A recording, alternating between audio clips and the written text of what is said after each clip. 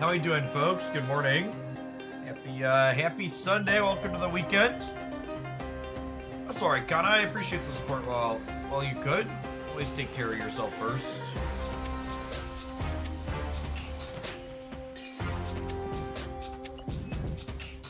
Hey, Phantom Twitch drops notification here still. I get it, Marvel Snap. There's drops going on.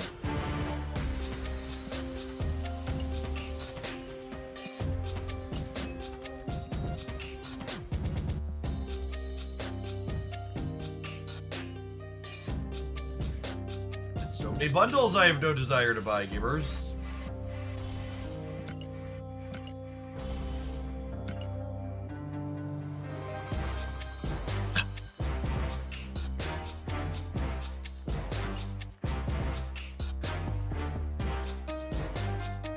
What's going on, Thomas? Appreciate the 55 months. Welcome back.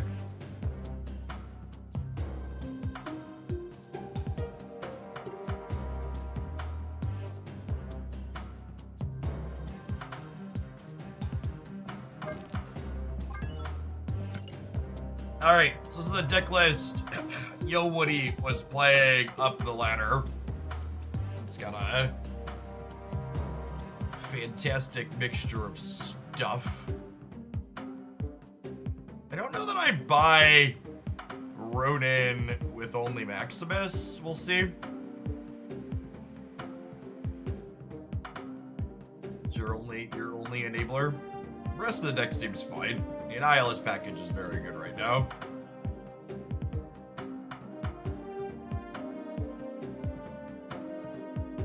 What's going on, Virdis? Thank you for the 11 months. Appreciate it.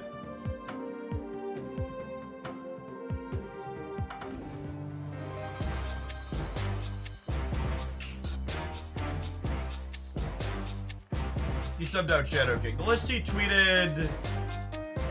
Oh, he did sub Shadow King, didn't he? Oh yeah, he is Red Guardian. Yeah, Red Guardian sounds better than Shadow King. Double checking here. I grabbed a list off of Untapped, so he didn't have a deck code in his post. There's probably people just budgeting Red Guardian for Shadow King, I assume. Widow might push Clog over the top. I mean, Clog's been one of the decks that's been both popular and top performing for like the last month or so now. Mephisto, thank you for the quarter of the year. Welcome back.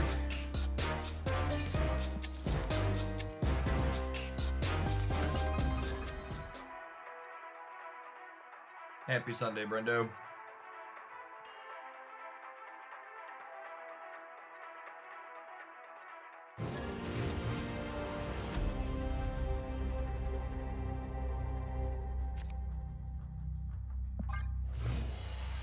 What a cursed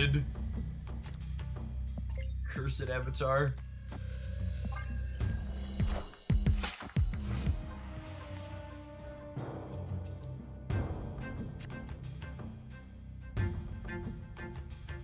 You explained super giant flip priority. It should just be based on regular priorities, so see? They flip after the turn 6 cards flip, but just using regular priority.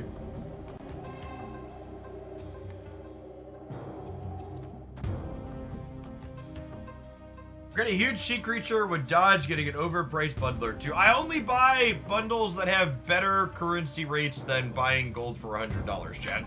I've never been a person who buys every single bundle in the game.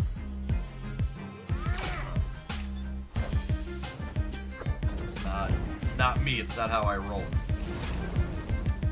All right, Supergiant is definitely a liability here. They are Hella. God, this deck's probably awful into Hella, huh?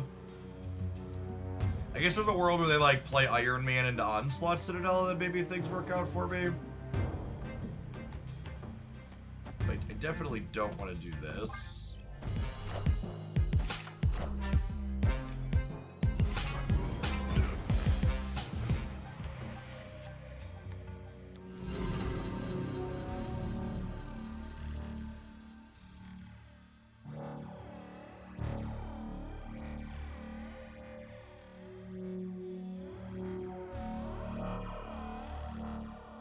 Queue up with my rooted deck, immediately queue into Modoc.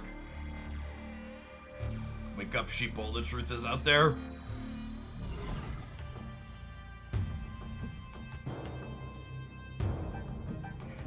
They are super gianting us. Okay.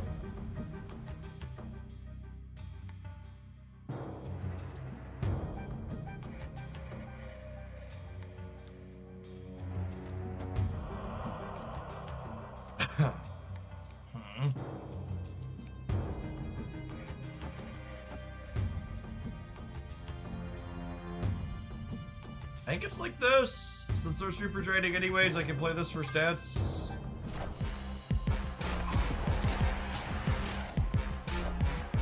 It's a real shame we don't have our Cosmo.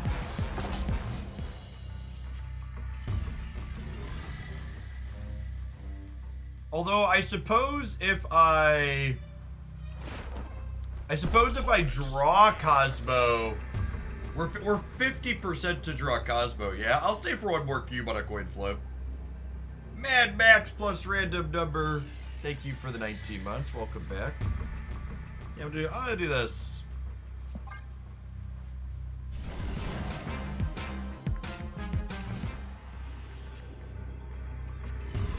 On Lukey.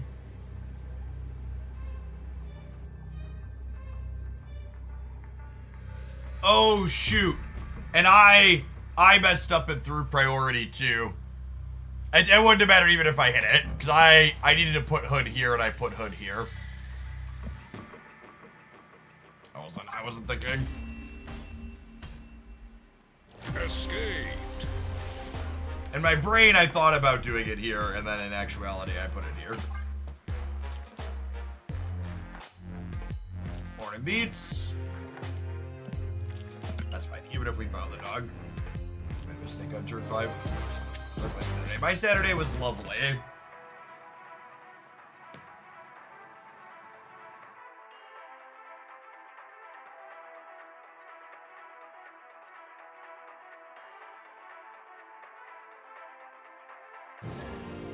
Jesse.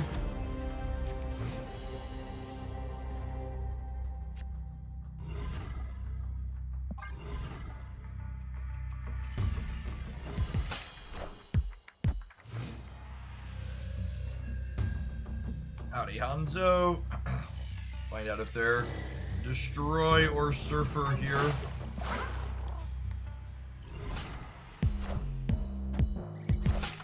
Is it true that this is your full-time job? It is.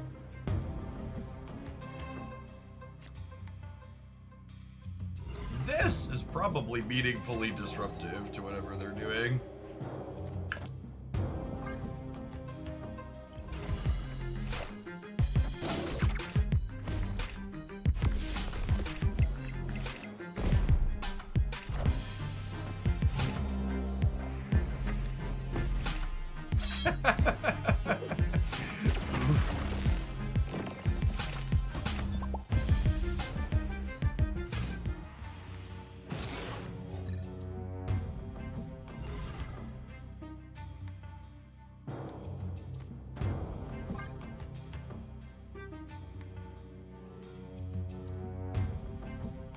Duck.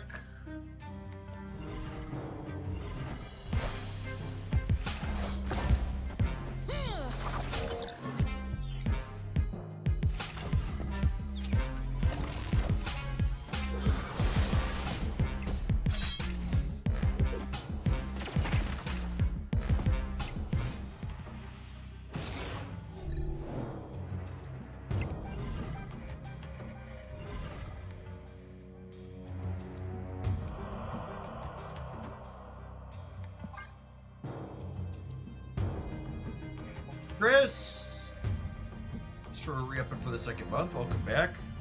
Death is very free, yes.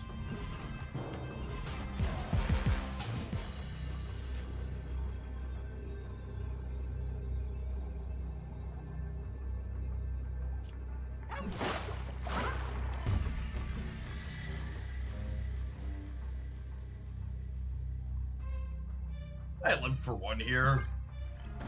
Probably a spew.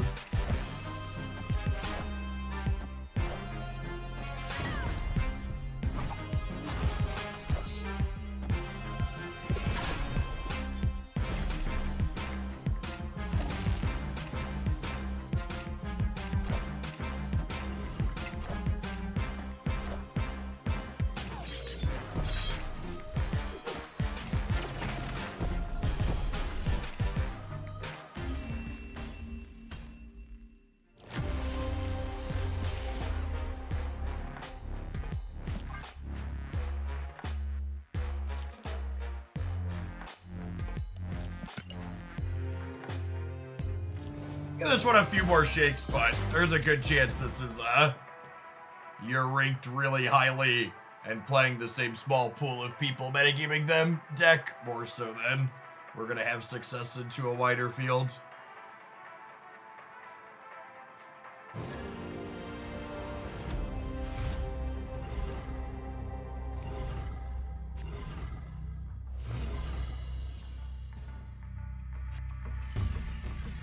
Yeah, weekends are usually slower than during the week, even with drops, so I decided to see if we regret having chat open for the first time in a while we play Snap.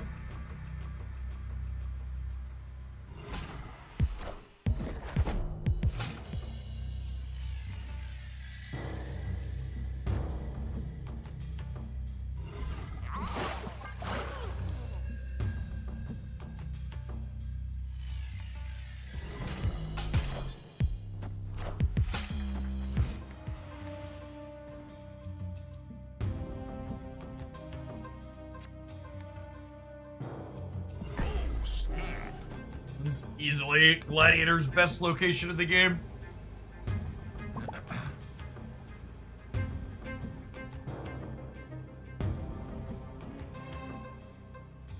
Weekend as well. S, good morning. The old 316.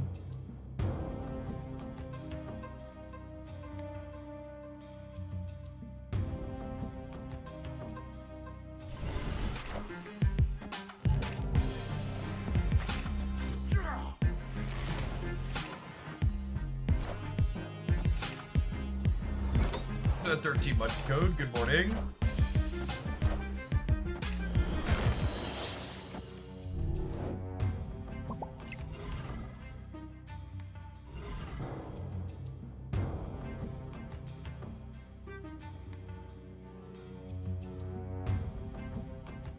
Huh.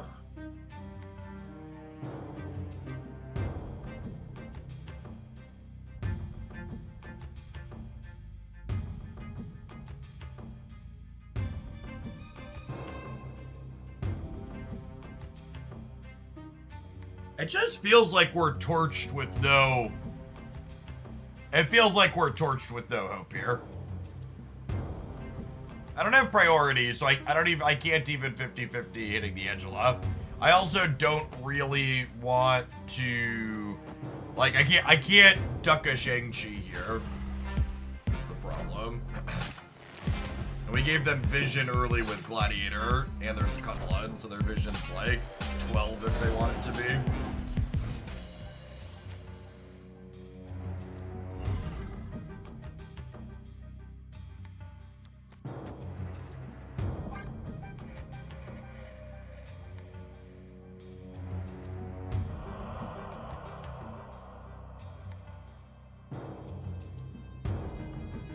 Thanks, Scola. Good morning.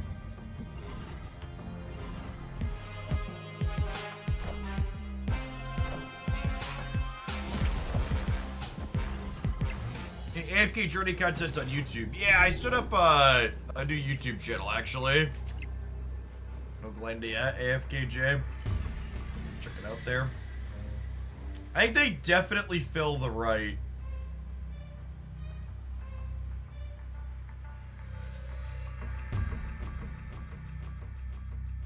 Nah, weekends are usually slower sporadic, so I'm trying open chat today. See if we regret that. The problem is I just, like, never beat a Shang here. Because the vision can move back, and there's the Captain Marvel. Alright, let's try this deck in Conquest a little bit, but it seems real bad. Have some adverts, chat. We're gonna play some more at this when we return. Thanks for hanging out. Don't go anywhere.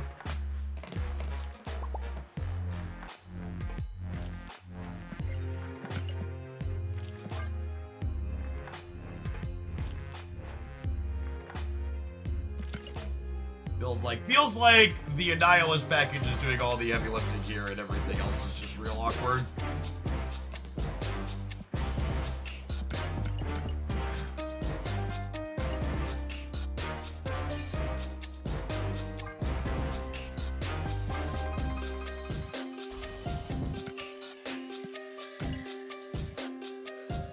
The draft mode, different than the regular mode, you only play the former. All the content I'm doing is for the former. I don't think content for the other modes in AFK Journey is super relevant or useful in the short term. Because, like, the answer to, like, what team comps should you be using when you're starting out is basically you should just be using characters that you have higher rarities and levels on. I assume once people get endgamey and have lots of characters to pick from, there's some more team composition type stuff that you want to do, but in the short term, just use your good ones. It's probably the answer in the other modes.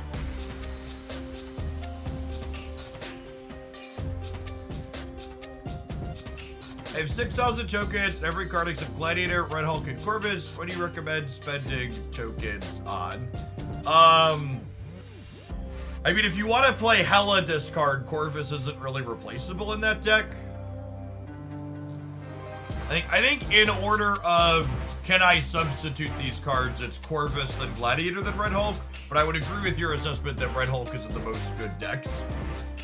I also think we're 5 days away from an OTA that, based on a comment from Glenn Jones earlier last week, I would expect Red Hulk to get an adjustment on Thursday.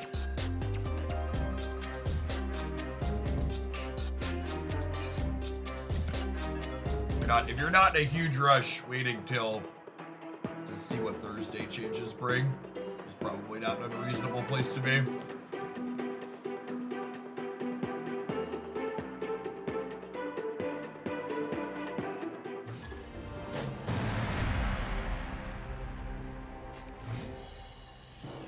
Snap.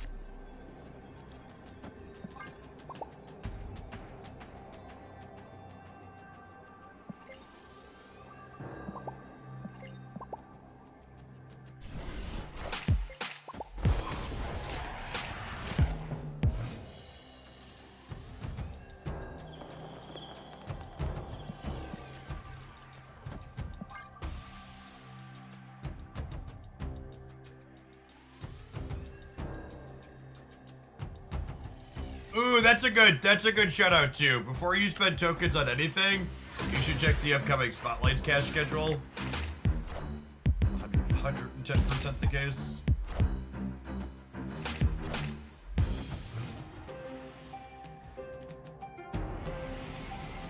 This just in. Nico Vision. Interesting combination of cards.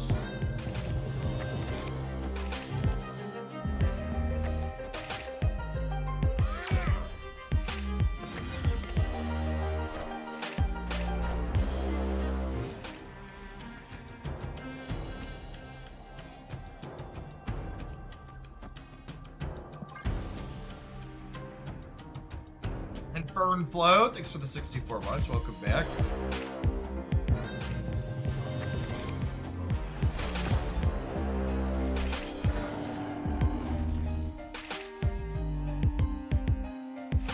YouTubers.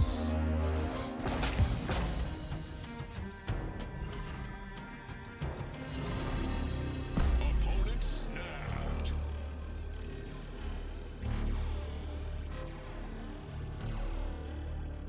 Heard you camping with the kids yesterday. Yesterday, we took the kids out to our camper. That's day trippable. It's only about an hour from our house. It was nice. We cooked lunch on a campfire.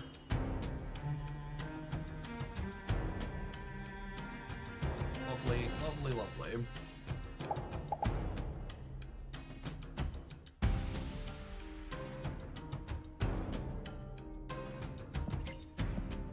My deck is empty, but that probably doesn't matter.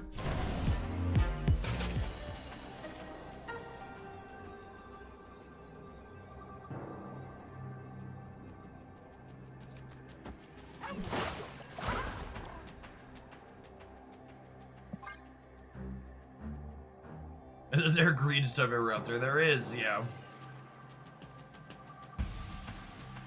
We're losing the rate regardless, so I don't think we need to ante. I think we just play big numbers in the middle. Put some stats on the left to hopefully dodge a Shang-Chi.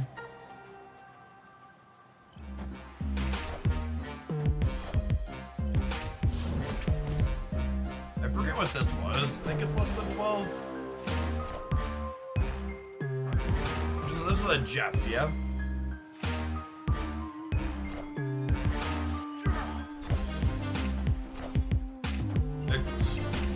Got him. Victory.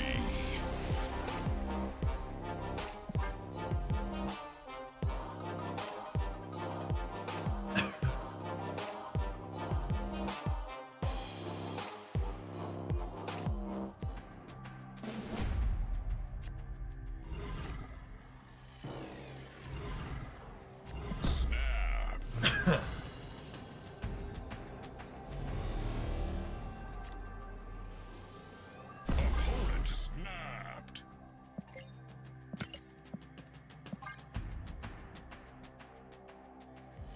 Of course it's the proving grounds, chat.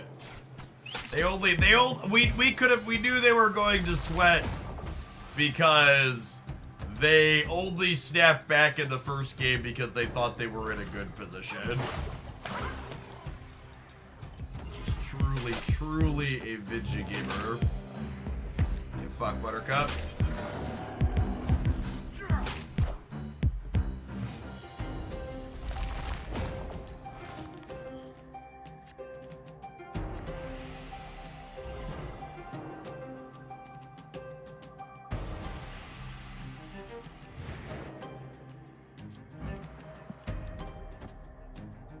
They can't shag me this turn, so I think I warhead the left to keep them off of stats next turn, maybe? Oh, I guess I don't have priority, though.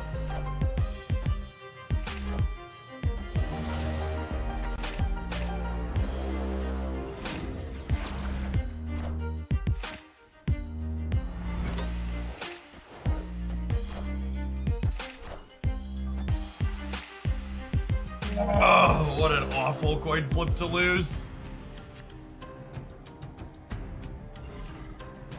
I suppose we at least won priority, so I can Cosmo the Sentry here, but man, that sucks.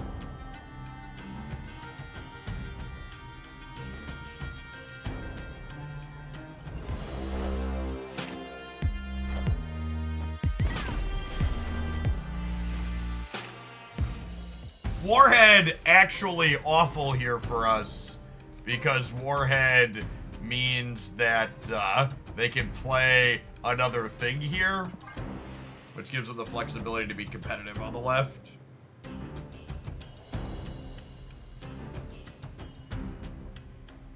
Yes, our deck is empty and they have our Super Giant.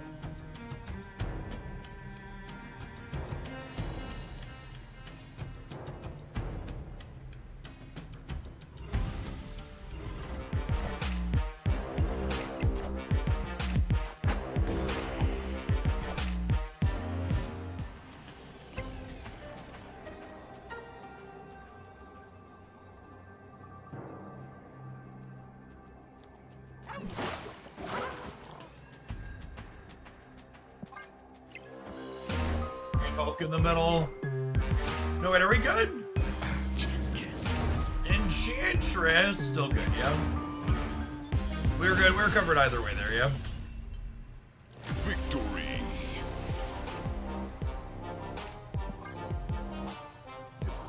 Bested, sweaty Millgamer.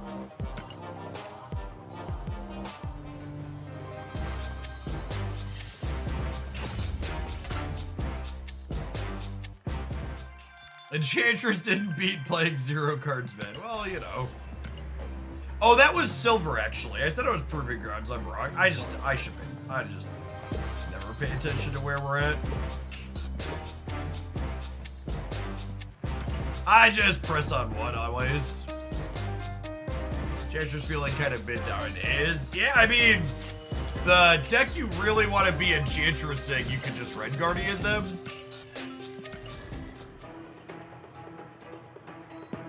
Bring back 4/6 Enchantress, obviously.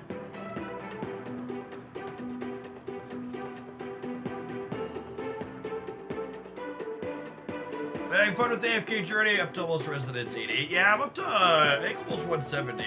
It's a really good game. The hero collector aspect in it's really well done, and the auto battler draft mode is stellar.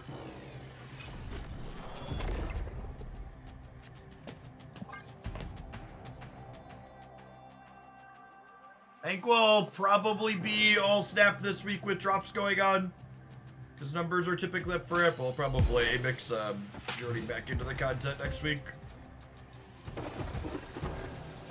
Jeff.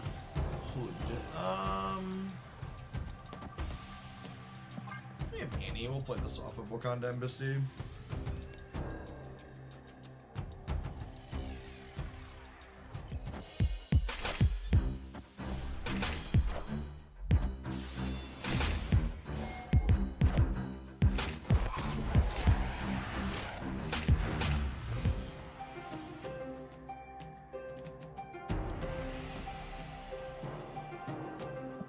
Just Tempo Guardian.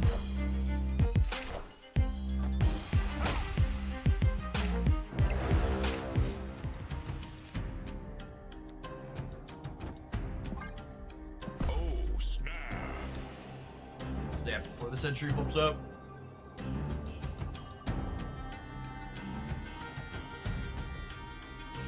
I think Shank and Enchantress are at all-time lows right now, in part due to the Zabu nerf, but also because Angela is good against her people, can more efficiently duck those while still putting up bigger numbers. Yeah, completely agree. That's a good assessment. Let's do this to get their board cluttered going into the last turn, and then we have, ideally we'll have priority and we'll be able to like Jeff Demon Warhead or Jeff Demon Gladiator. Opponent snapped. This great, says local man about to be Cosmode Center.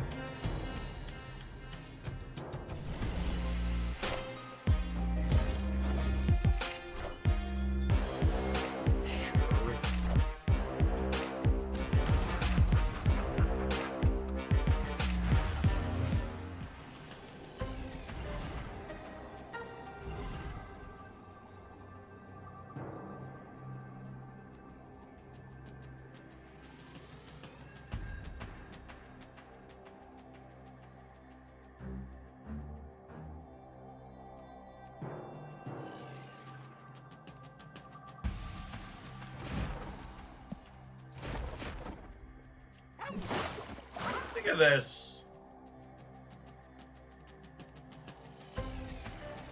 Do I need more than +6 on the left? I guess if they hit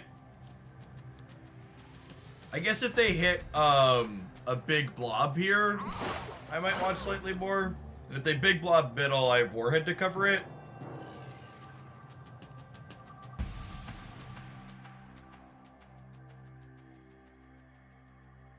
Let's do this.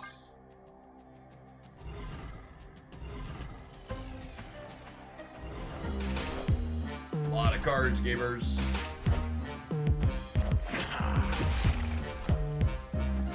For fuck's sake.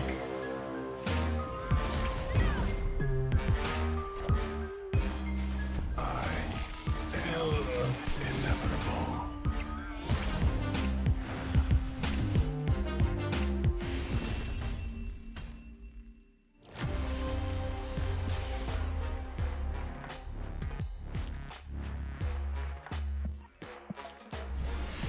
Smokey! Thank you for the entire year.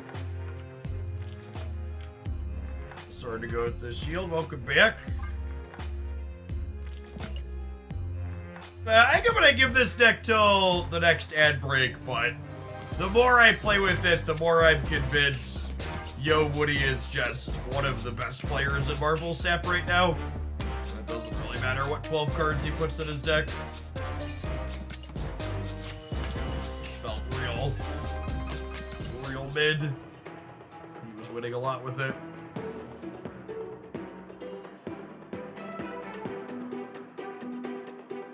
I think Thanos actually has pretty good stats. People talking about losing to Thanos OMG or whatever.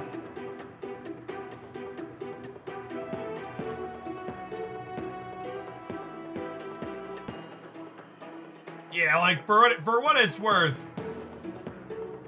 Oh, I guess that particular build's kind of shit. That build does not have good stats, but this one here, just like still playing Alliance. Post nerf, just really solid win rate and average cubes here.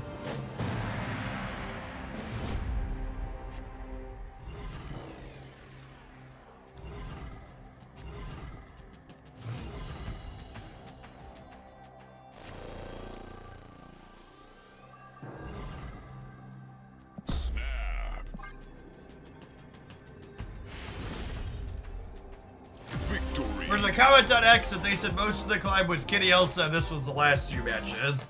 That would make sense. Classic run it up with a good deck. Play the bad deck for the last few matches for the Twitter clout.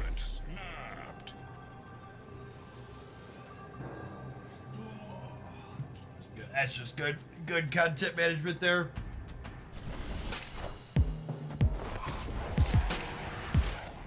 But beating people up with the Thanos Hellas and 90s, that build has never had good stats.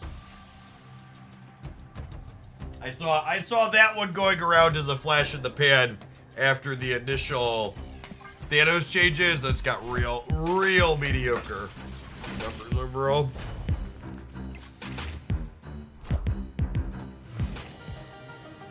Unfortunately, we don't have priority here, so I can't Cosmo them. I think I do this and hope to have priority to Cosmo something next turn, maybe.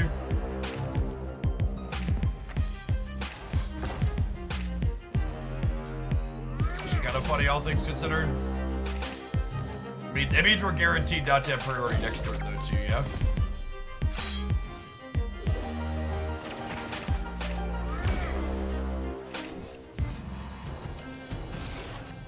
Extra energy, I suppose. We can hide this and play this, I suppose.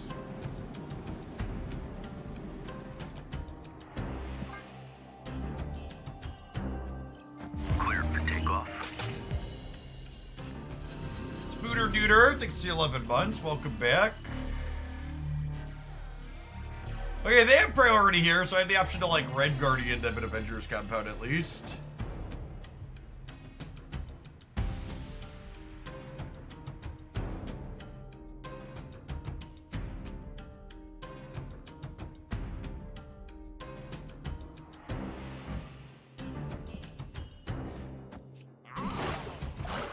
What's this? So that'll be 6, so we'll have priority going into the last turn, so I can warhead them somewhere.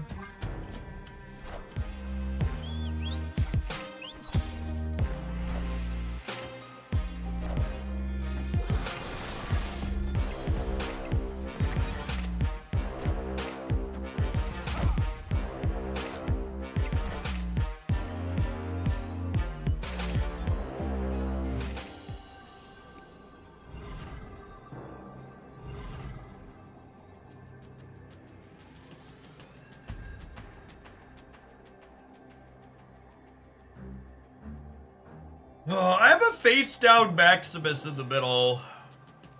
Is there ever a world where I just do this? Their Killmonger's already been used. Oh, we're super dead to a null. But I mean, just coin flipping against a null anyways.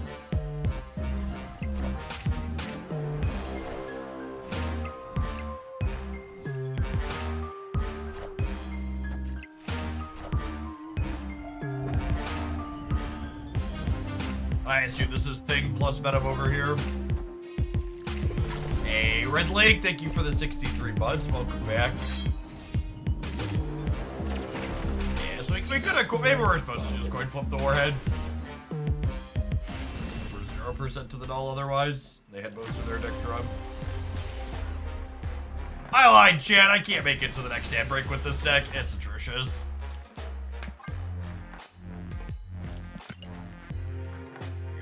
on to something else.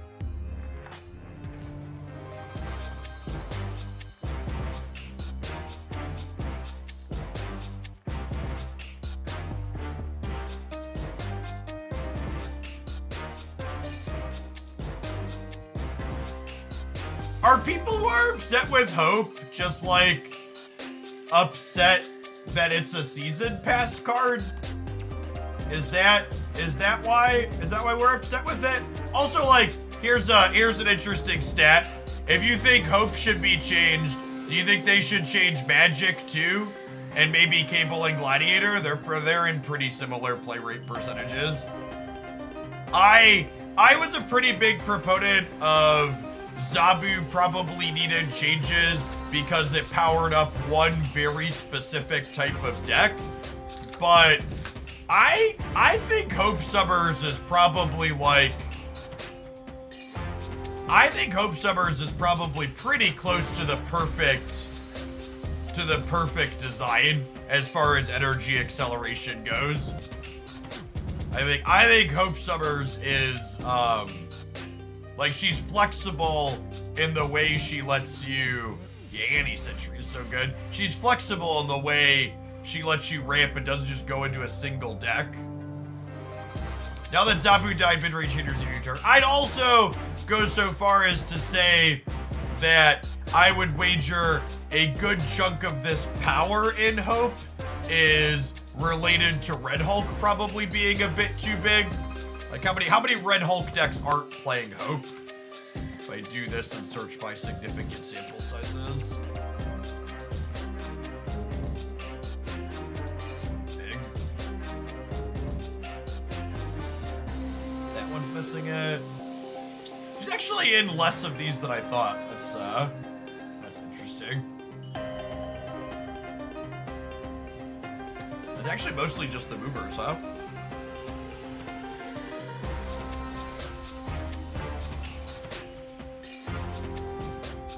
I don't know. I think changes to Hope's a silly suggestion. I think she's a fine, reasonable card.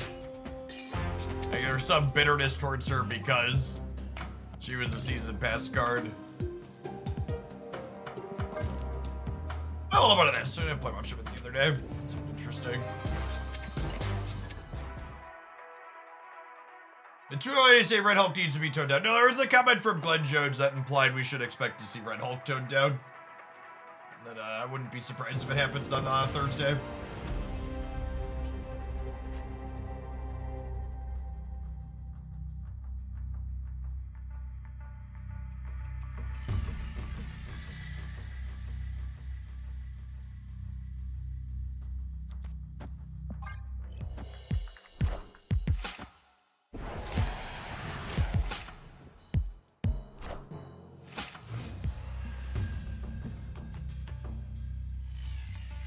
Yeah, the Movers deck is a very real Marvel Sap deck, for sure. Yeah, solid metrics all around.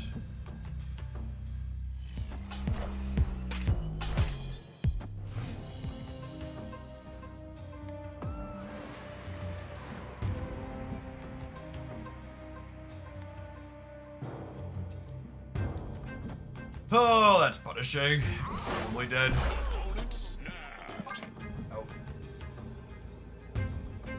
Escaped.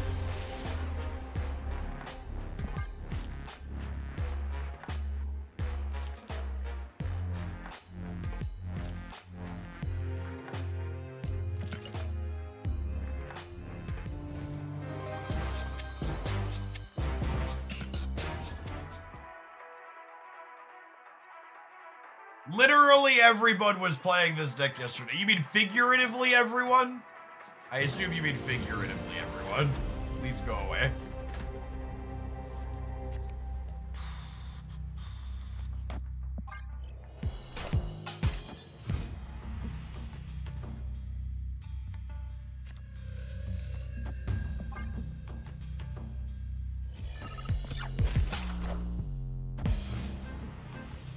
Katie Face, thanks for hanging out. Welcome back.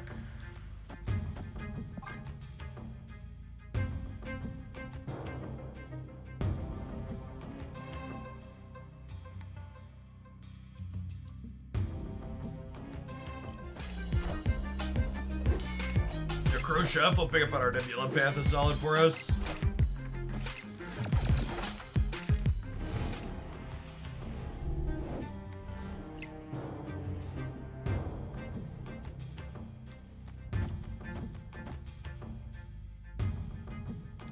I guess I can put this here.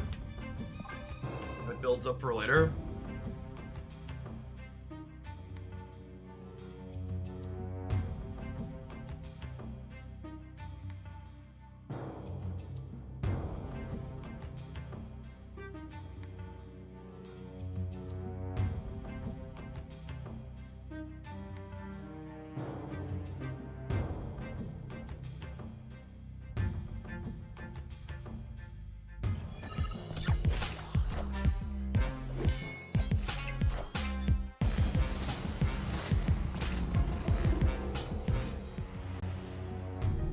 Mr. X. Solid. Hopefully let's us maintain priority here.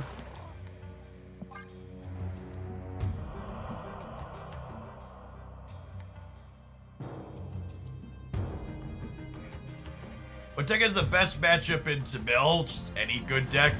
No, the Mill deck stats are really mediocre.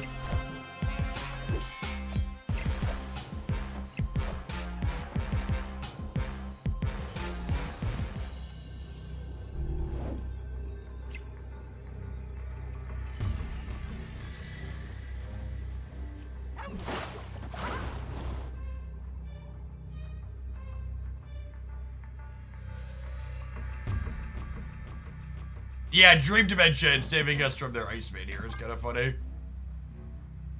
We're only 50% to bonk the wog here, but I think that's fine.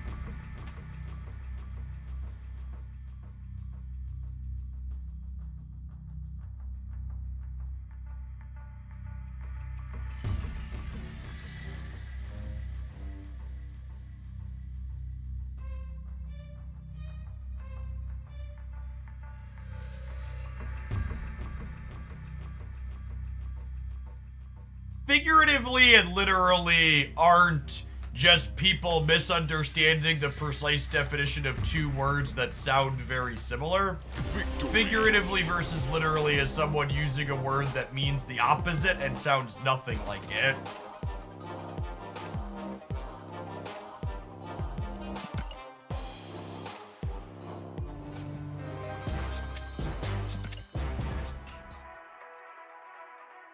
You don't understand why Mill is popular. Mill is popular because people enjoy breaking the toys of other people.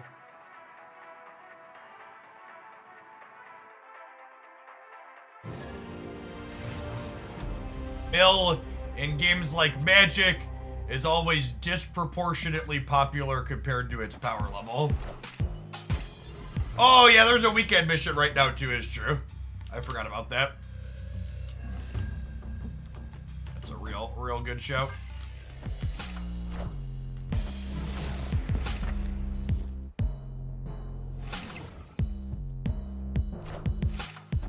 Go right. On Lukey.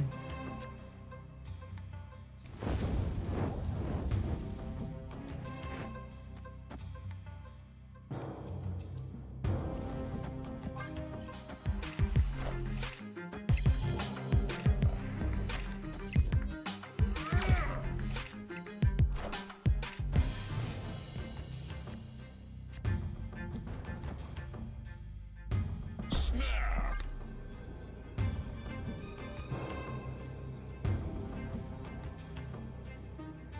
Snap the Professor X. My mama didn't raise no coward. Might have raised a fool. But definitely didn't raise a coward.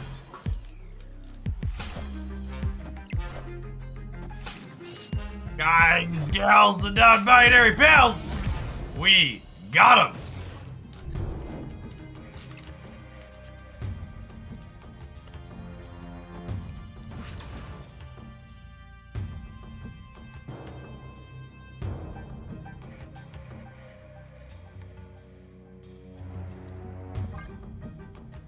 They get Loki into our Jeff here is the problem. Or have a Jeff of their own. They murdered our Jeff with gladiators. They can't have our Jeff with K-ball. But yes, there's a real chance we can lose this game to their Jeff.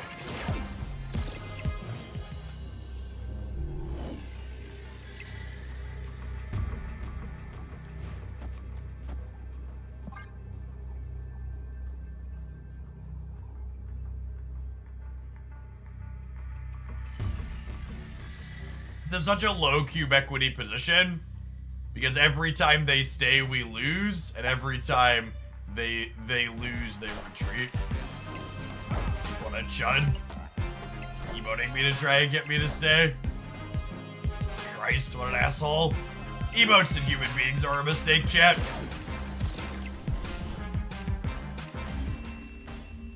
Emotes and human beings, two of God's greatest mistakes.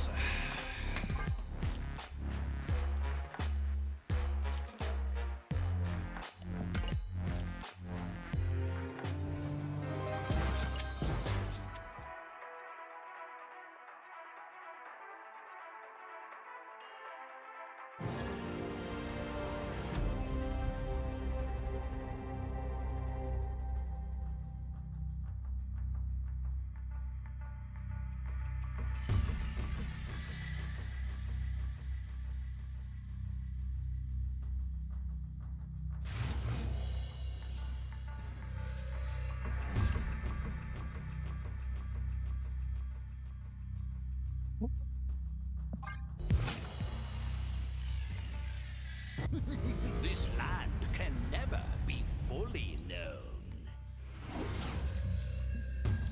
This is good. This will let me flex my long lost Magic the Gathering ability of being able to flood simultaneously off of 2 players' decks.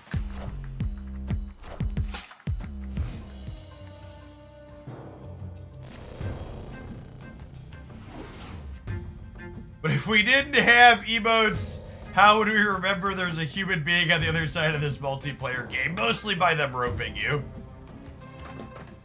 Face the might of Asgard, Mjolnir!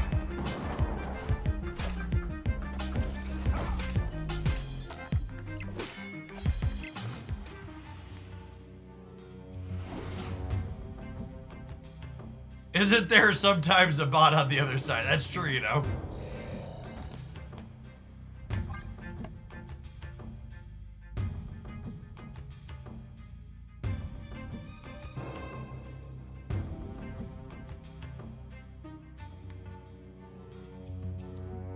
Playing Thor just to brick their draws there. I mean, I didn't really have a significantly better play than Thor, yeah?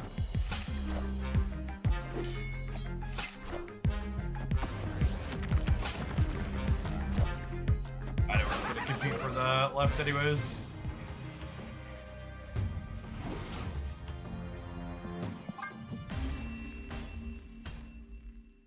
Escaped.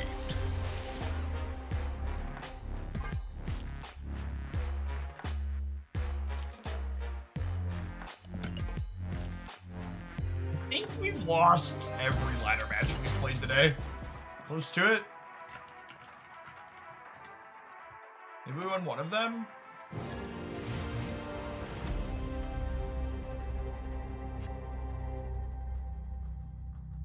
And Depth is taking a year to spin. Can I interest you in a rock? Asking the real questions. Not sad. I would have liked to play Angela here, but we definitely want to be able to kitty pride the Nebula path. Oh, snap. 1 in 6. Oh yeah, we snapped on 1 in one of the games and someone left.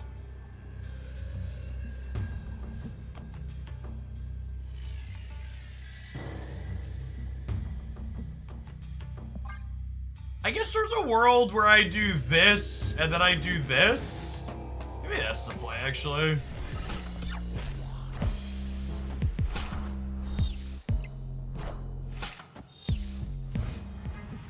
Means I wait a turn to start doing this. I think that's fine.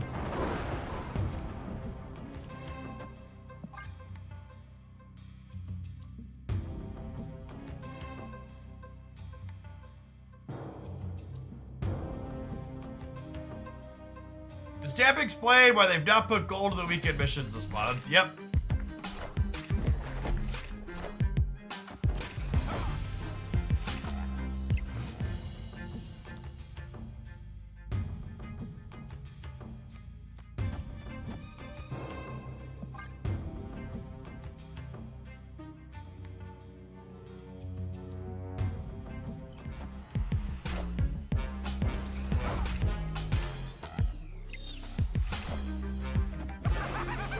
Significantly better than ours here.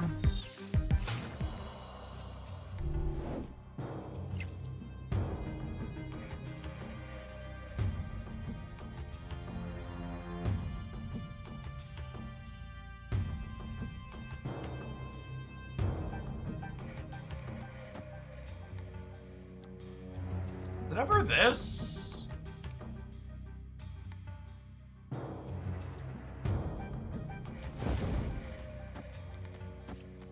Jeff can move. Yeah, but it's Fisk Tower. They can't Jeff doing it.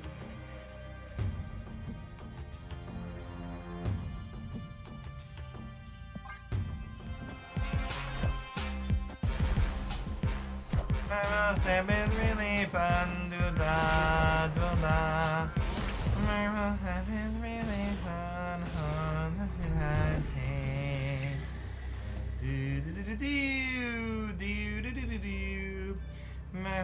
It's really fun.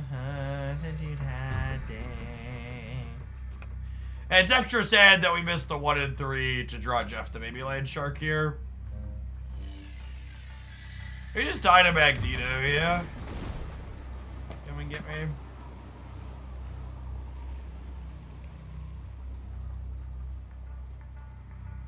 Dinner's ready, come and get it. We beat Red Hulk, we beat Doctor Doom, we beat Leader. We lose to Magento.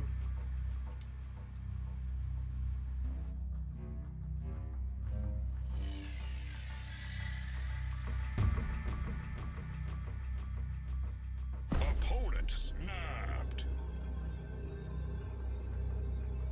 Oh yeah, Poppy, come and get my cubes. Make sure you're nice and muted before this happens. They're all yours for the taking.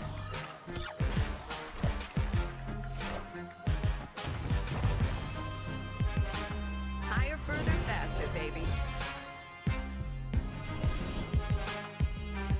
Have some adverts, gamers. Have some adverts.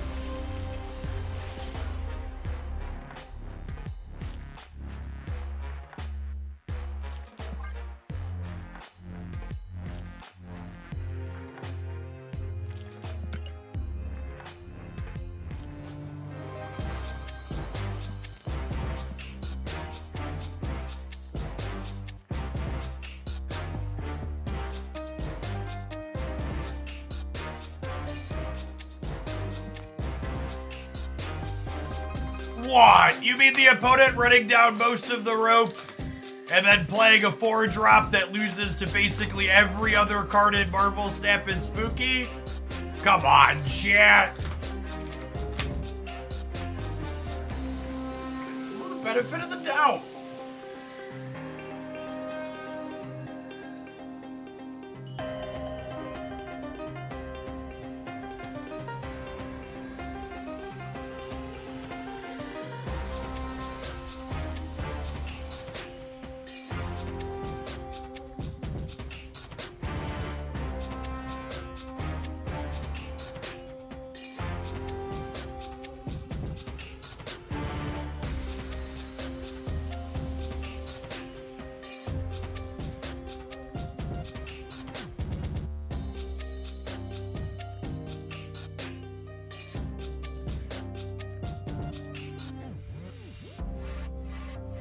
It says Safety Blades Cannonball. No, I own the NFT, and if you see anybody else playing the last deck that we were playing, you need to let me know so my lawyers can go after them.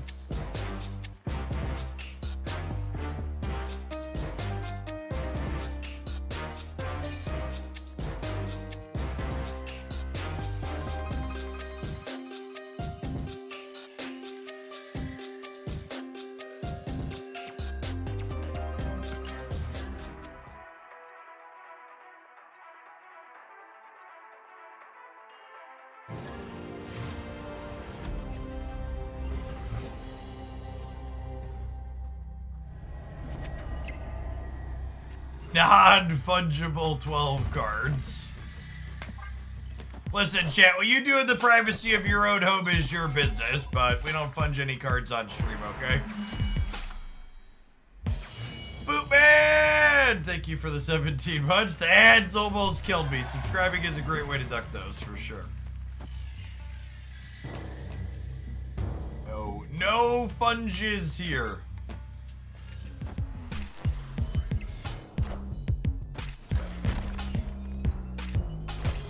Al Sadim, thank you for the 9 months. Welcome back. So crafting a good space. I keep coming back to you. Thanks for keeping me around.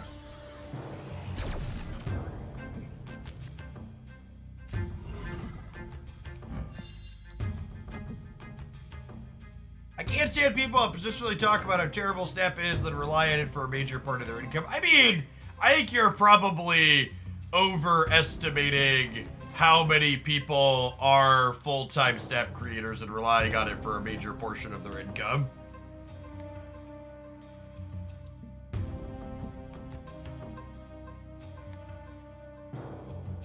Oh, snap. I would wager the number of people who derive full-time income from Snap content, I could probably count on 2 hands. It's probably single digit. This space is much less mature than something like Magic the Gathering or Hearthstone, where there's a lot of people doing that.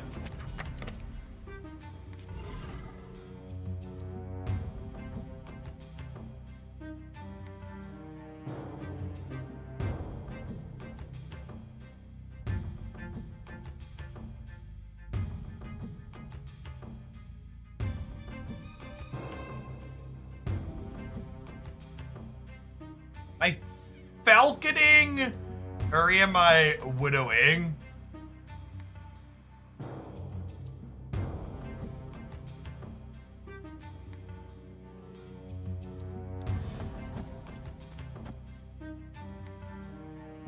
Just a widow, cut them off of 2 draws. They're a hella deck, yeah?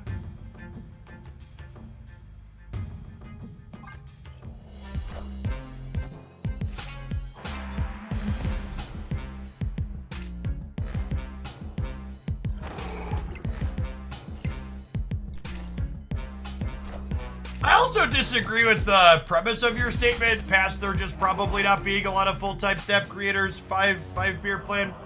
I think the idea that someone couldn't or shouldn't be critical of Snap because they make their money making Snap content is kind of silly. I think you 100% can be critical of Snap and complain about it periodically without, while still making your money from it.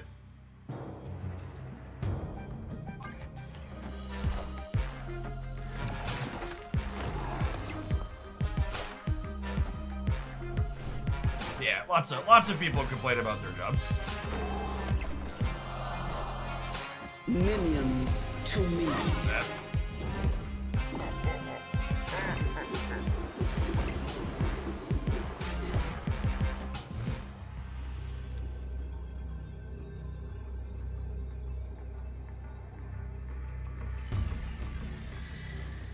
Oh.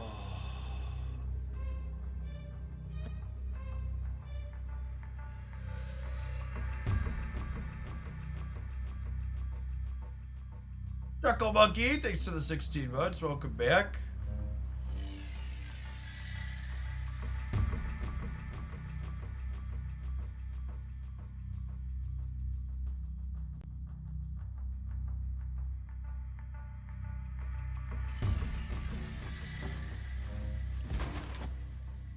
Gives me plus 18 over here up to 21. How good's their last card? We cut them off of 2 draws.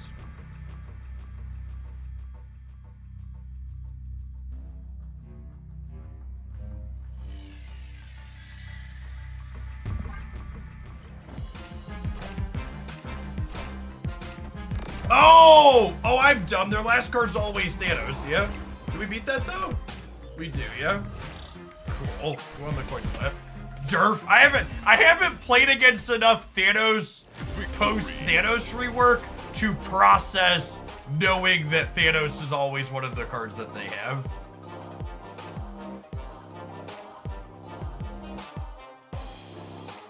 Okay, cool. That's not one of those things that's like, it hasn't happened enough for it to be my natural, like, thing I'm calculating. We definitely could look at everything that happened and know that, like, they have Thanos Widows fight, yeah. But it just, like, was like, all right, what if, my brain was like, okay, what if they have a small card and we beat them playing a stone on the left here as their last card?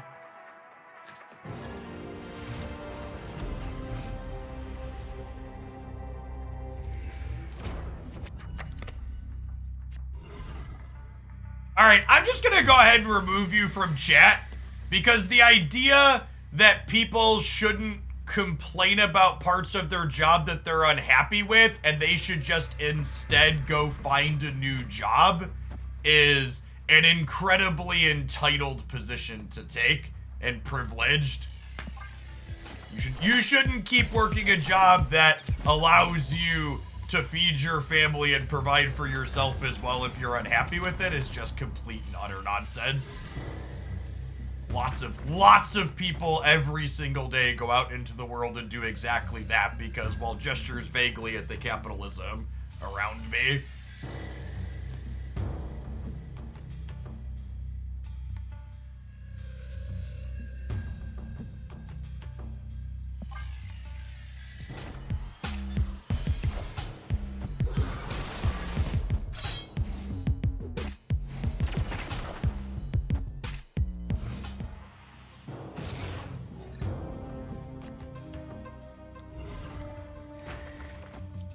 I don't think there's a super clean or easy way, Derek, to differentiate between those two things.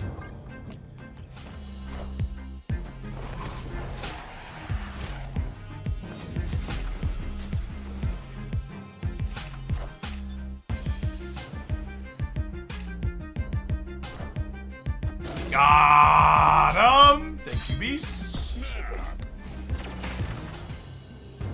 Honestly, I should have snapped there when we had priority that turn, I think. It's probably a mistake on my end.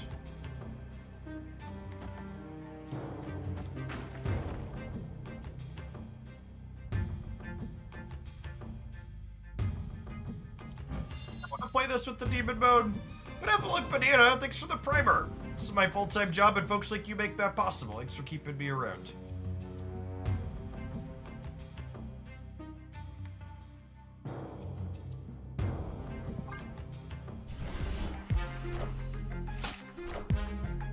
I suppose playing the Nico out means I can't Darkhawk next turn. That's something to think about, perhaps.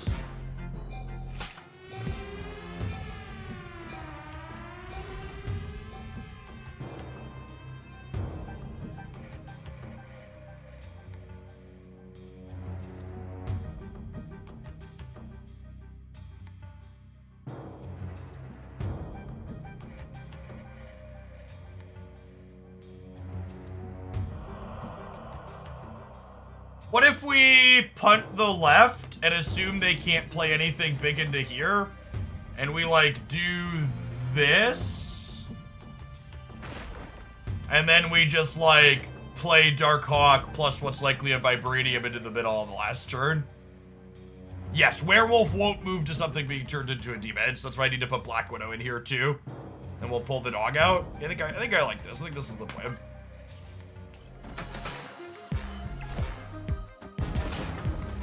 I think I just assume they're not going to be able to play for the right and that we're going to be able to crush them in the center with the Darkhawk. Enough said, Bob.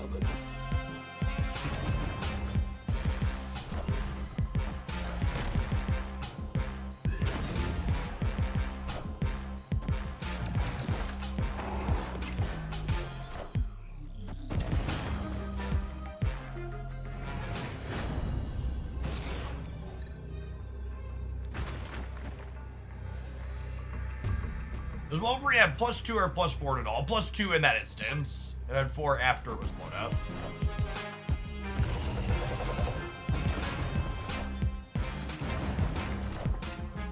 Holy fuck, that hurts. Oh man, it is. It is not our morning, gamers.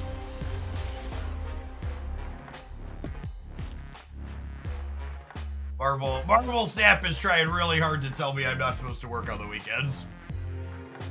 If you don't have Nico, what's the replacement? Waiting a week to play this deck until you open Nico in a cache next week. I don't know. We'll give it another hour. We're creeping up your account, so I think if we break 2,000 concurrents, we'll probably do a full stream today. We'll see how it goes. Weekends are unpredictable because I don't normally stream on the weekends.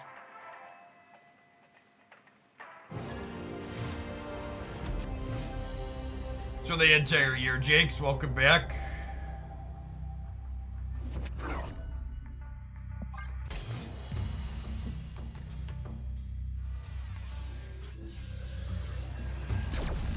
Link to the bike you ride all your stream. Yeah, one of the Flex the Spot products that I have. They make my bike. They make the standing desk that I use. They make my office chair. What's happening with Darkhawk that his power is glowing? Yeah, it's a new visual change. Ongoing cards show their power change, or what their power change is going to be at hand now.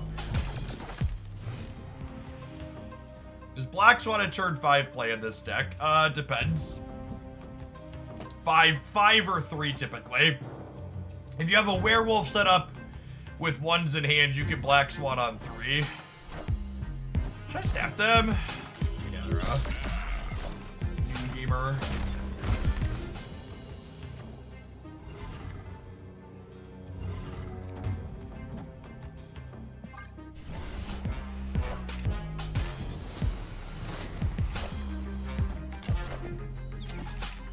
Get messed up by an Odin in the center based on how everything else is going today.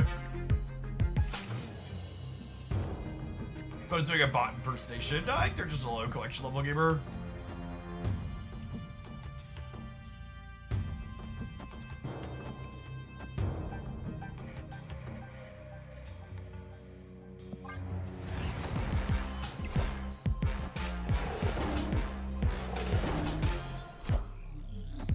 Alright, I cut them off of 2 draws and put 4 rocks in their deck. My body is fully prepared to lose to them having Odin anyways, based on how the rest of today has gone.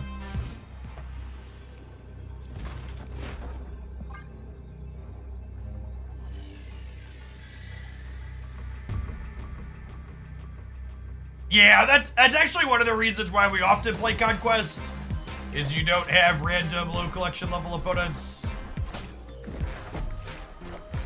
It always feels a little bad when, like, my collection level 45,000 is playing into someone who's probably sub 600. Victory. There's no collection level base matchmaking post infinite, and players will get in with inflated MMRs because they beat a bunch of bots because they're a newer player that's good at card games.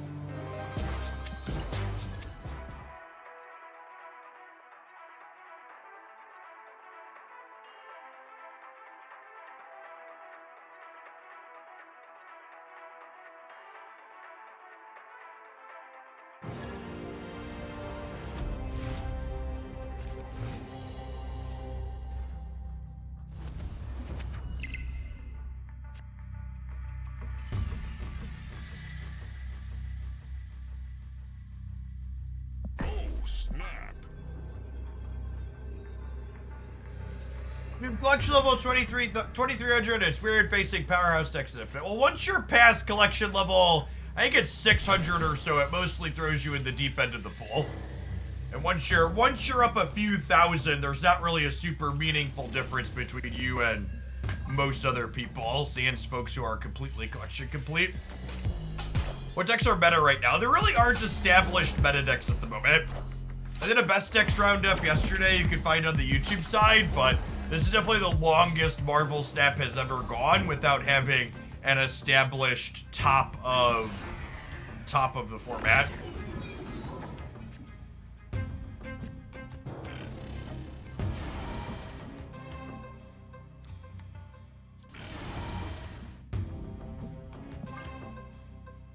I think pool 3 complete these days is somewhere in the 4,000 to 4,500 range.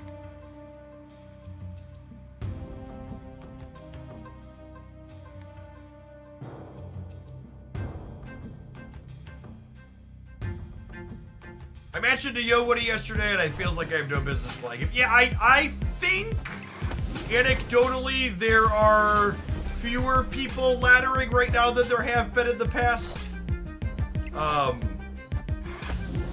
I haven't played ladder at all this season, and I'm still ranked, except for today's like the really first day we're doing ladder post-infinite for me, and I'm still top 1,000 with barely 8,000 stat points, and usually I'm much lower by now in the season in terms of what my ladder rank is.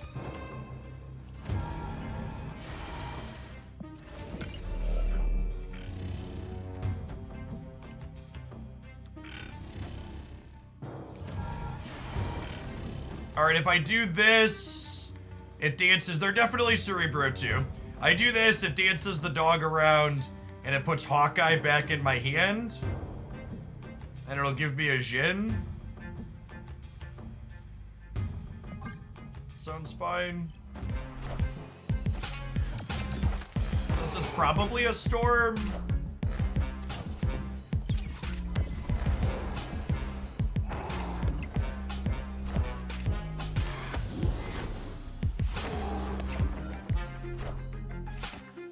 Got in 3-digit ranking. I mean, we're currently still we're top 1,000. We're like 800 or something.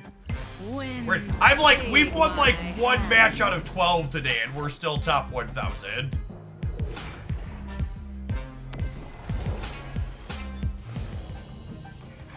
I was Series Week complete at collection level 5,100. Ooh, that's higher than that's higher than I was expecting.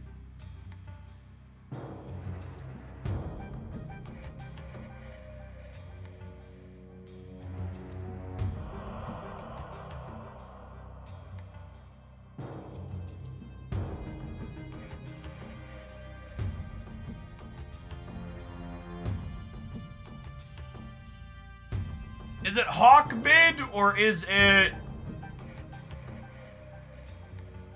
Or is it end the dog mid, play Hawk somewhere else?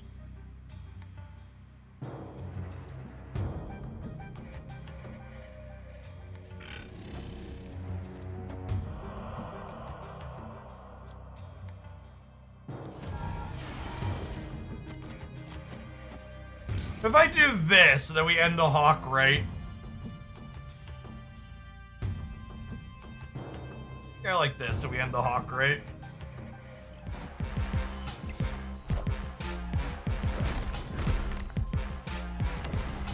You can play Destroyer to move the werewolf, that's true. Facts, accurate. And we're hoping to draw Korg next turn to let the Dark Hawk get slightly larger.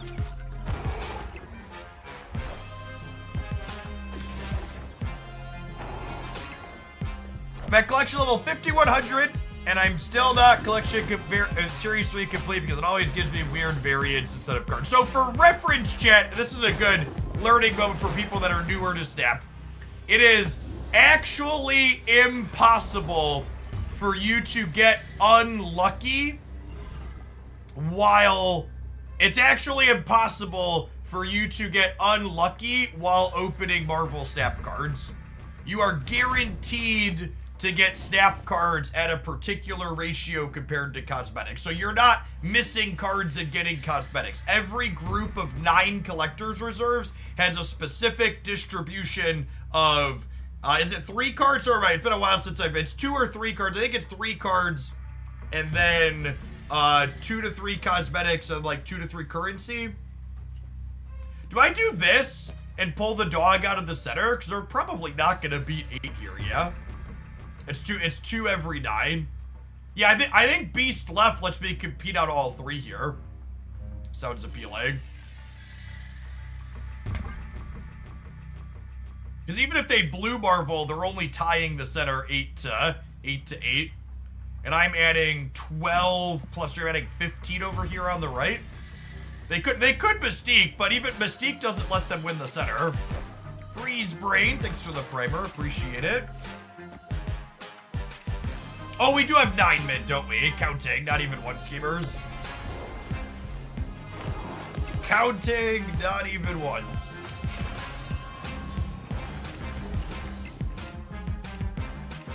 they could blue marble and Mystique with the Jin energy. Ooh, that's good. That's true. I wasn't counting the Jin energy. Close. I needed play for the left, huh? Victory. Shadow King on the Hawkeye was what I wasn't thinking about.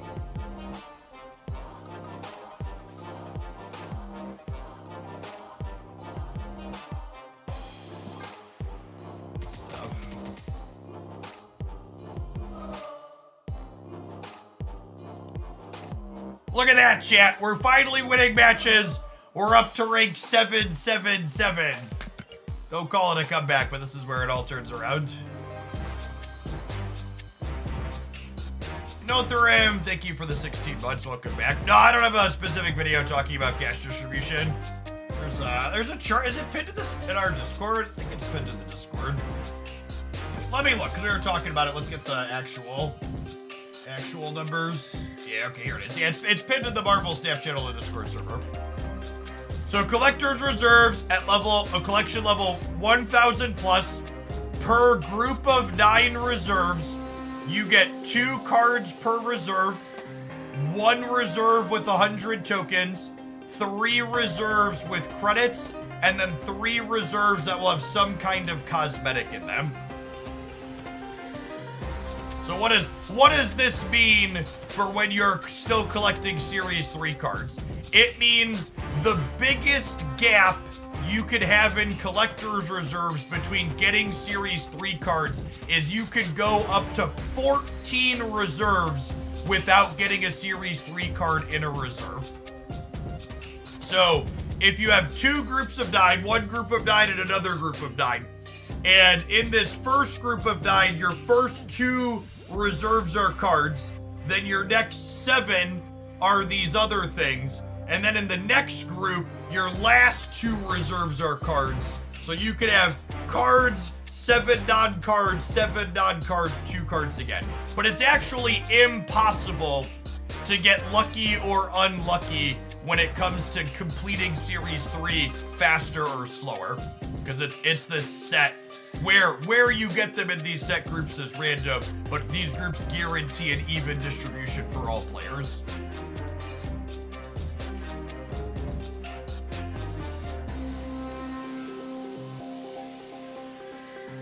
Look at that! There's an old Pool 2 video. Pool 2 doesn't really change.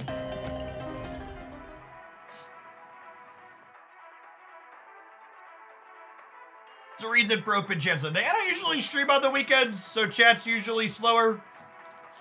So we're trying it out. I don't feel like I've missed any messages today.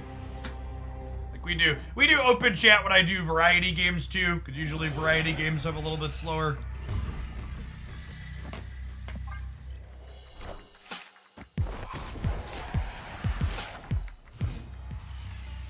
Falcon returns things in the order they were put on the board.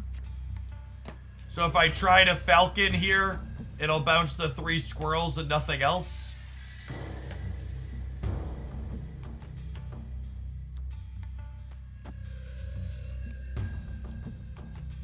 That explains the guy from earlier. It really does, unfortunately.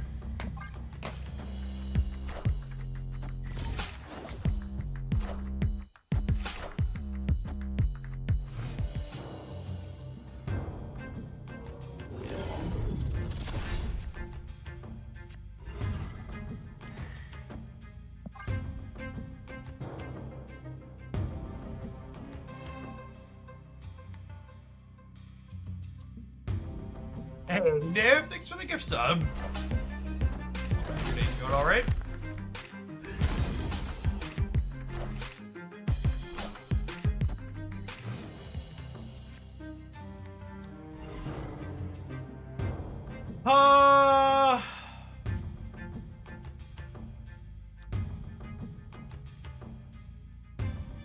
It's probably a retreat angle. I guess if I do this, I pick up these 3, and then I pick up these 2, and I get a squirrel out of the Nexus. I'm probably gonna need Nico to roll the location change mode so we can get rid of Onslaught Citadel here, though. Because they are clearly a Patriot deck.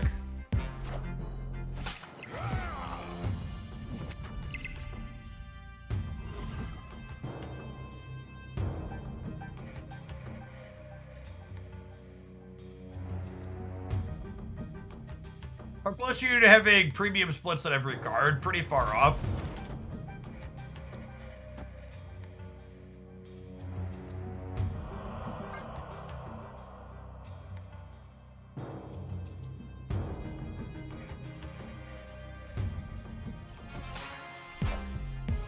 Finally get to say hi. As a point of reference, gamers, if you're someone that hangs out on normal days where chat is sub only, you can always spend your channel points to communicate. It's a thing to be aware of. Link to our out and we hit it.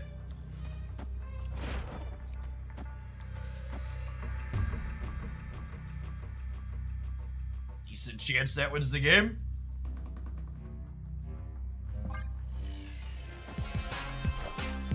Behold my mighty hand. Something mighty for you to behold.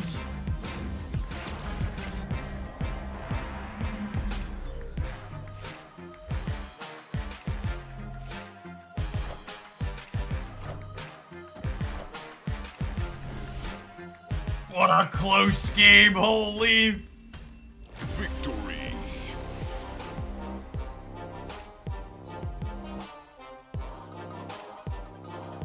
But Jeff, if I spend channel points, how will I ever be a shillionaire?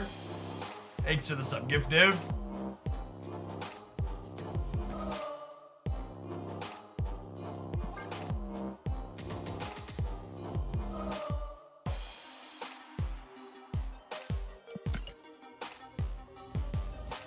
Are we at a time frame where non-subs can theoretically hit shillionaire? Yeah, I think if there were non-subs that were watching since the Magic days, they could have cashed into shillionaire by now. But that's never happened.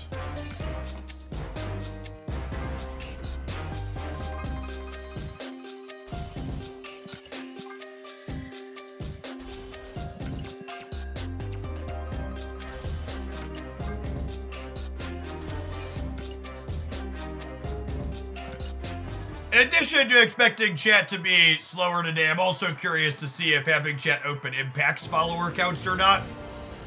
And an interesting metric for people that aren't familiar with the platform is that even when chat is fully open like it is today, only around 10% of people watching a medium/larger size Twitch stream like this one actually use the chat function. A majority of people on platforms like Twitch simply lurk. Worrying Drake, thanks for the 2/3 of a year. Welcome back. Higher tiered subs do collect shillings at slightly higher rates. I think regular subs are 1.2, tier 2 subs are 1.4, and tier 3 are 2x. Ooh, we got to cut them off their cable draw. Get fucked, bud. Victory. Chatting to mess with your lurker ratio. Amazon Prime subs, the same tier. Amazon Prime subs count as tier 1 subs for the purpose of shillings.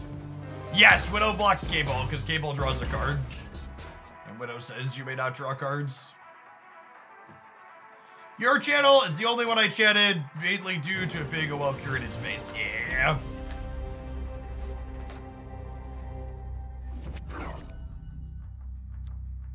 What you're saying is you have to spend money to make money, exactly. That's sad.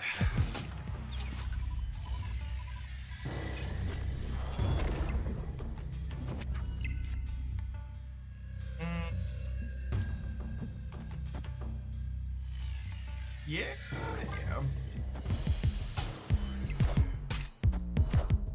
You have metrics showing mobile user versus computer users. I'm actually not sure the answer to that question offhand.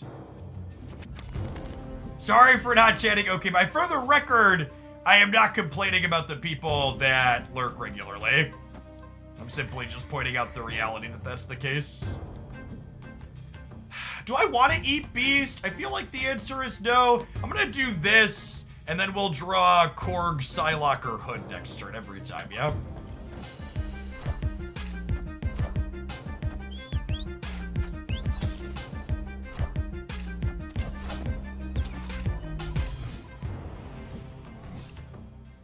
Who has awakened me from my lurking slumber?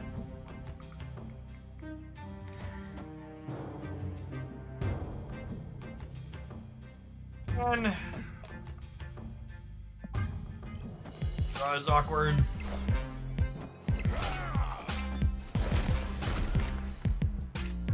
Might actually die to the new player deck here.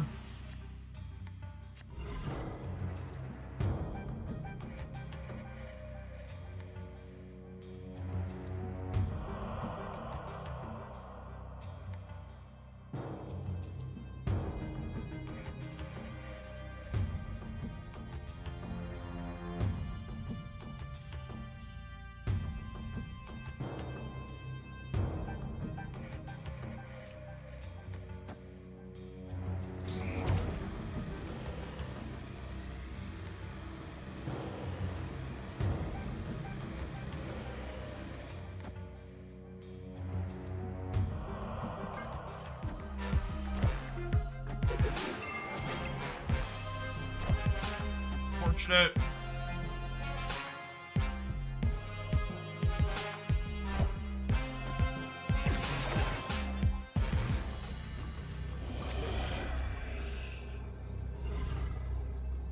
Nico on demon mode's not bad here. Oh, maybe I should have put Black Swan in the center.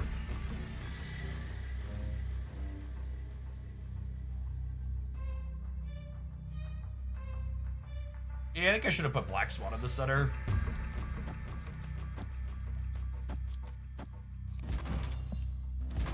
This wins.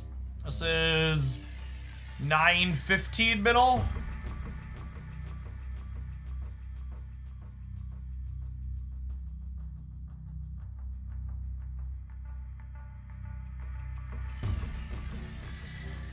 Would have had 17 if I would have put Black Swan there.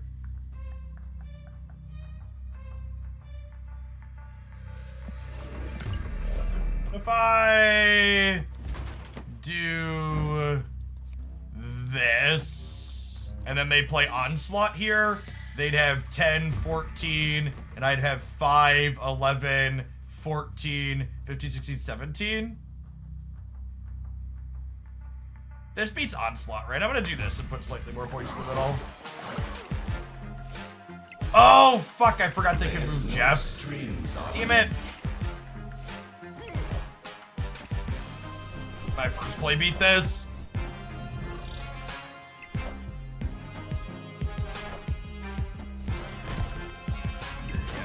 I should have put Black Swan in the middle. I wasn't thinking. I wanted Darkhawk into Monster Metropolis to play for the highest power there.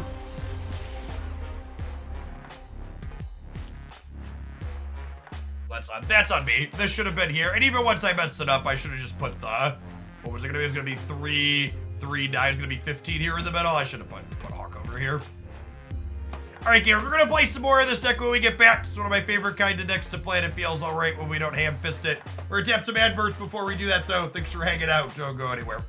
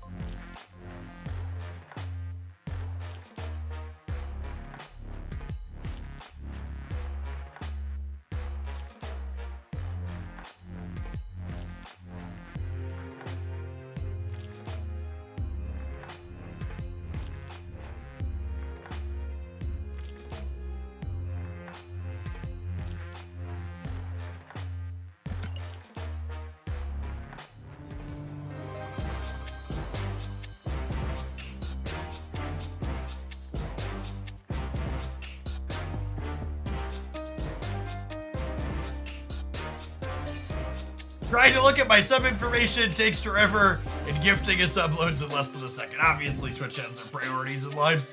Or a Drake, thanks for the 2/3 of a year. Welcome back.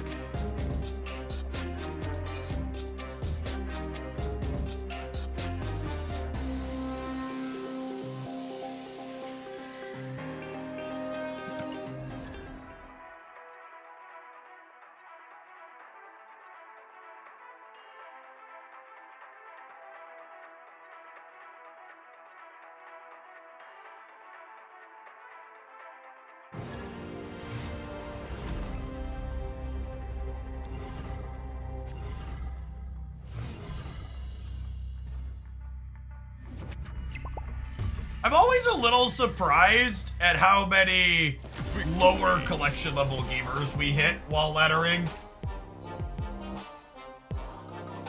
I've played, what was that, 7, 12, we put like 15 games today, and I think 2 or 3 of them have been against people sub 600 on the ladder. Hey, Hulk, thanks for that primer this way again. Gotta make sure you get those Prime subs in this month and next month, gamers. Even if you don't use them here, make sure you drop them somewhere on Twitch. Because starting in June, Danny Bezos is gonna be cutting support for Prime subs pretty significantly. Make sure you get your 250 out of him while you can.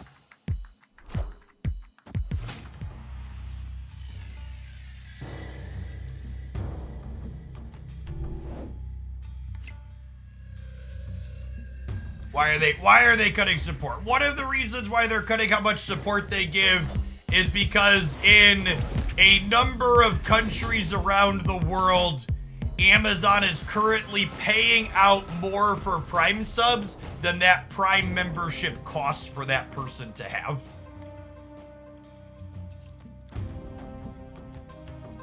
Snap. That's not the case in all places, though. Like, they're cutting US Canadian Prime subs by 10% still, and those definitely are more than covered and even are going up. But there's a number of other places where, like, a Prime sub costs less than 2 USD per month, effectively. And they're paying out $250 at the moment.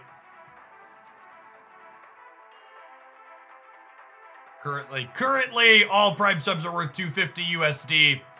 Once the cuts happen, they will range from $225 USD at the tippy top to 9 cents. 9 US pennies at the bottom. So some will be cut somewhat nominally, and some will be cut very significantly.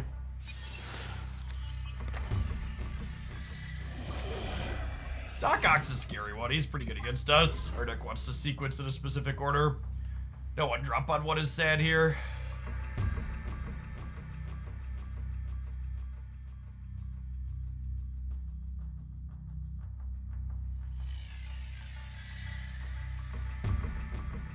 No, your Prime sub won't be worth less based on the person you give it to.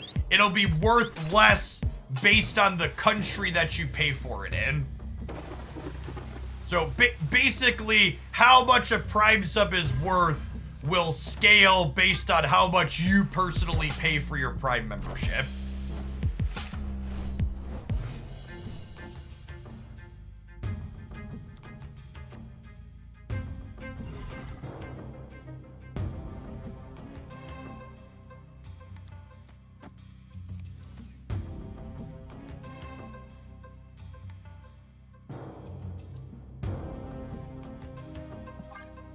Probably did. Nah, I don't think I can snap here. Although them giving me a Widow's Bite is actually good for us, yeah? Time's up. Let's be tie here.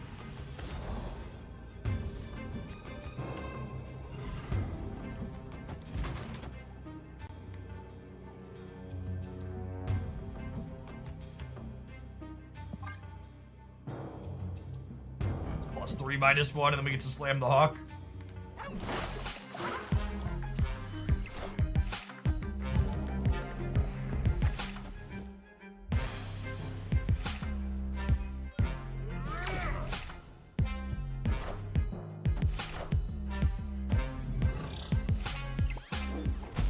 Howdy, JL. Actually, only win the breaker by 1 here because Gladiator pulled Beast. Victory.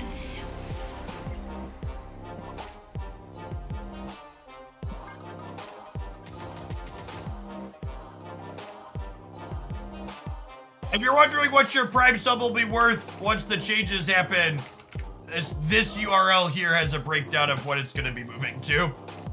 US, Canada, and Puerto Rico will be the highest at 2.25. I think Australia is $2.15, and then the other ones are under $2 at varying rates, depending on where you are in the world.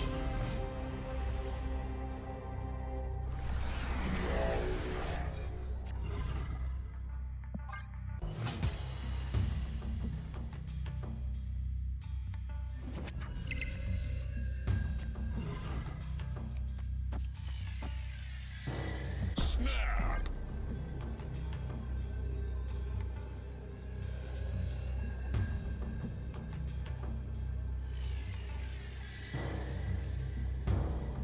Going on, Real Stewie. Thanks for the 2/3 of a year. Welcome back.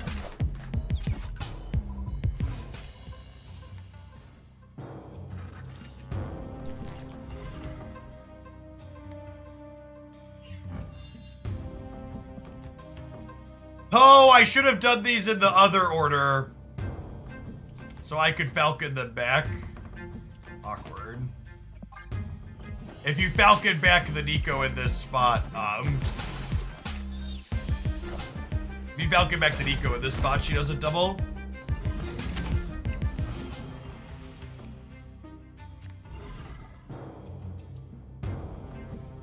It seems like Twitch is trying to kill itself making these types of decisions. No? I mean, making it so they're no longer operating at a loss, I would argue, is the opposite of trying to kill themselves.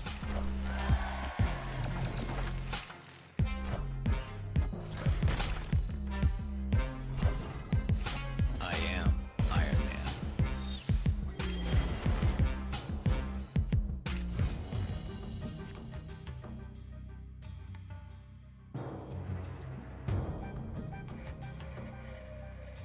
Yes, I wholeheartedly agree with them there. The cuts to overseas pricing make a lot of sense that they're not operating it at a loss. The cuts to US and Canada are definitely corporate greed. There's a little bit of column A, a little bit of column B here.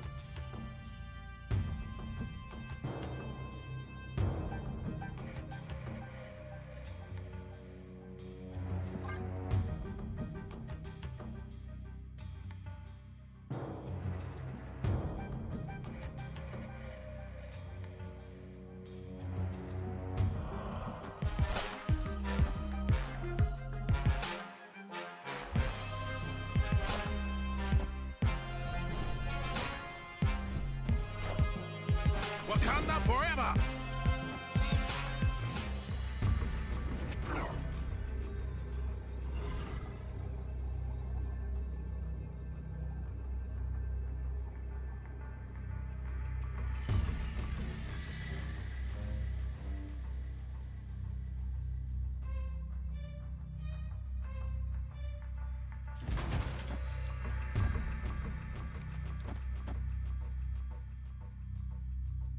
Gives me plus 24 in the middle.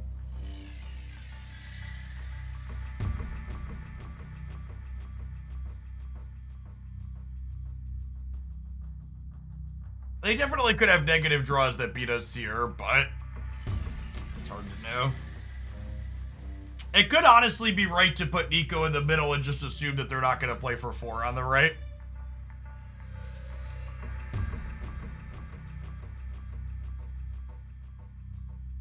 So, I would assume Twitch operating at a loss is the same way businesses operate at a loss for tax purposes.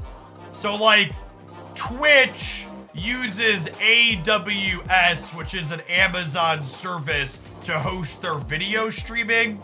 So, like, Twitch isn't profitable, involves them paying significant amounts of money to a different branch of Amazon for their video streaming. And I'm sure operating at a loss involves them paying market rate to do that. when the reality is not all of the server cycles that they're using would likely be used by someone else at market rate if Twitch wasn't using them.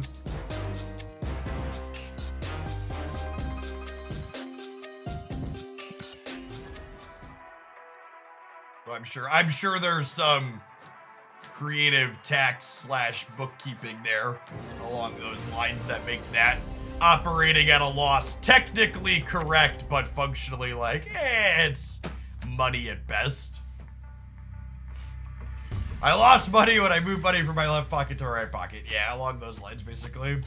I'm gonna hold the Aunt May's bonus for now, because if we hit 2x mode on Nico, we can make her a 5 power thing there.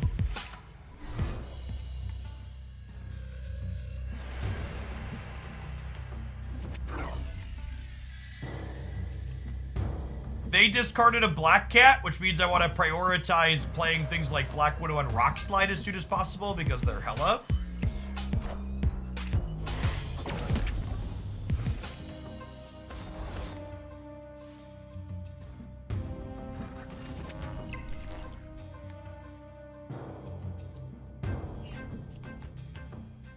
Opponent snapped.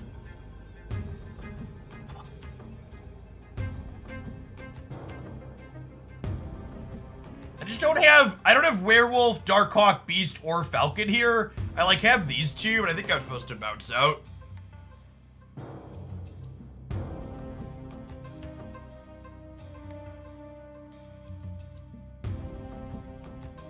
I think it's we go for one. Escaped. Oh, you know what? Maybe we could stay. They're totally playing Agatha. I didn't stop to look at that. I haven't cut them off any. I just noticed their username was Hella Enjoyer. They play a ton of Agatha. And their deck is one smaller than mine. And there haven't been any extra cards drawn on either side. So they're 100% playing Agatha.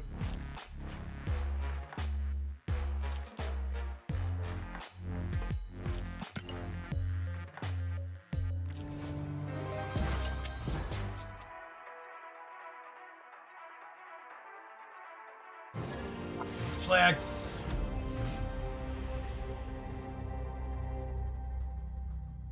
This location is atrocious for us.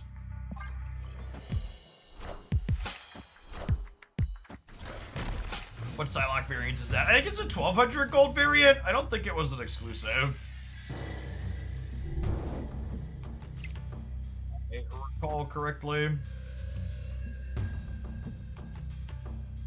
What do we think about Falcon into 1-drop Beast?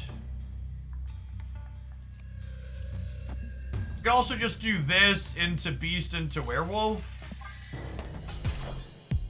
Do you have all the albums done? No, Chad, I'm not a Snap Kraken. I buy every bundle that has a better currency ratio than buying gold directly, but I don't buy absolutely everything. Onslaught Citadel's good for me, so I don't think I want to use Nico here. It's just this.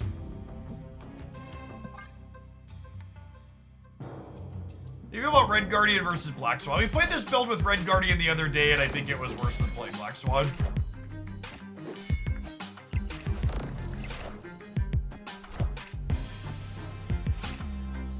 There was a YouTube interview with a guy who does buy everything that are 100k collection level. Yes. We were talking about them the other day.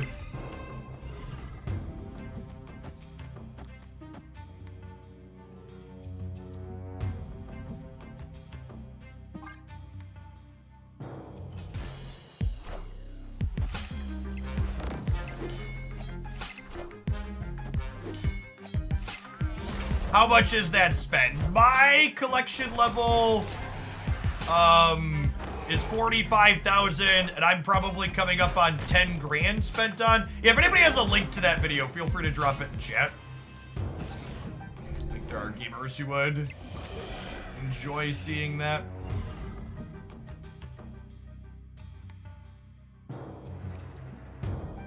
Well, that's perfect, yep. Yeah.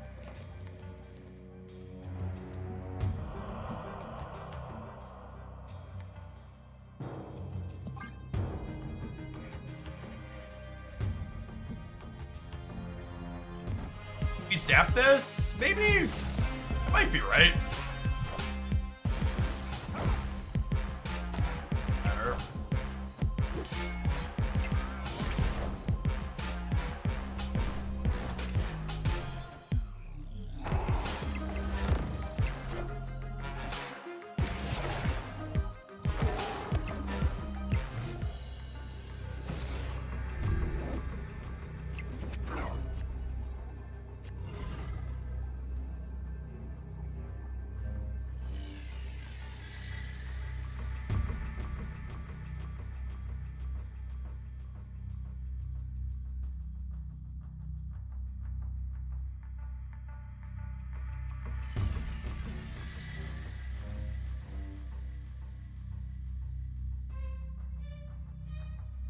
Now, the awkward part here is I need... Yeah, we could just get shagged in the middle, too, yeah? I just didn't have any way to play around that because they have Jeff in the Sanctum.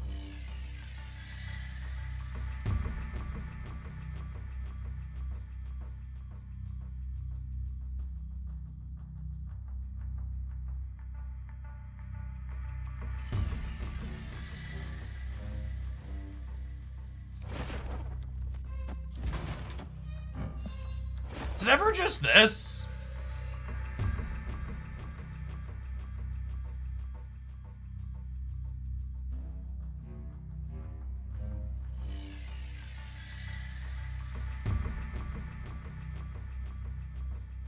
Going for one here.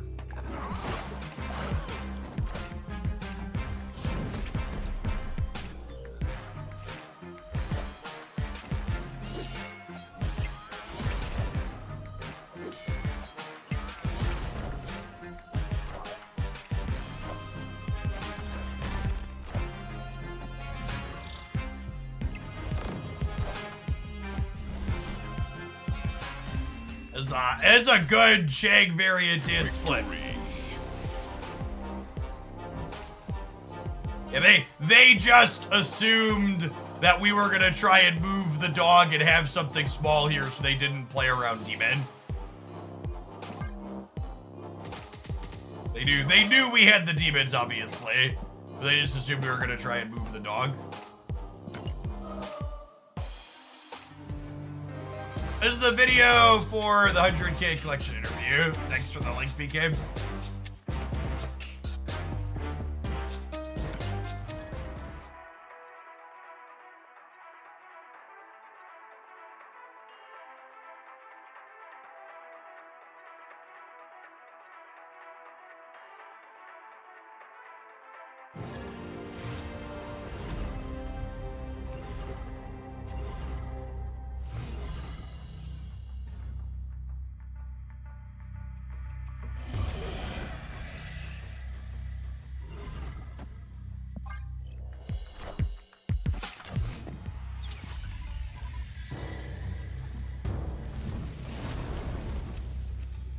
Lazy, thank you for the brand new primer, appreciate it.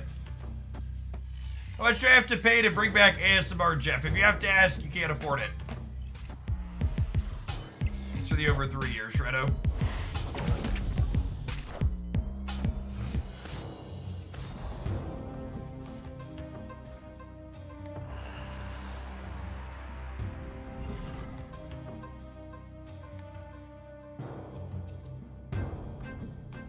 So, generically, I would like to hood into beast here. However, against a Renslayer, I think I want to prioritize rock sliding them more than once. I'm gonna stay, but this might be a mistake just because Onslaught Citadel is probably good for the average Renslayer deck. This magic over here on the right.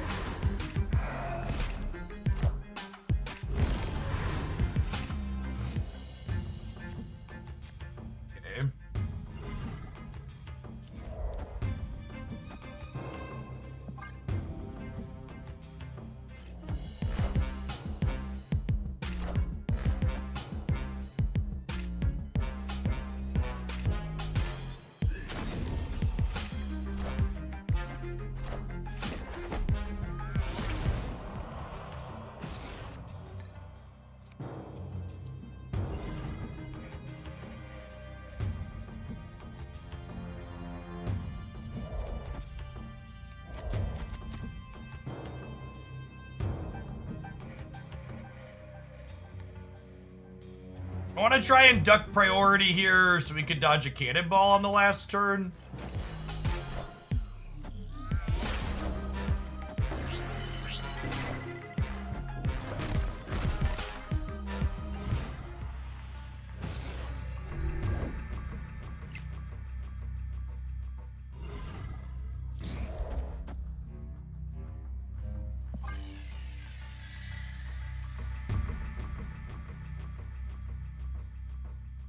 Getting infant audited dead then?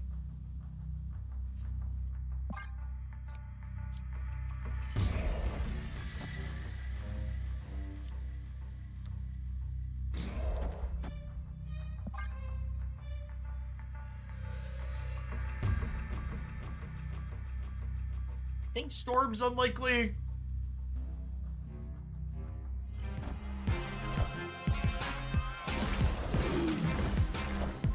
Obsidian.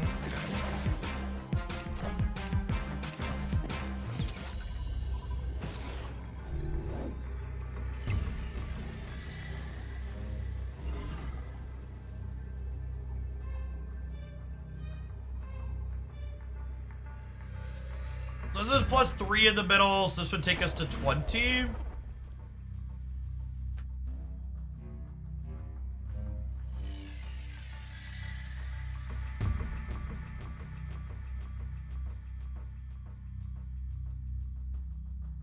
The biggest thing they're gonna do here, they can't infant on us. They can have like a scar, maybe?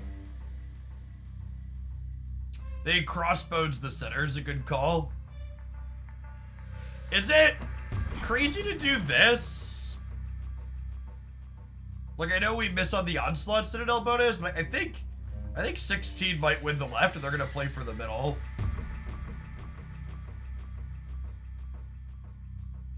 Yeah, they might have forgotten about Limbo. They could Giganto left. Yeah, I suppose. A lot of these decks are on Red Hulk instead of Giganto, though. If they play for left, I end up sad, but I think they're inclined to play for mid here, and I think the call out that they could be on Crossbones is a good one. They could play around Shang. Yeah, that's true. If they play around Shang, they play for the left. That's close. I'm gonna be efficient today. Unlucky.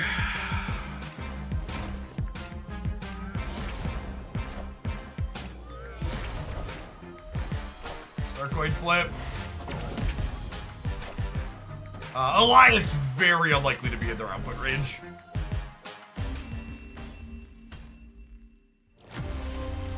Balrog, thanks for the 10 months. I will say, you can tell Marvel Snap's getting back to a reasonable spot with their metagame, because Professor X is once again becoming one of my least favorite cards in the format. They finally addressed most of the cards that are more offensive than Professor X. And he's slowly rising back up the list.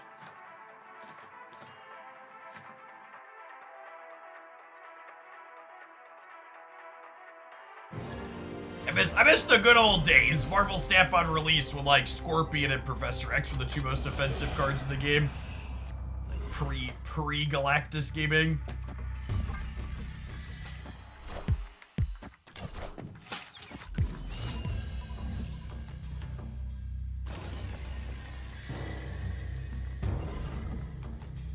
Sad.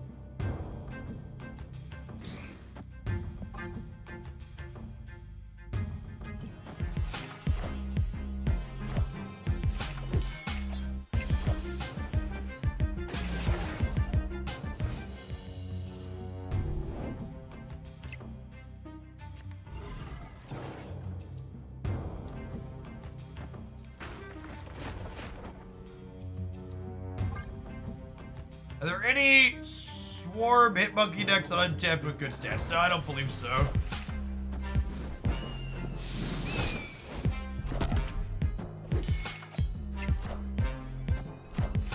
I'd be very surprised if that archetype is generically good. Super novel, though.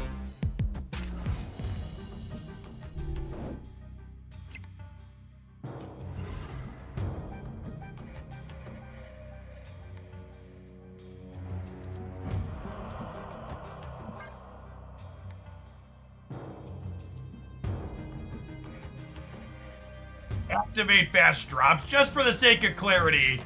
We don't do that here.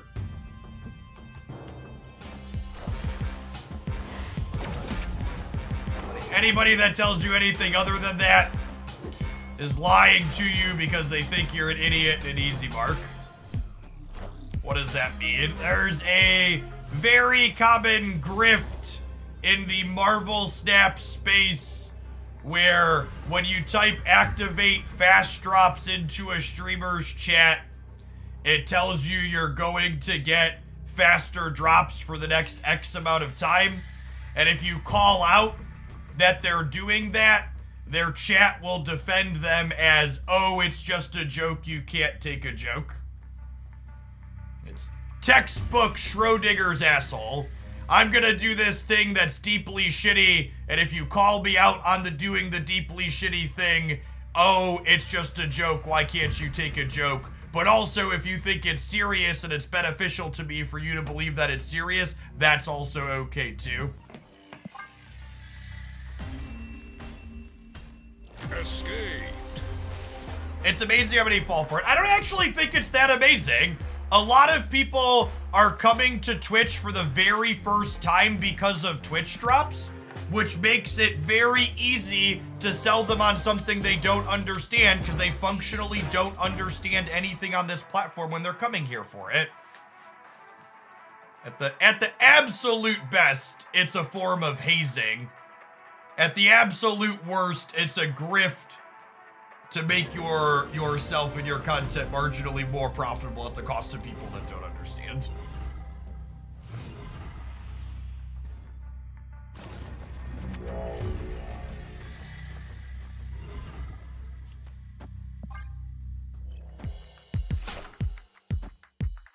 Not to mention it takes Twitch chats that are already typically not moderated and adds a bunch of spam on top of the not moderation that makes it just an atrocious experience.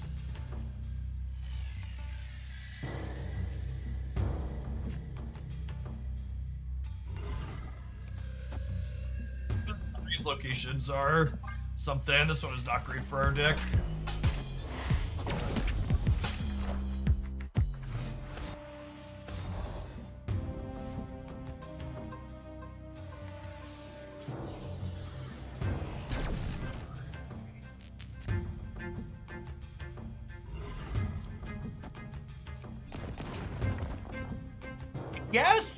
I guess.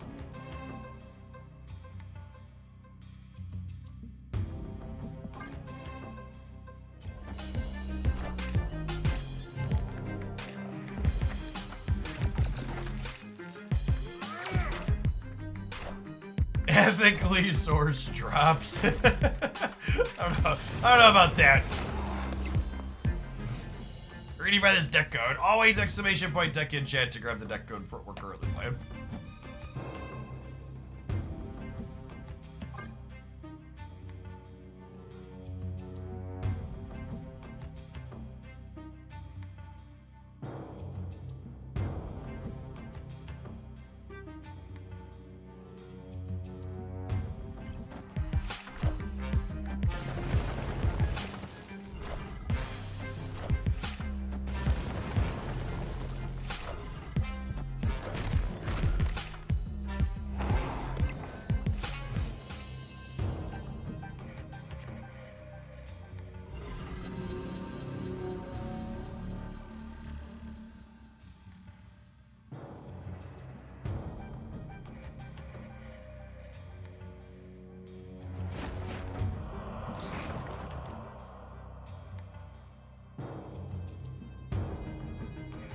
I'm gonna put Demon on the right, so that way they can't Annie the Hood across this turn, since they have priority.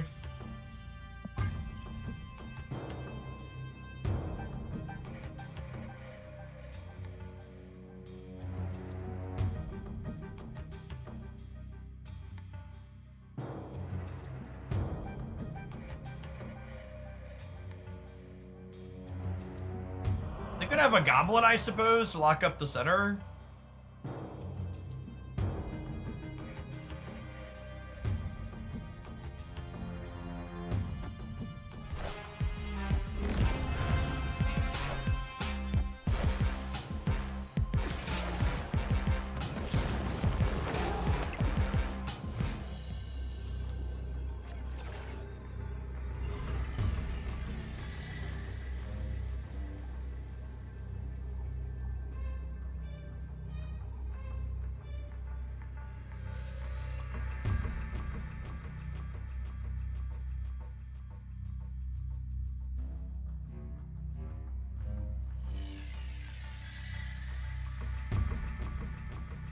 Alright. It's time for another healthy dose of capitalism for all of the non-subscribers. We're gonna play a different deck when we get back, because there's definitely too much Professor X in the format right now for this deck to be something I can reasonably play. We'll see you in 120 seconds with something fresh. Thanks for hanging out. Don't go anywhere.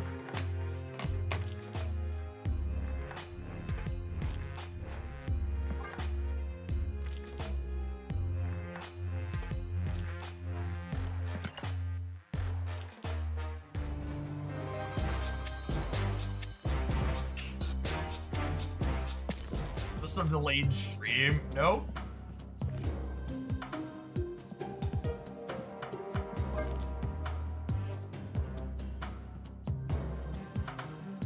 Live and in Technicolor.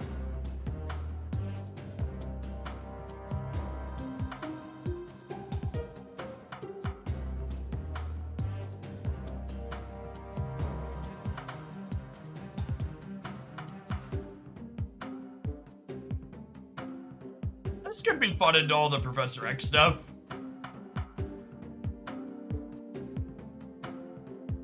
Do I want US Agent or do I want Red Guardian though?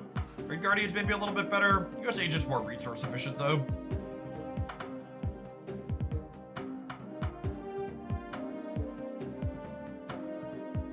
Yeah, I'll do US Agent for a few. We'll see how he feels.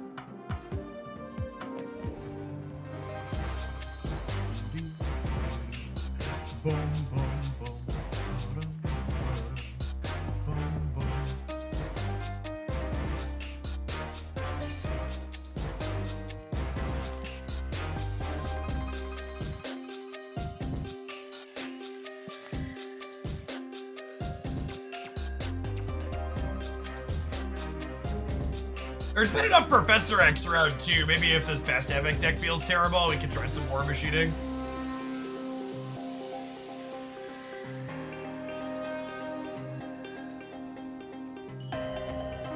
I'm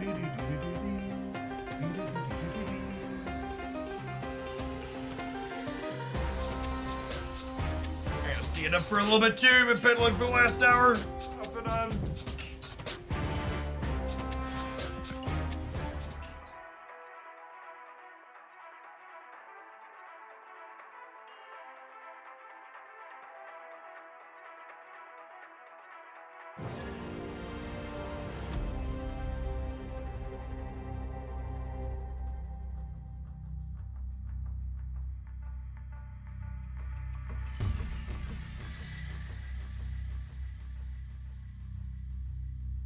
Dual red's been lately. I did 2 or 3 yesterday. I didn't hit any 9s. I think I had an 8 and a 7.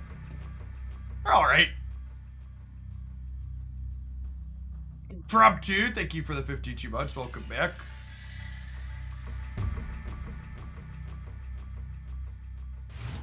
Activate timeout. Victory. Please. First match with Bast Havoc, instant win chat. Text busted.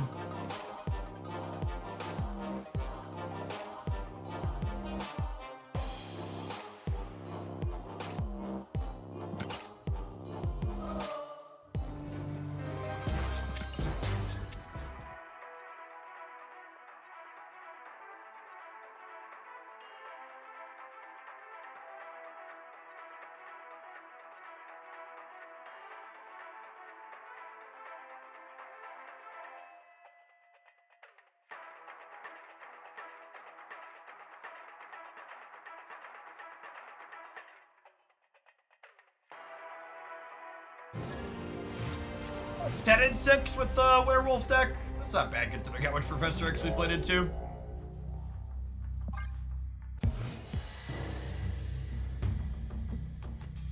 Deck that Woody shared on Twitter. Yeah, we actually played that first thing today, and it was atrocious.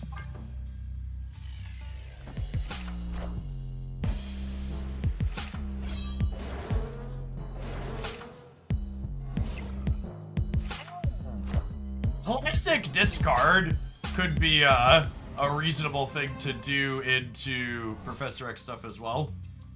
Unironically.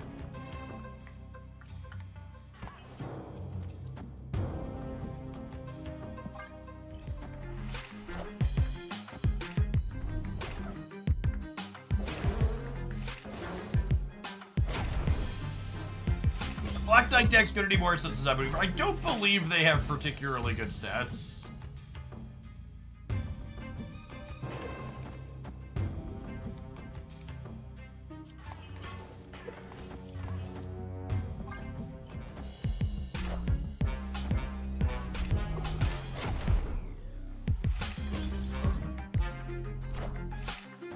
Wind, aid my hand.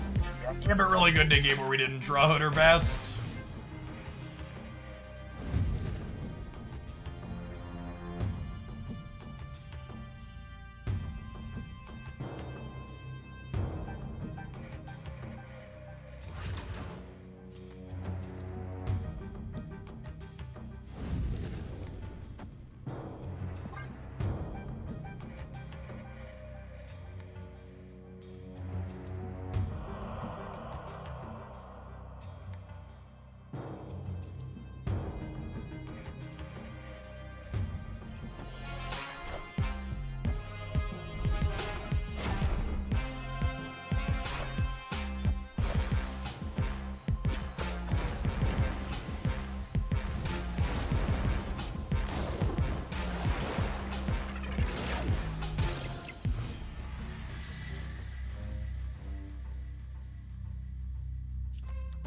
U.S. agent or USA gent.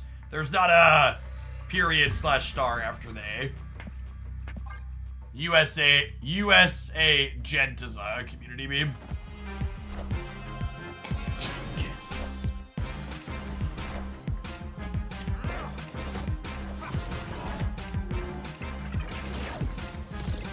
Alright, give me something 1 or 2.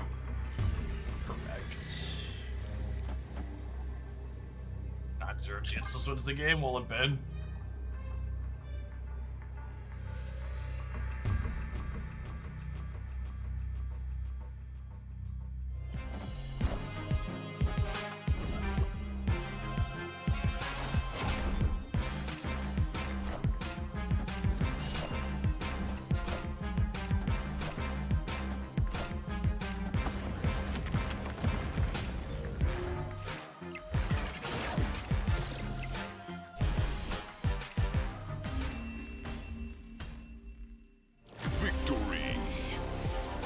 Thanks, G-Pow.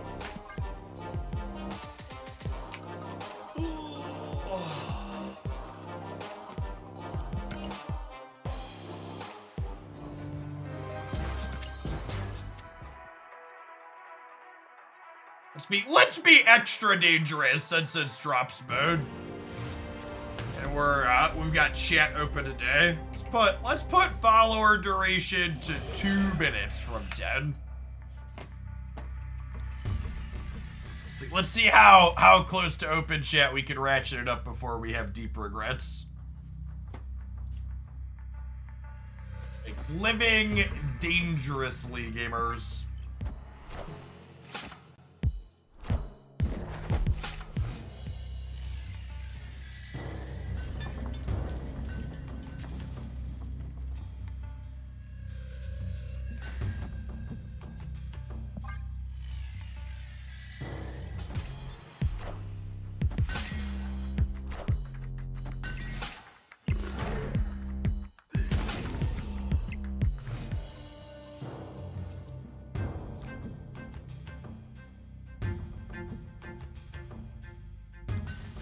Storm London.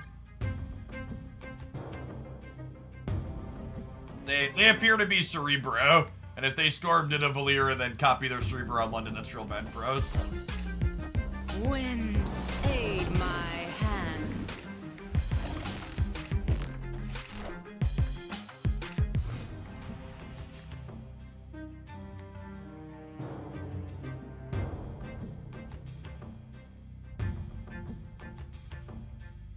Oh, they have the reset location mode here on Nico.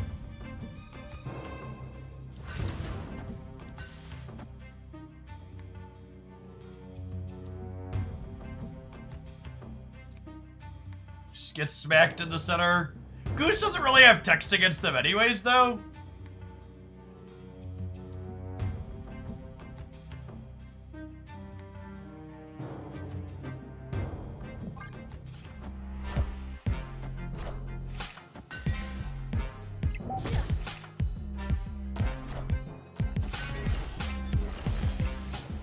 And they're just letting me have the flooding to get rid of Nidavellir.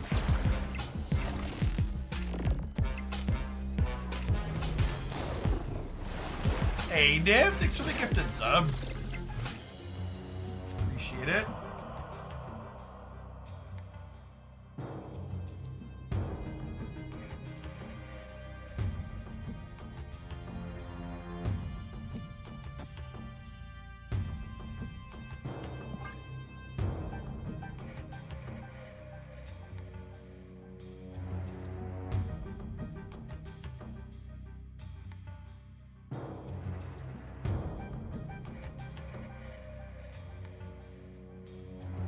They have Mystique or Blarvel here.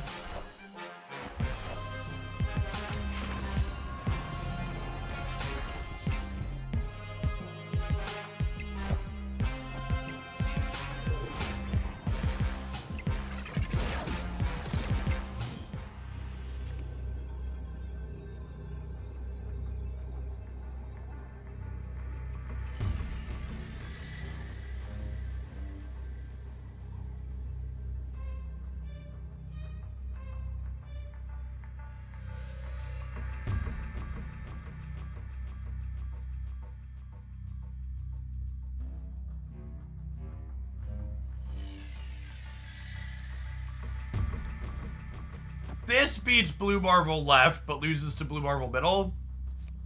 And this beats them just playing a 2-power thing. Because it gives me +7 over here up to 13. But I lose to Blue Marvel middle 100% of the time. Because of Echo, I can't flip a coin with the USA Joan.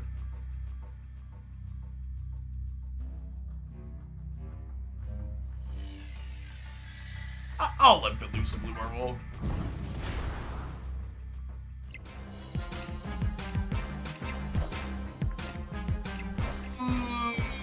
Ooh, clever. GG.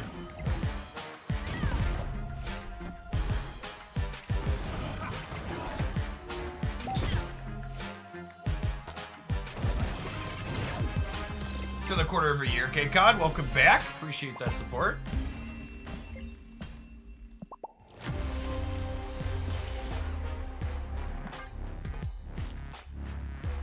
That our Havoc ended up being in a path that they punted.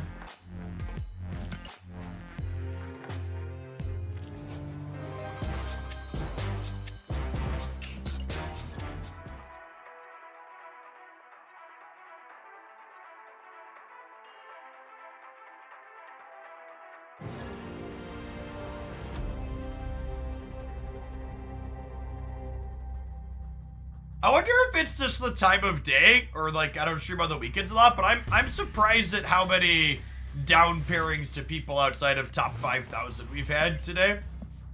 For reference, when your opponent doesn't have a visible rank like this, it means that they are outside of the top 5,000 ranked players.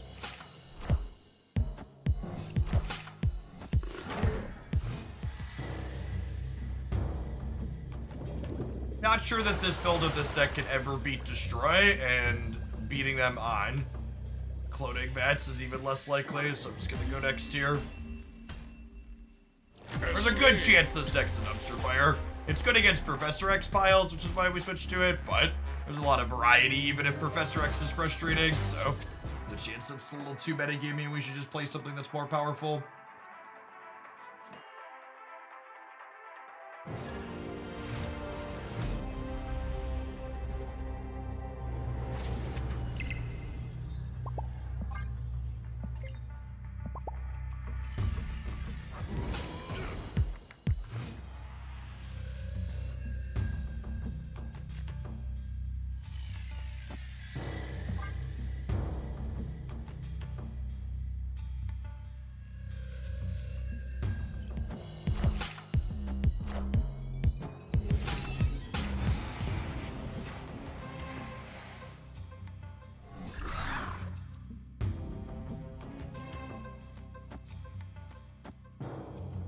So, in most matchups, I would want to get the bishop down here.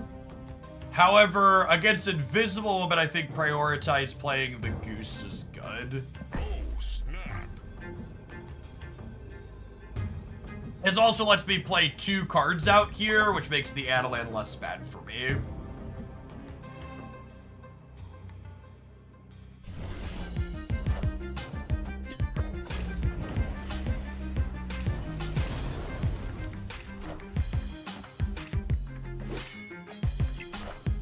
Thorin, thanks for the primer, appreciate it. Can I draw Kitty Pride, please? Good.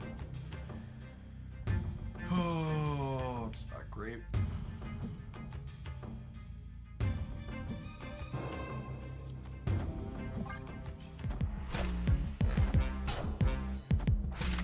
Minions to me.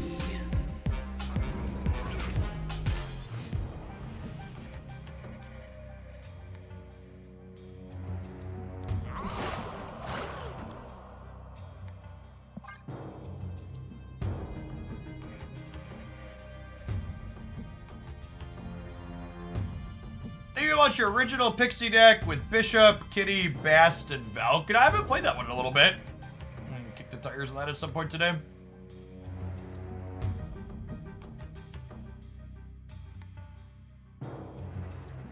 There's a good chance this agent is worth at least 9 points of power and that they can't get significant stats into Titan here.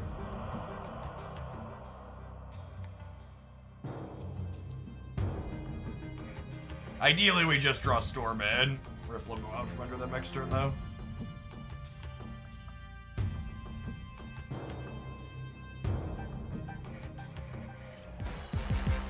The mystery intrigues me.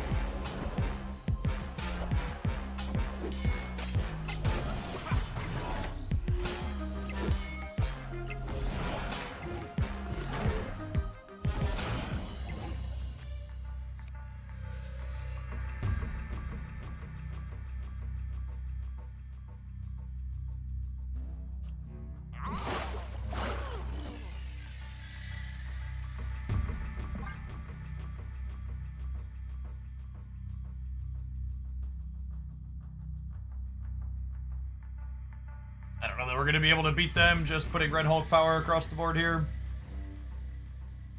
It's going to be 27 power Red Hulk. Just average Marvel Snap things, really. 27 Red Hulk is +9 everywhere at a baseline. That's 15 in the center before they play anything else.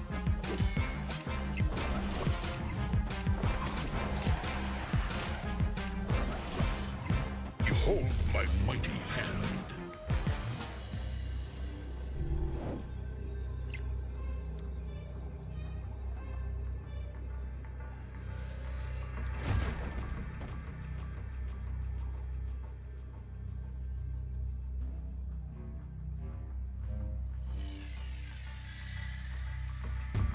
Yeah, they play Red Hulk right. I'm only tying them middle. I have to leave.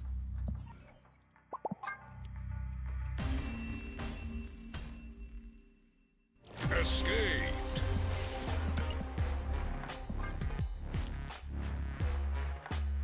I have a good rework idea for Red Hulk. They should make him smaller. Yeah, probably. Hopefully Thursday.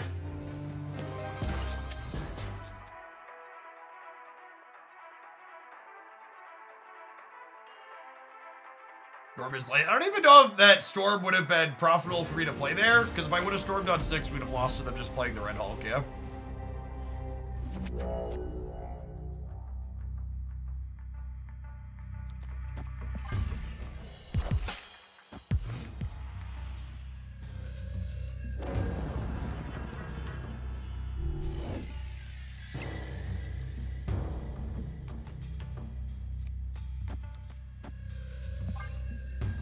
Radioactive Clown, thanks for the 2/3 of a year. Welcome back. Happy Sunday to you.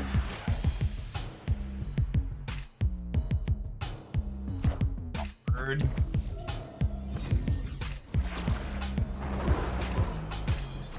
Nice.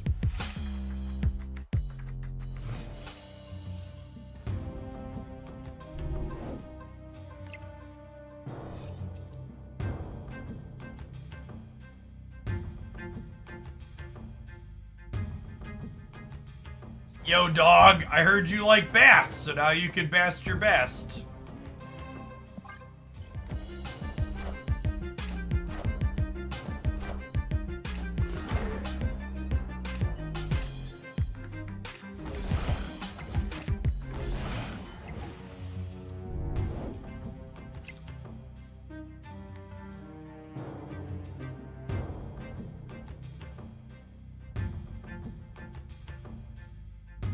The Bast around, yep. No one's ever gonna bring it down.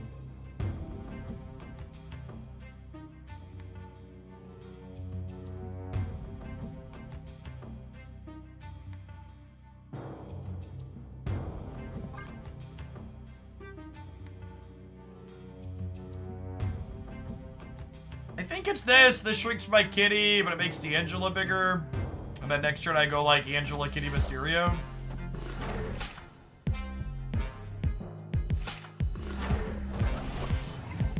Wind, aid my hand.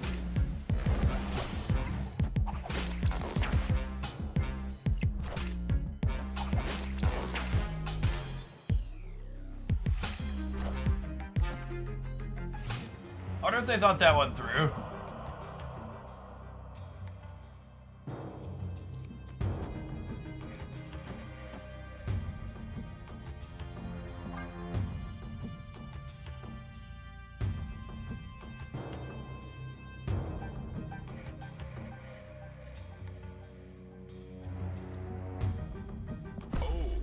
Snap, so hopefully they can stop thinking so hard about their turn. Okay. Victory. I'm not sure what exactly I was supposed to snap there. I don't know. A lot of this was bad variance for them. It's possible we should have pressed the button earlier. The Thurka, thank you for the 2/3 of a year. Happy Sunday to you too.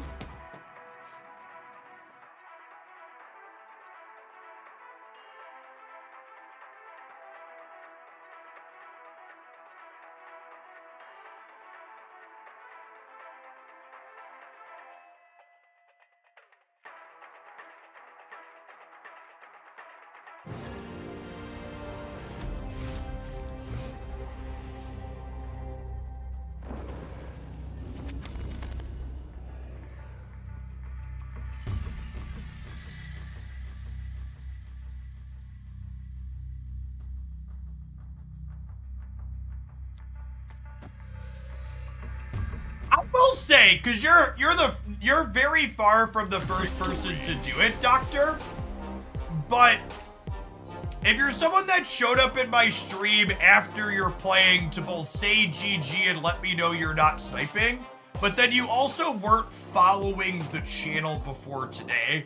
So were you just like a YouTube only watcher and you decided to come see if I was live because we played? Or do... And so it's always interesting to me. Like, I knew... people are like, I knew where I could have found your stream and I could have been watching it, but I also wasn't following or maybe watching it before we played. It's an interesting dynamic.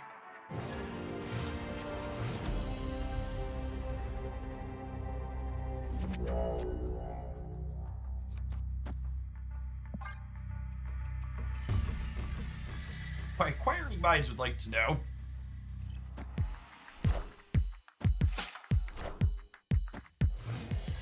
Nullified Shang-Chi. It's above average for sure. Squirrels are annoying, but not the end of the world. Happy Sunday, Spark. Who's on the right here? YouTube Army. Cool. Make sure you get your 6 hours for your free drops over here on the Twitch side this week. I think I'm gonna leave just because there's a real chance Nico is destroyed. They have an X23 profile picture. I think our deck's pretty bad to destroy like we talked about earlier.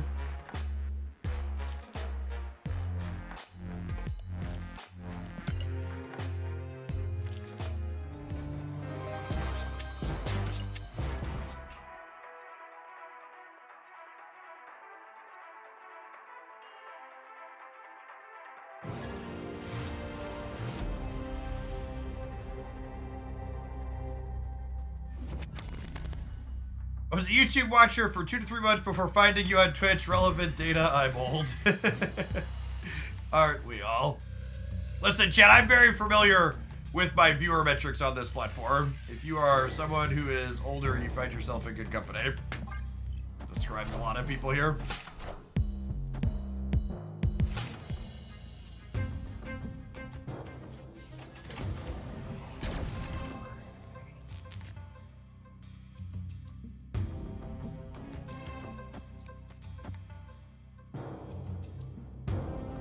We are not going to leverage this Project Pegasus particularly well, chat.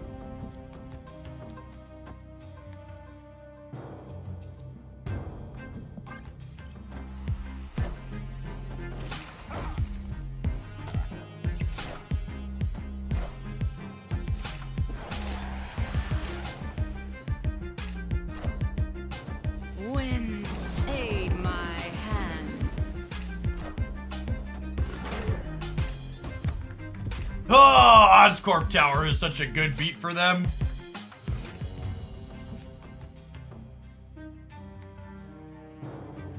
Opponent snapped.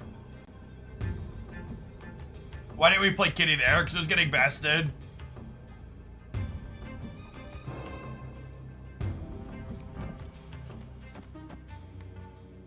Does Bishop ever win the center and then Havoc win somewhere else?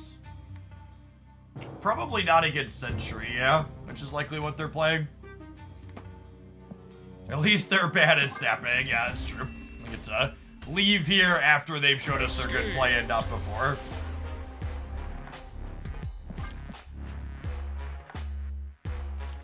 So the number one thing less experienced Marvel Snap players do, you need to snap before your big play becomes apparent, not afterwards.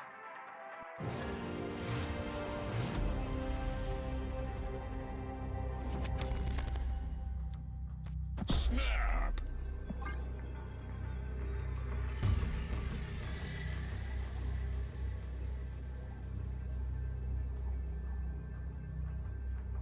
Now snap on one with Nico draw and a solid Bast opener here.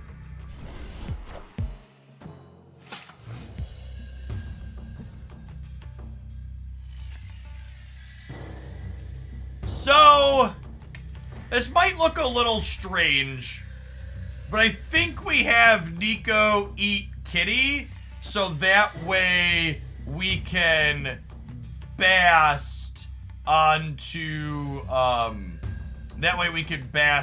the cards that we're drawing. Is it just hindsight to say you should storm the Oscorp Tower in the previous game? Yeah, I think so. I think you want to storm the location they're least likely to play stats to, and they're least likely to play stats to New York. Nothing they had done up until that point in the game indicated that they were like a hood deck. Or something, someone that was going to leverage that center location well.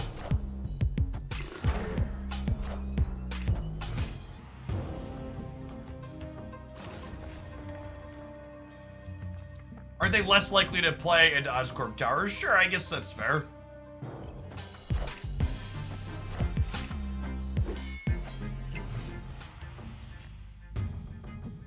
I was arguing with a very new Marvel Snap streamer yesterday that retreating isn't cowardice. Spoken like exactly something a fucking coward would say. Wow. Why are you trying to scam new Marvel Snap content creators? Holy.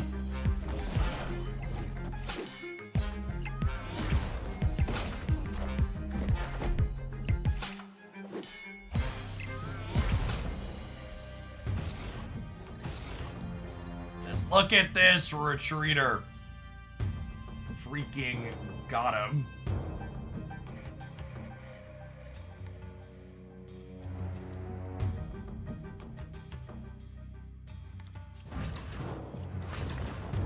Oh,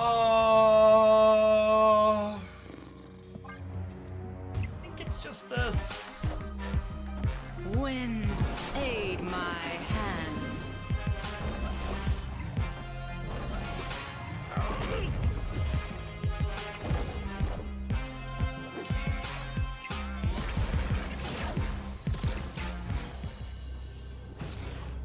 Hood! Unlucky.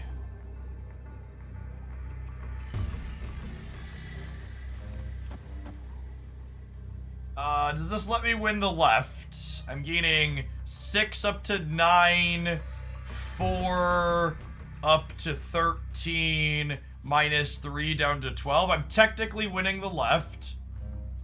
In the center, I'm gaining 7, so I'm tying Jeff there.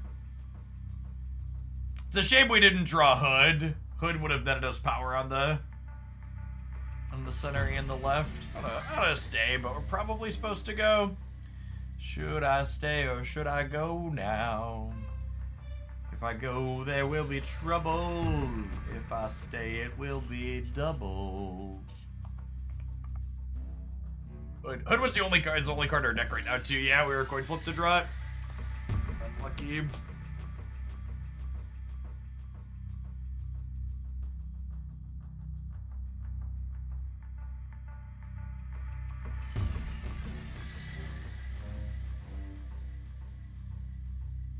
They probably don't have that many things that let them get bigger than 20 in Lake Hollis. Could be our saving grace here. Ooh, so that ties the center, and this lets USA Gent on the left side be a 2-9. Do we win this breaker with Havoc and Co? I think we do, yeah? Oh, is it we lose by 1? Oh my god, we lose by 1! No, wait, we're good? No, it's a full tie. Oh, it's a full tie, sure. So we would have won with Hood. Hood would have won us the game. Hood would have given us -1 here and them -4, and it would have given us +1 in the middle. We'd have casseroled if we'd have drawn the Hood on the 50-50. Yeah, Hood takes away 1 power here with the Angela trigger, but then takes away 4 power here. So we would have been 12 to 10, and we would have been 21 to 20. Goose actually getting us this tie here, right? Because if Goose hadn't been in the center, they would have gotten to Dr. Doom here, getting +4. So that was a Goose responsible tie. Goose is one of the cards that got the biggest upgrades in the Zabu gutting. The fact that people can't regularly play 4 energy cards into your Goose path anymore is refreshing.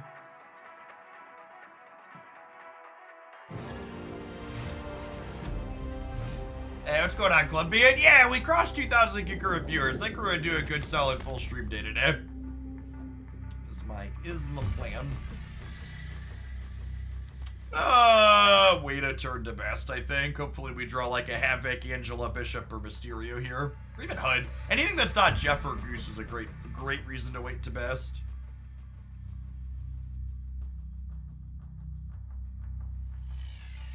Yeah, Goose can actually serve as an anti-shake card, which is lovely.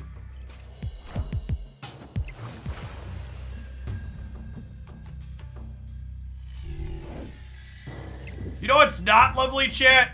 Freaking Crimson Cosmos. I hate it so much. I hate it so much.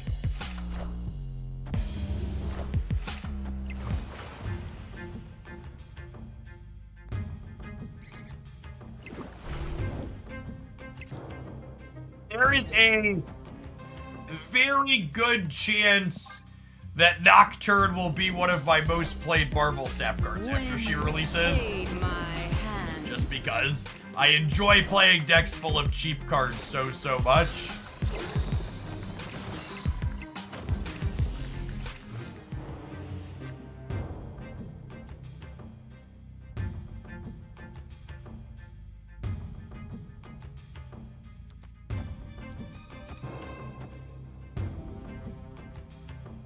I kind of just have to hope they can't do anything here, yeah?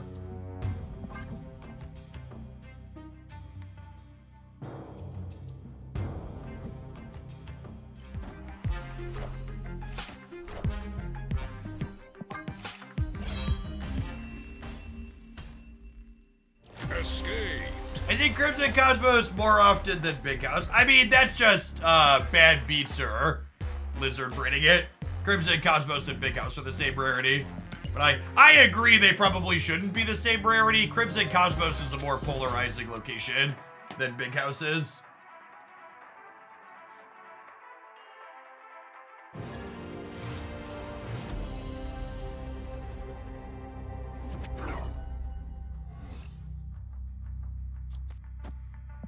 Not a bad extra one to have with ANG in hand.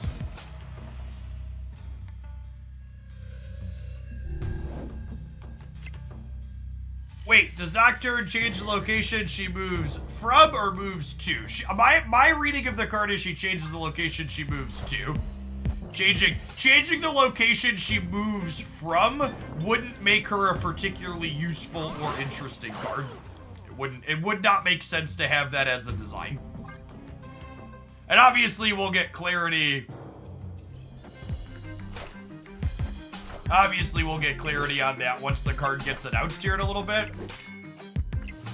I like your style, Jeff. Only been watching for a few, but you're a straight shooter. Good luck today. Thanks for hanging out.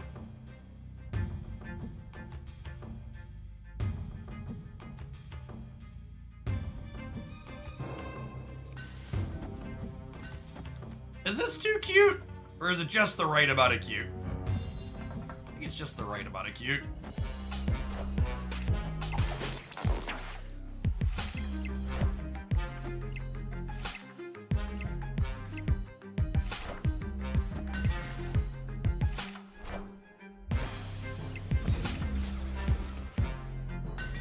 Goose probably doesn't have much text against them.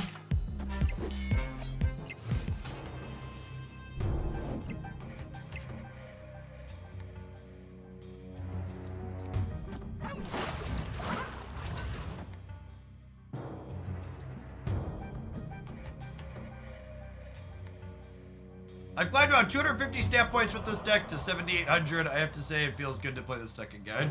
I'm having some mixed results today. And in theory, this shell is really good into Professor X. But, you know. But conveniently, my Lizard Braid has not seen any Professor X since we switched.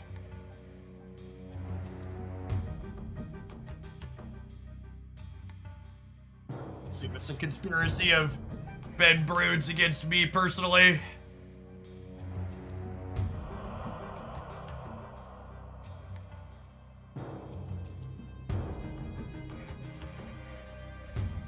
Going on, half-half. Yeah, I had stopped doing weekend streams during drops weeks, but they moved the start day of drops to Friday, and I didn't want to take off day 2 and 3. So I had plans I couldn't move yesterday with the family, or didn't want to move. Figured we'd try it today and see how it goes. Doing all right so far.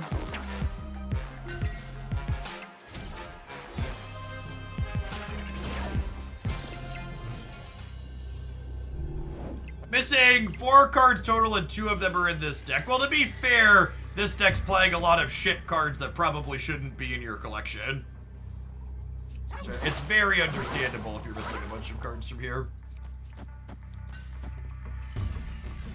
So if they Heimdall, they'll get 11 into here.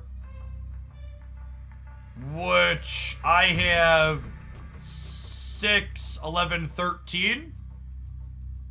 So this is losing the right side here, right? but they're probably sliding these into the middle, and then I win left and right here. Is this it, chat? Is this the patented Heimdall lose the game strategy? Truly a move special? I see the way.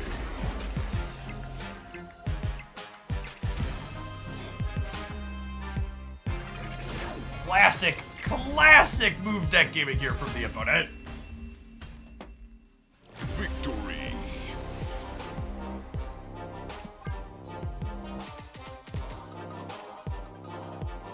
Alright, gamers, this deck plays a bunch of terrible cards that I am fond of, so we're going to play it for at least one more set when we get back. Enjoy 120 seconds of adverts in the meantime, though. Thanks for hanging out on a Sunday. Don't go anywhere.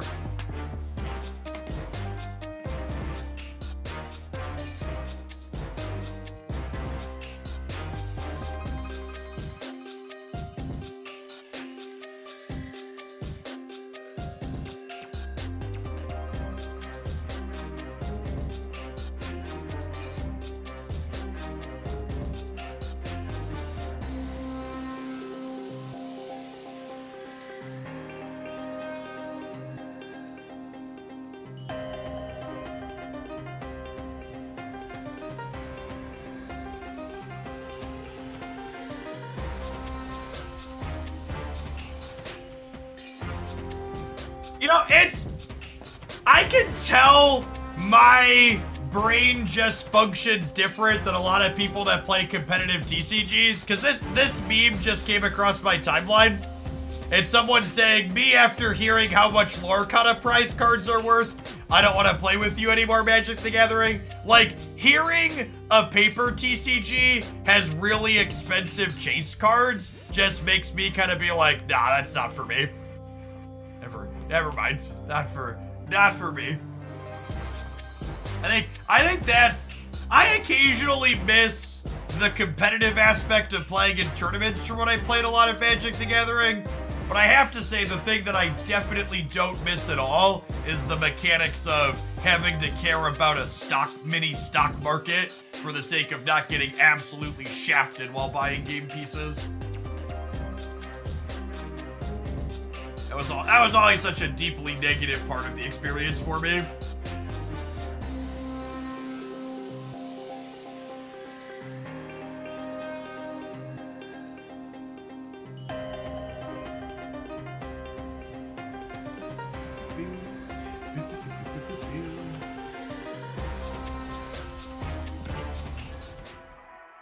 Appreciate the folks that stuck around through the ad break.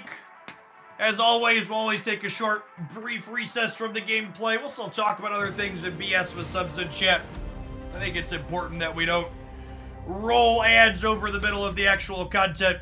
There's nothing more disappointing than watching a content creator playing a really sweet game of Marvel Snap, and then suddenly you miss turns 5 and 6 after caring about the start because the money button got pushed in the middle of things.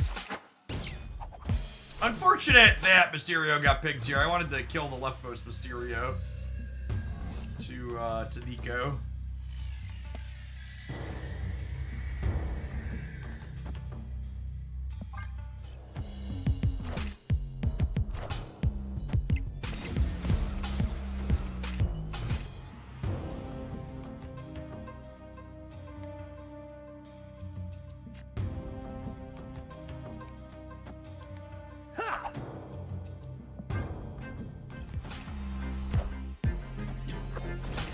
Hey, Civic, thanks for the brand new tier 1. Appreciate the support.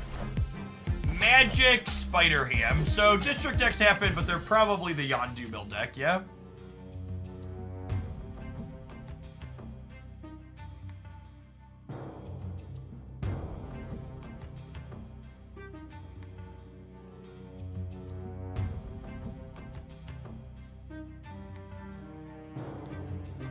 Like this, so that we can vision over here next turn. It blocks the Dr. Octopus cleanly.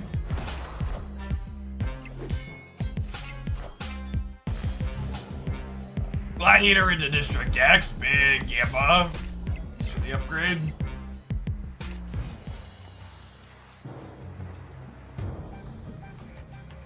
I guess one thing that's...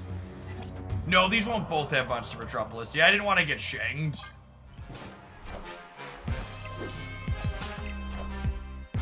Yeah, turn around the Dr. Octopus nice and clean here like we talked about.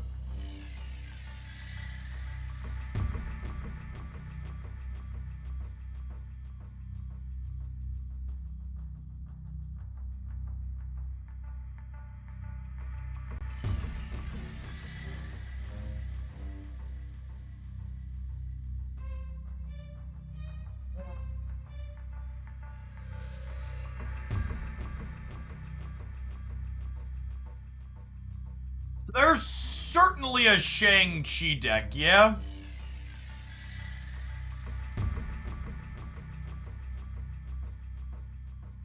The problem here is if I play another card into Angela... They also got district decks though, right? They already played 4 of their actual cards out of their hand?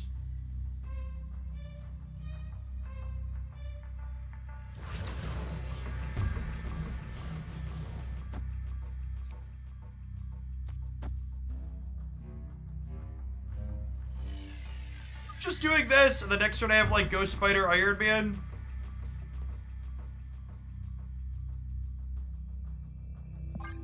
I think Havoc plus Iron Man is a solid shot to win the center.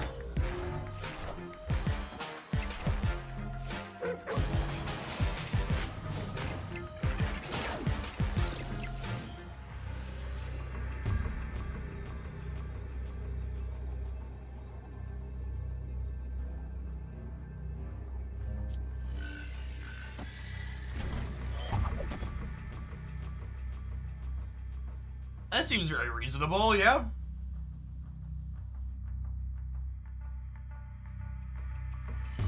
I guess Vision doesn't win the right because of my US agent.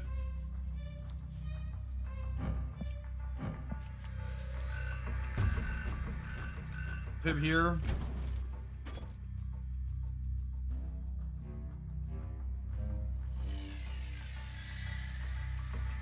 Spider Havoc, right? Yeah, but I'm going up to like 28 in the middle. Do we expect them to beat me on the left?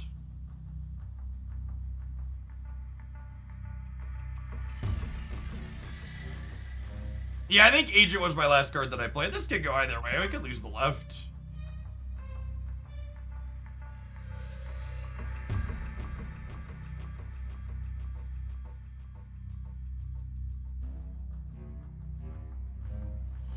Over there.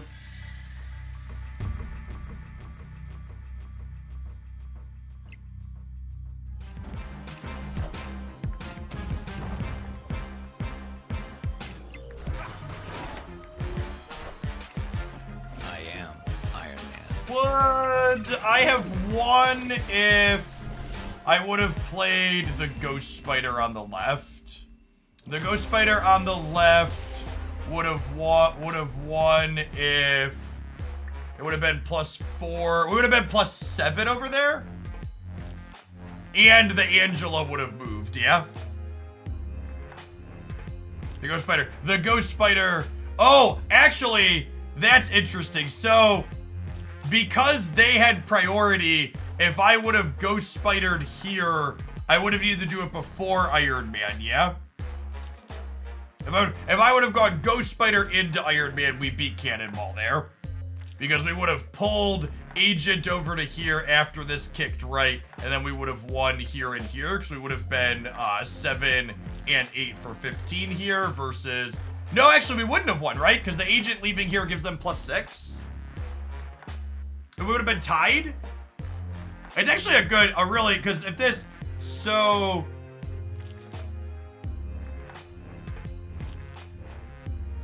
But chat, for people that are missing it, if I moved Vision and played Ghost Spider here, they had priority.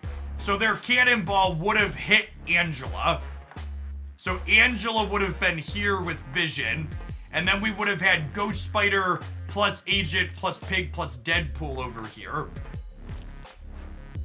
We would have been, what is it? 5, 10, 12 versus... 1, 5, and this would still have the bonus.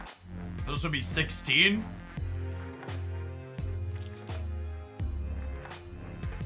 We're gonna play Ghost Spider right. Yes, playing Ghost Spider right before Iron Man was free and would have won the game. That's a good catch. Because US Agent was my last card played, and I had energy. So if I Ghost Spider here, we'd be 5 winning here and here. They cannonball, push us over, and then we're 18 to 22 and 10 to 9. But playing the Ghost Spider there is free, right? So it's correct to play it every time. It doesn't cost us anything. It just gives me 2 more points towards the tiebreaker.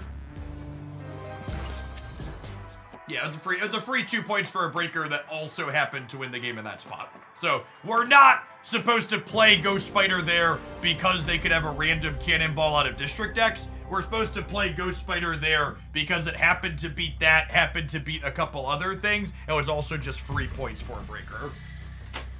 And that's one of those things, like when you're trying to reflect on a game that you lost, you shouldn't be asking yourself,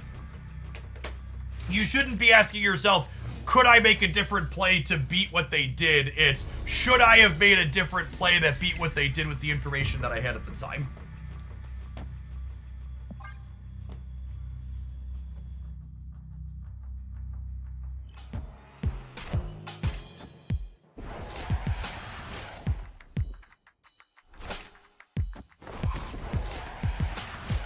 On Red Guardian versus US Agent. I don't know that US Agent would have been super useful in any of the games that I've played so far. I don't know that Red Guardian would be. It's hard to fit 3s in on curve, so we're not playing a lot of them.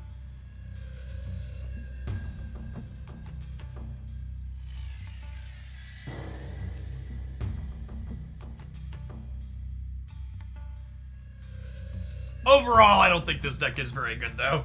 I don't know that we're going to play that much more of it. We've definitely felt pretty underpowered in the games that we've played so far.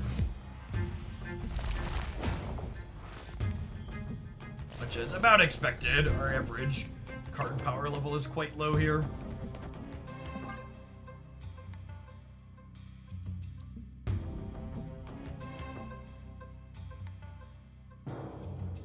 But am I good against Cerebro too earlier? Sure, but a lot of the other things it's good against in the format are things that we should be reasonably strong into, right? Like you'll beat Living Tribunal by playing things like Storm and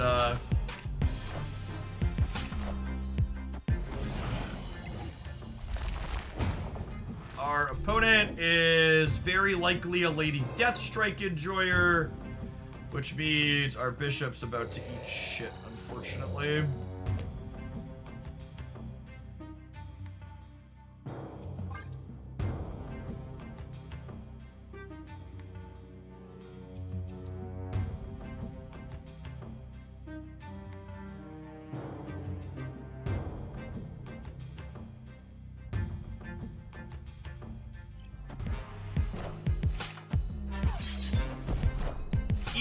Thanks for the 48 bucks. Aid Welcome my back. hand.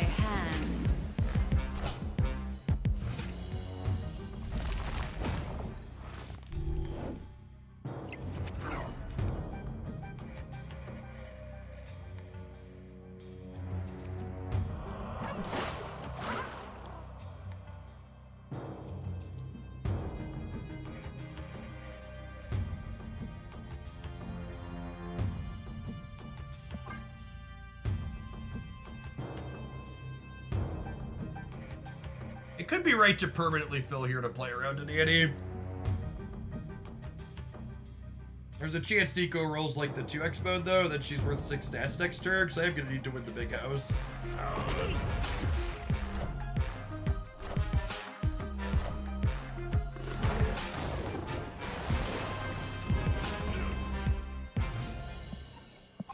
Hey, we'll move on from this one. This deck list explicitly feels very bad against Red Hulk because we regularly don't use all of our energy and we're also not playing it. Can't play anything like Shang to chop him down.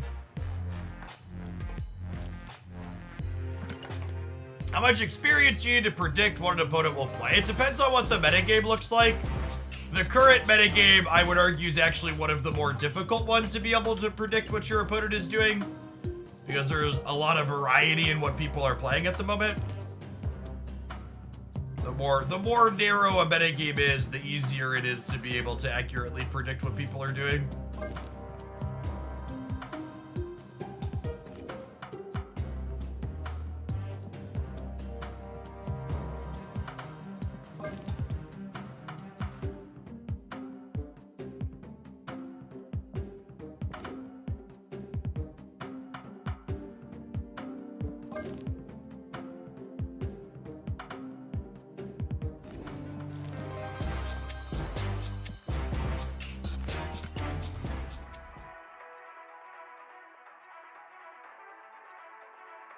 Yes, that's true. Being able to predict your opponent's lines involve both metagame knowledge to know what is in the output range of their deck, but then also experience to know what would be good to play at varying points if you were the one playing their deck.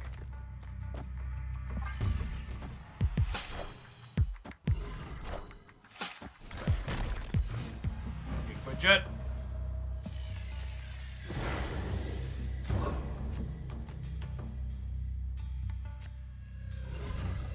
Generically, Nova Roma is not stuck for Hawk.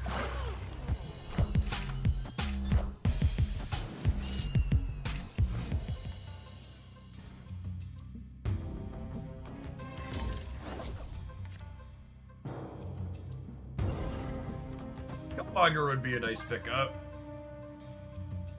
Be able to go Hood into KM.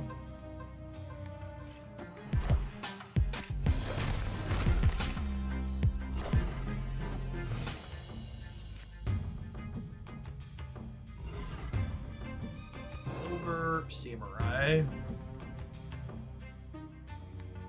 Yeah, I think we're just chewing up their hand here. I have like Samurai into Black Bolt into Hawkstatcher.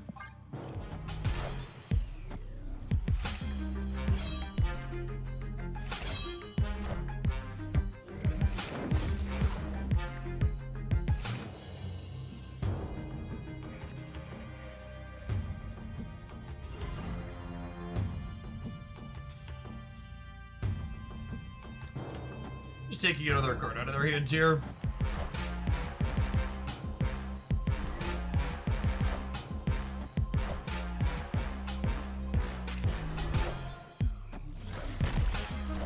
Oh.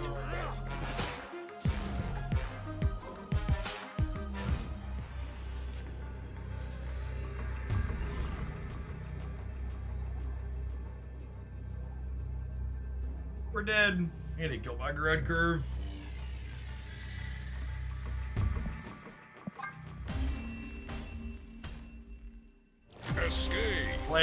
Playing Silver Samurai into Loki is never stellar, giving them a free way to discount their stature when they take it from you.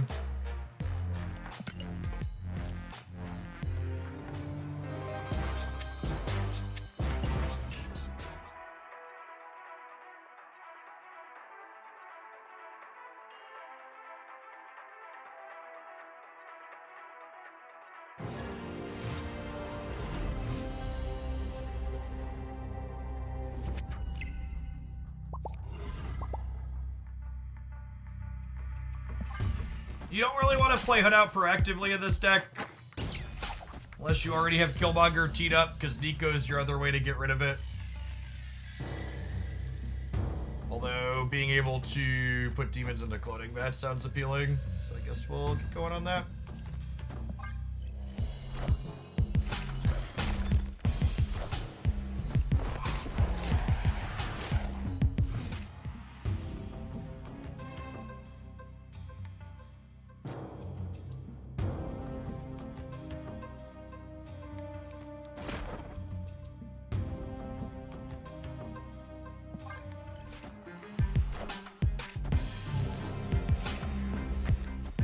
Rocks.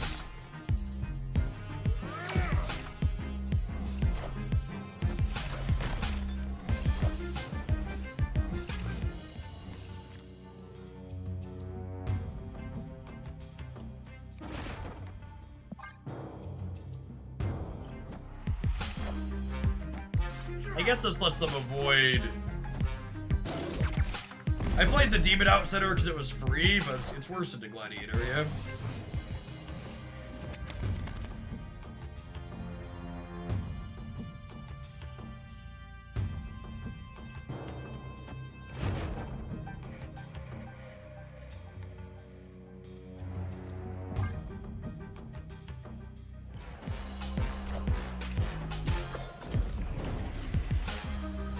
Hey, Durwink, thank you for the 11 months. Welcome back.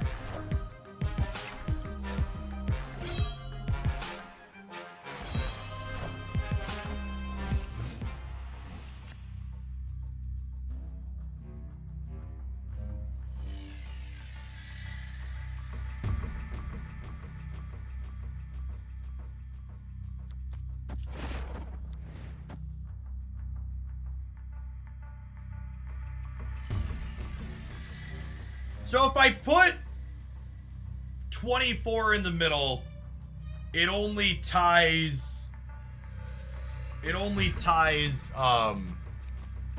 there, what's it called? A third gladiator, but it forces them to commit another thing there. And I think I want to spend my extra energy this turn for the sake of making sure that Red Hulk doesn't grow.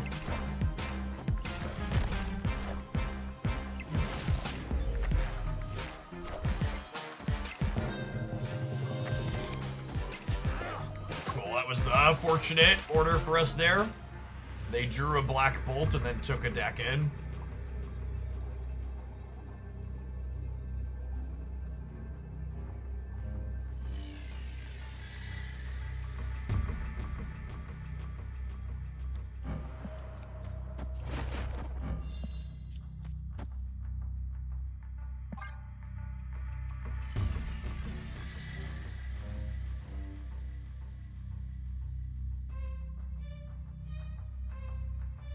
Got a number of high evolutionary decks in the past, but your recent Red Guardian version is one of the ones that's performed the best for me. Yeah, it builds alright. I really think Red Guardian's a little bit weaker than it once was.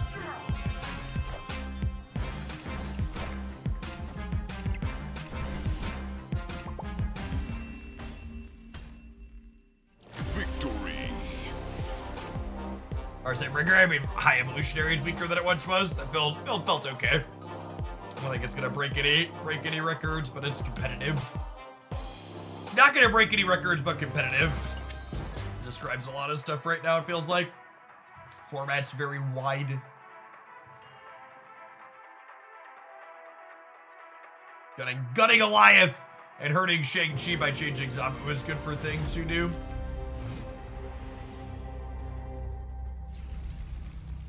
Who knew?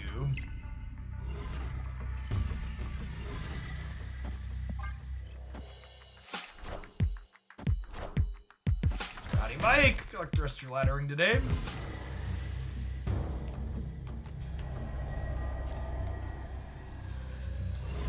Dealerino. I'd really love to draw Dakin next turn so we can curve Dakin into Samurai.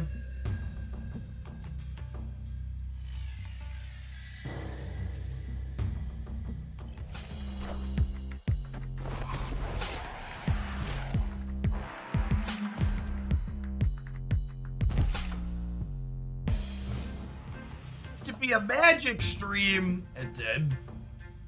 I don't think you have any idea how truly happy I am to finally have gotten out of that space.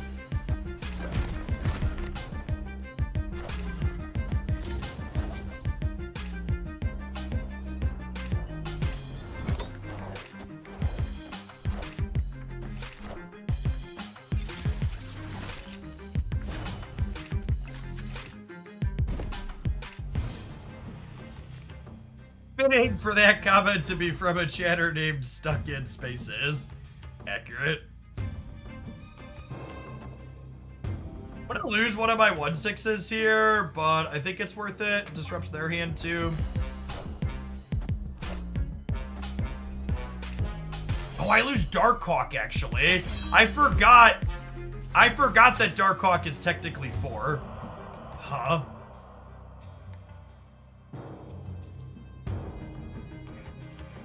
Interesting.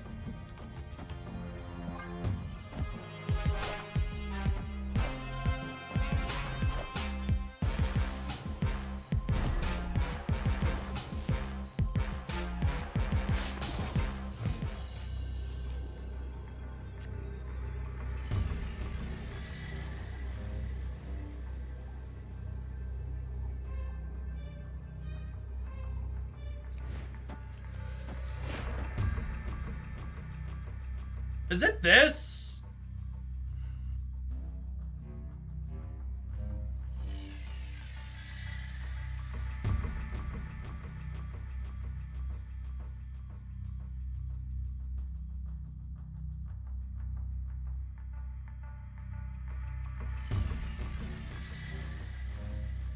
I think if we stay, it's this. Will have been.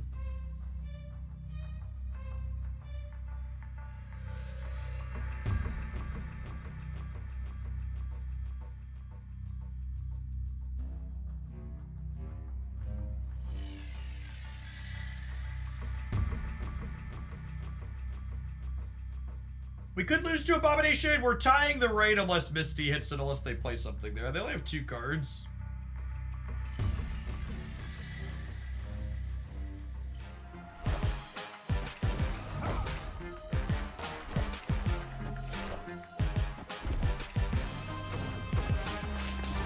Oh, come on!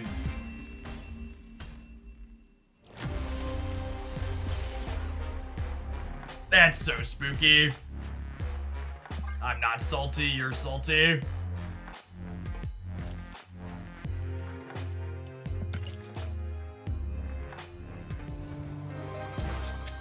Oh, we could have also... They were both 5s, yeah? If the Red Guardian had hit the Cyclops, we win there too. So we were 50% to win getting rid of Cyclops' ability, and then we were 66% to tie after we missed the 50% on the Cyclops.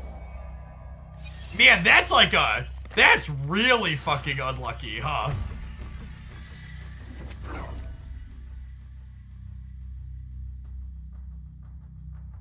Alright, well that's enough of that one.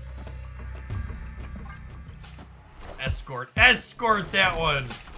Right on out of the room.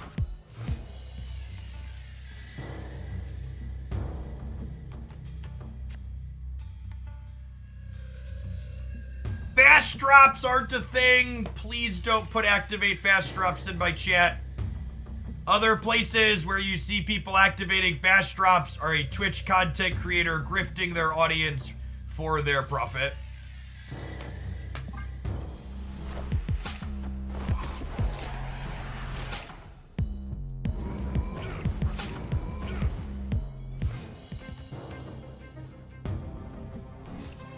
It's reportable, right? Unfortunately, I don't believe lying outright to your audience is reportable.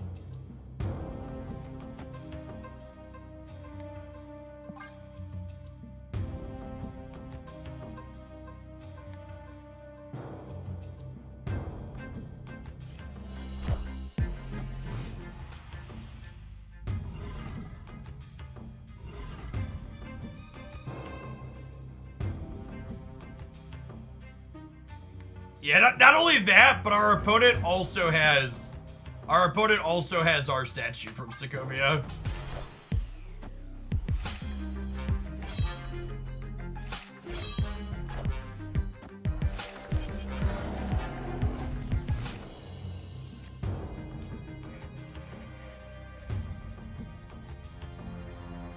Are people still claiming fast drops are a thing without irony? I mean, those people, if pressured on it, will tell you, haha, it's a joke, just take a joke. But they'll also have commands in their chat that imply that it's functional.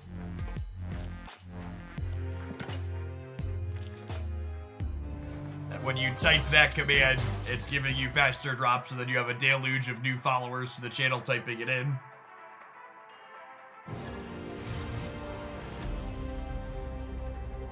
Veiled and gaslighting comments of it's just a joke and everybody knows. Yeah.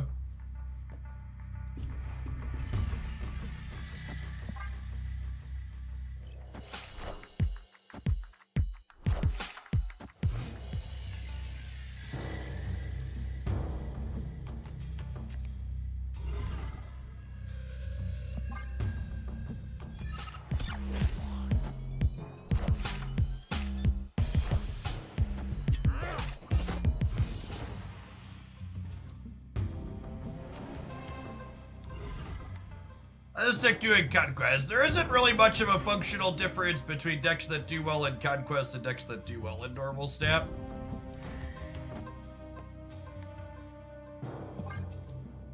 We did finally draw our deck. It is accurate. Honestly, I should probably snap them here. It's pretty good.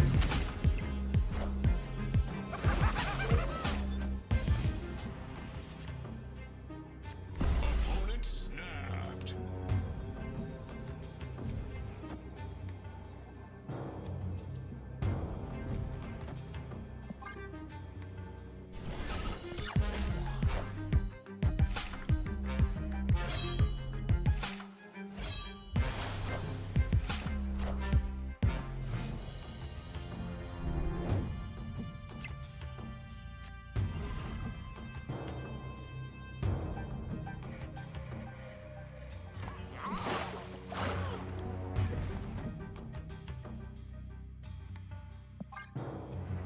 That was, I have a Jeff for Luke Spar step back.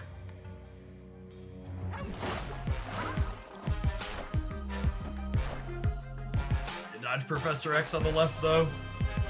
Pretty sure.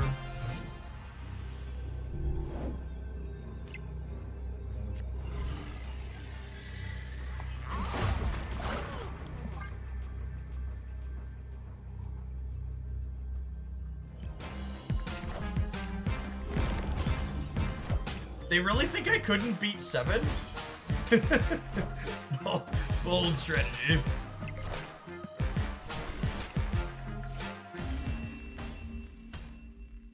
Victory.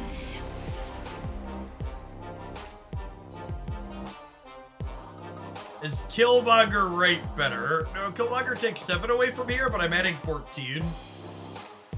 Plus, Killmonger kills my Nico Minaru, which means I'm not winning here.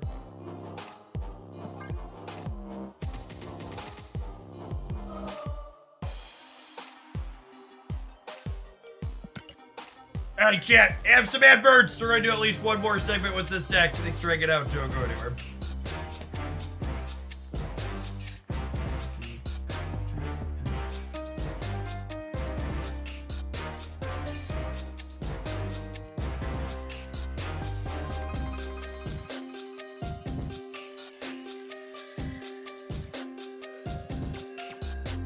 Yeah, it's like genuinely pretty reasonable.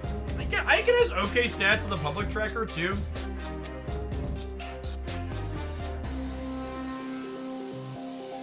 Sorts of things.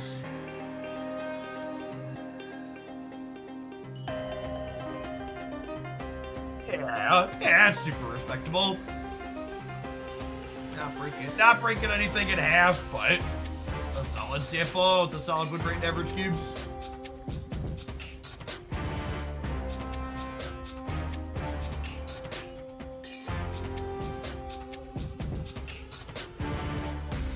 That's actually a testament here. This, Rogue is what I was playing before Red Guardian, and that is much, markedly worse. I might even deserve a tweet here.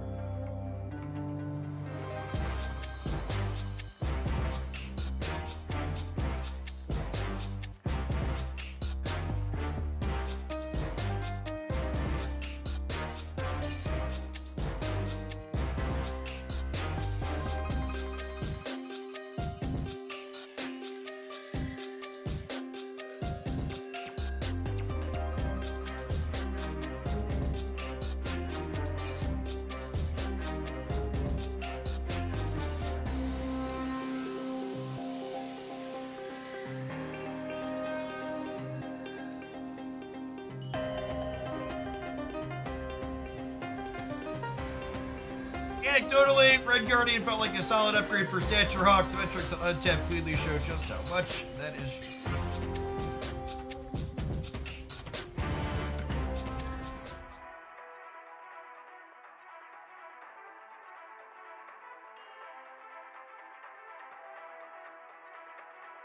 She-Hulk, Infinite, Lady Deathstrike, Ramp. I don't know what that is, Chocolate Chip Cookie. You gotta remember, I play dozens of decks a week.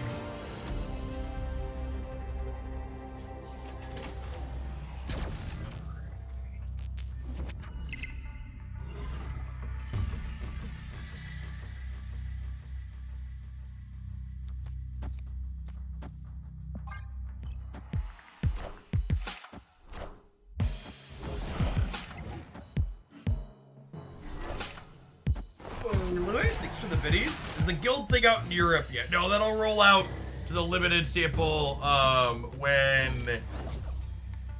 what's it called releases. The patch happens. Do you enjoy playing as many decks as you do, or do you feel obligated to do it for a better viewer experience? I think variety's the spice of life. I think Marvel Snap's a better game when I'm not just hammering a bunch of the same thing.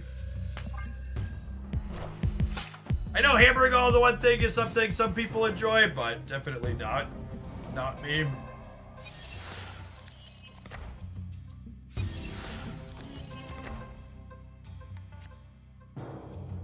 See, data mine stuff regarding the clans. I did not. What do they got? What do they got in store?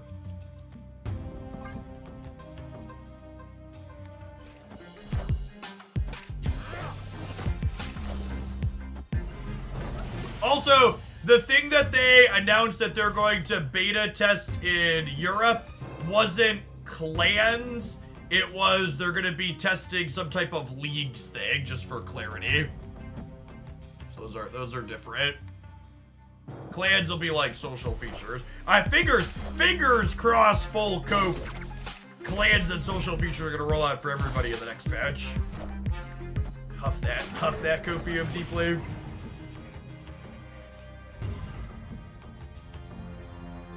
Then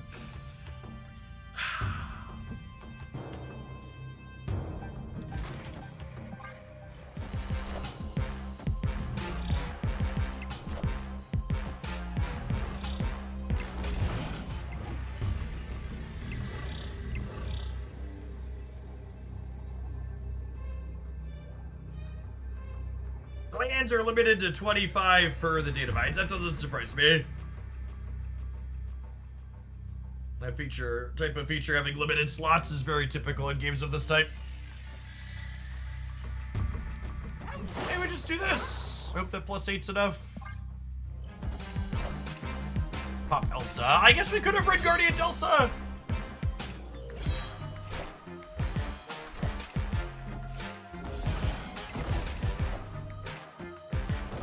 Good.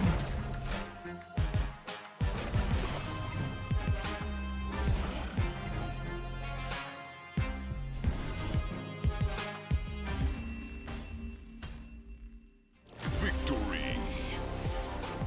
In-game effects.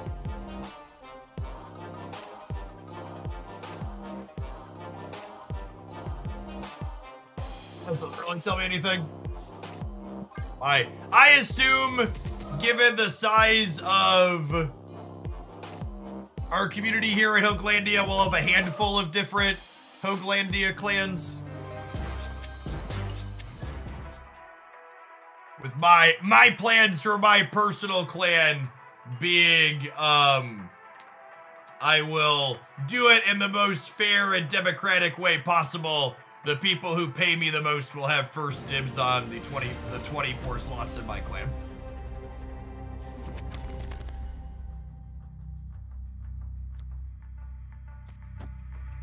Oh, snap.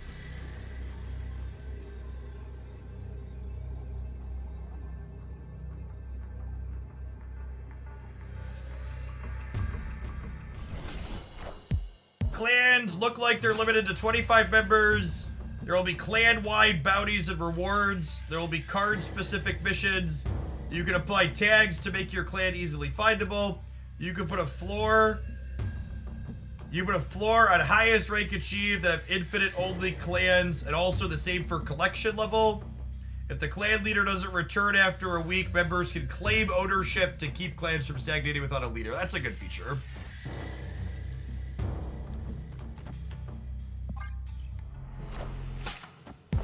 Afternoon Plunder.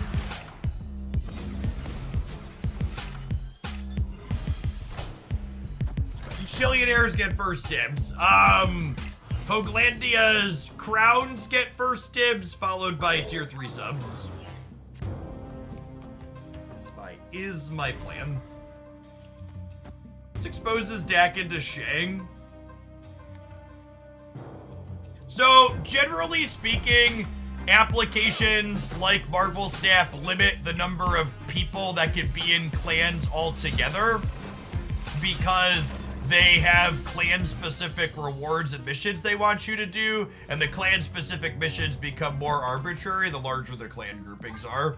And they don't want them to be completely arbitrary. I think we have maybe 5 or 6 active Hooglandia crowds that play Snap regularly. Darkhawk has 4 power. Yeah, my Blade has 1.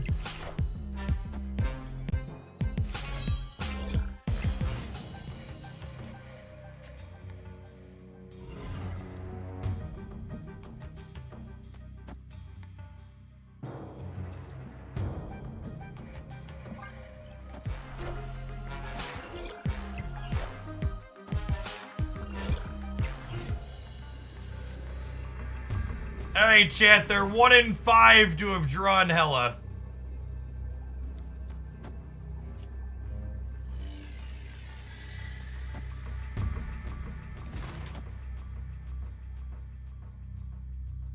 We lose every time. I have to spread out and play for all 3, so we beat them drawing a different 6 drop.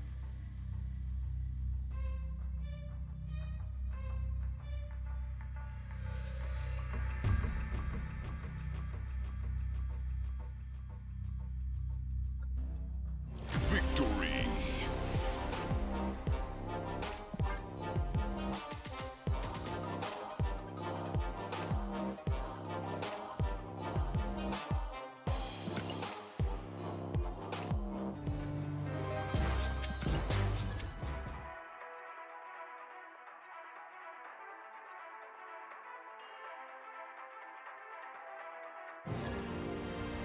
Oh, am I liking the Sunday stream? Well, based on the noises in the rest of my home, it sounds like the children are largely behaving for my wonderful wife, so it's going above expectation so far. How does this game work? There's 3 locations in the center, and at the end of 6 turns, you need to have the biggest numbers in 2 of the 3 locations. This is the kind of fundamental baseline that Snap has.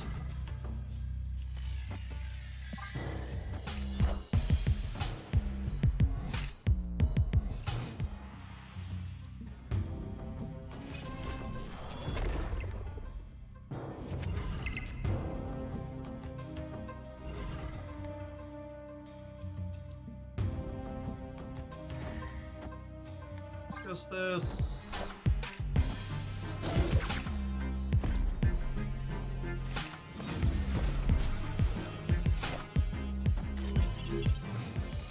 This game is on PC and mobile and is cross progression between the 2.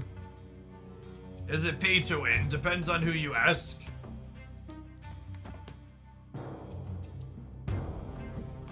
It is a game that you are allowed to spend money on, which to many people means that it is pay to win.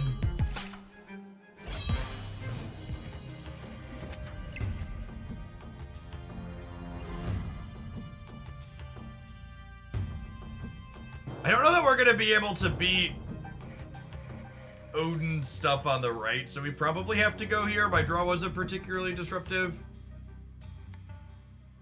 You play Pokemon TCG. Yeah, if you're happy with Pokemon TCG and don't think that is pay to win, then this is not. It's not a game where you can spend money to make the numbers on your cards get bigger, I guess would be an apt description of it.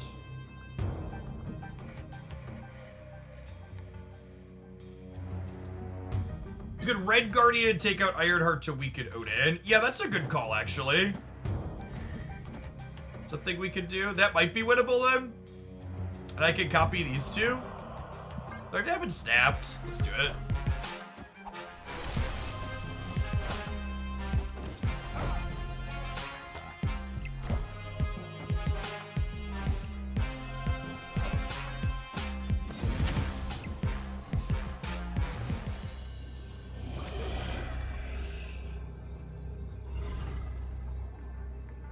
Yeah. Thank you for the tier 3. appreciate the upgrade. Should cover me until clans come. Fingers crossed. I really hope they hit social features this summer. This was a 2 energy card, yeah? Or a 3 energy card? No, this was 3, this was 4, this was 5. I think this was 2.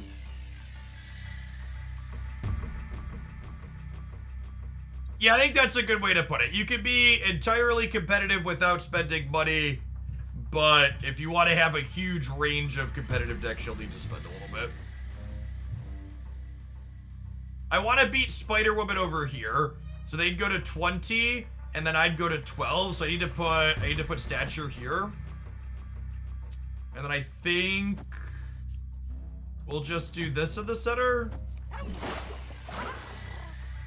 Hazmat. If there has... No, I think they would have hazmated here, yeah? Corliss, thanks for the gifted sub, appreciate it. Hey, just do this and play for all 3. They're also limping in here, so I think we got a decent shot. So this is a 1 and a 2 then. And I've got 10, 13 in the middle should be good.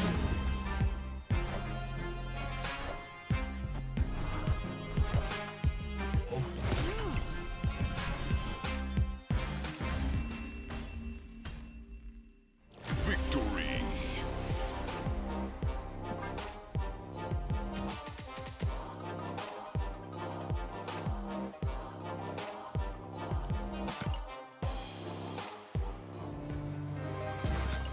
Yeah, download it. Just downloading Stabs definitely the best way. The best way to check it out. The onboarding tutorial is really good. Pan in. You know, chat, I should really make a point to call out that I'm going to give tier 3s favorable positions and clans when they go live periodically, because every time it comes up organically, we end up getting 2 or 3 people that upgrade to tier 3. Thank you, Hooglandia Whales. I appreciate the support. You all are great. And for people who aren't whales in Hooglandia, like I said, I have to imagine when the clans feature goes live, we're gonna have like a pinned document in the Discord server with like Hooglandia guilds. Honestly, probably 1 through a dozen or more. Or we'll coordinate getting people together in active groups.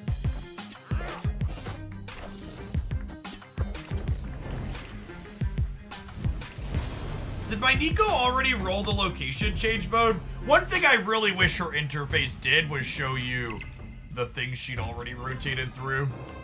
This is a great draw against the average Magic deck. Yeah, it did. Okay, I thought so. So Samurai hits the lowest power card always, so it's going to discard the Shard, which will double deck its power. Hopefully it takes an Iron Man away from them if they're the Tribunal deck. Ooh, Shadow King. Okay, so probably the Mill deck then? Yes, my Discord server is open to people who subscribe in any way on Twitch or on the YouTube side.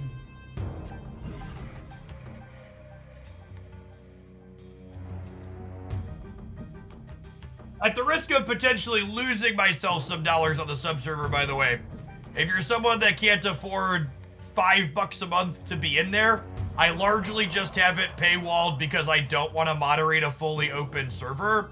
There's a $1 membership on my YouTube channel if you want to throw me a buck to be a part of the Discord community at a lower rate. How do you get gold cards? So the gold finishes and the ink finishes happen when you split cards more times. Your first chance to get one of those finishes is the 5th time you split a card.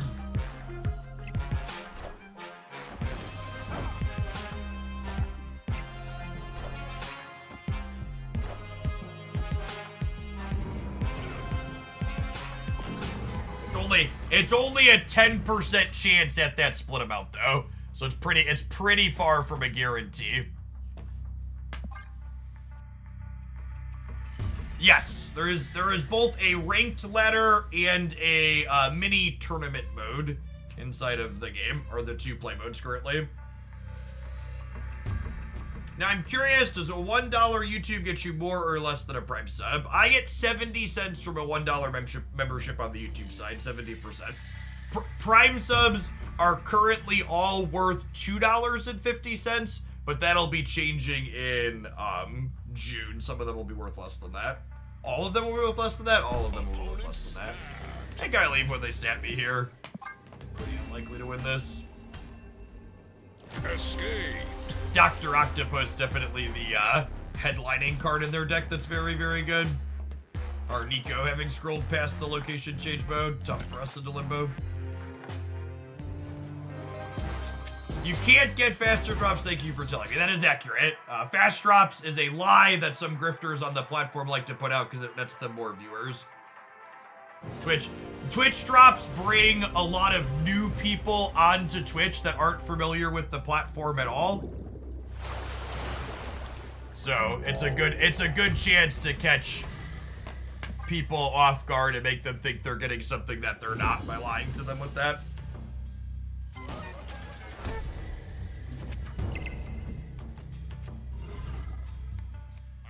Are tier 1 to 3 subs a percentage cut, or does it increase for higher tiers? So, I have what's referred to as a premium contract with Twitch. So I get 70% of all subscriber revenue regardless of the tier.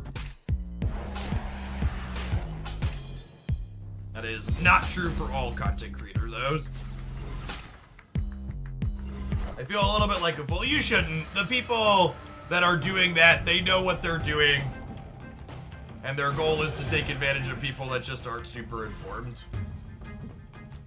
Don't feel bad. They're trying to exploit people.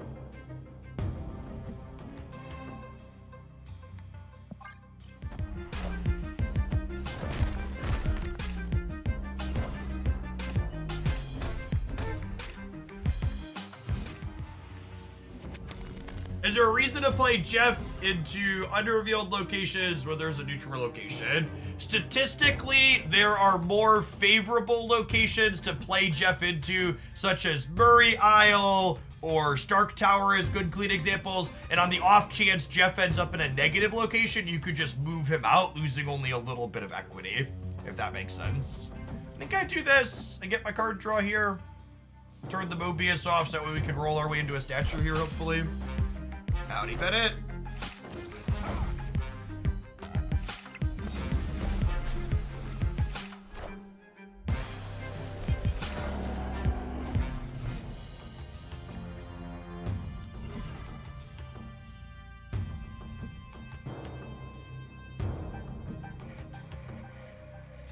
So, it's important that I play 2 cards this turn so we don't get the Void Annie to cross. I think I'm playing these 2 and then hoping to win the 50%er to draw stature with 2 cards in my deck.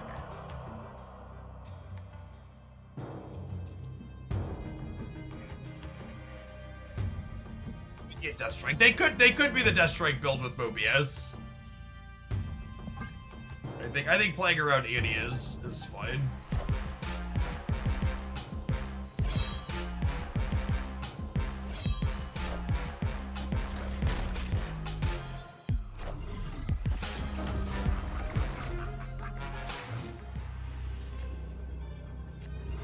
Oh, never lucky rubber ducky.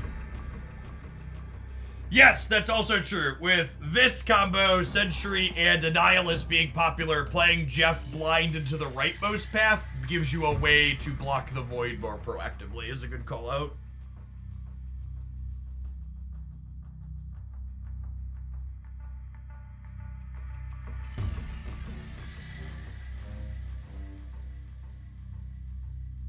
I think this is a retreat later game.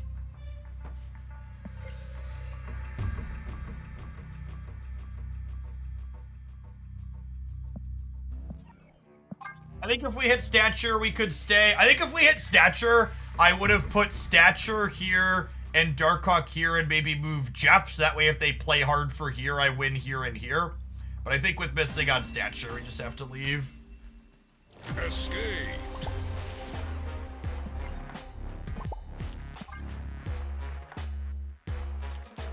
What's going on, Goldjack? Yeah, I got drops going on.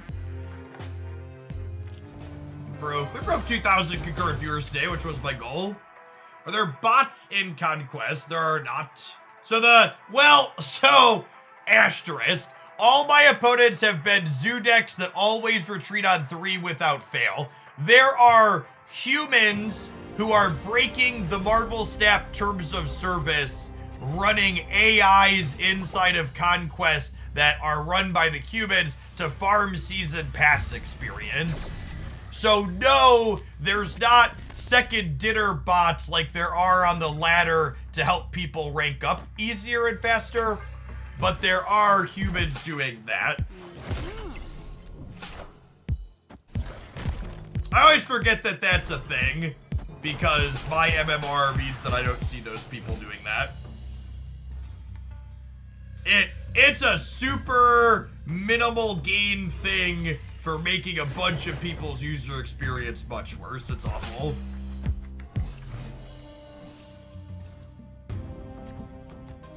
Yeah, other people talk about it happening all the time, but I've literally never seen it. Because it just doesn't occur at my MMR.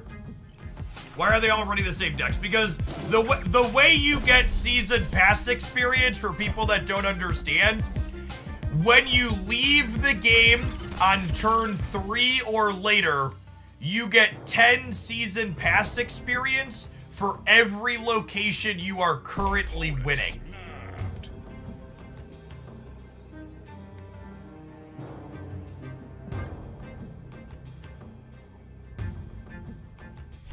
So they play a deck that can easily win priority, and then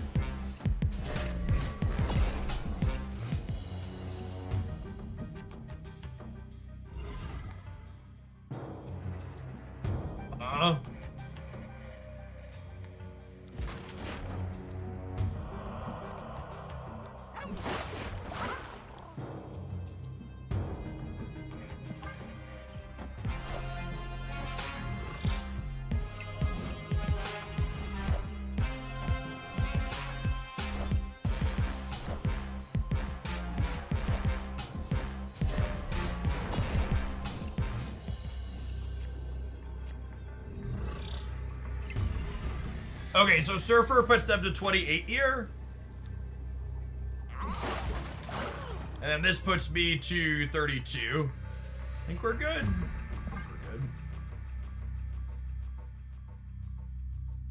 If you like the current game modes are enough in terms of longevity, I think the game could benefit from sealed or draft. So, sealed and draft and limited formats are one of the things that more invested players always ask for, but don't realize that they are not particularly popular among the greater, more quiet audience. Those types of game modes really struggle in other card games like Hearthstone and Runeterra. So, Second Dinner has confirmed that we will definitely be getting more game modes. Oh, I forgot about that. I forgot they could absorb Man too. Now we tie and I lose. Rip. Close game. I should have put Demon here last turn, and then we would have won instead of the Jeff. I got distracted. Second Dinner has confirmed we will be getting more game modes. In fact, this year, it's on there coming soon. I would wager we get a new game mode before 2025. However, it will almost assuredly not be a draft mode.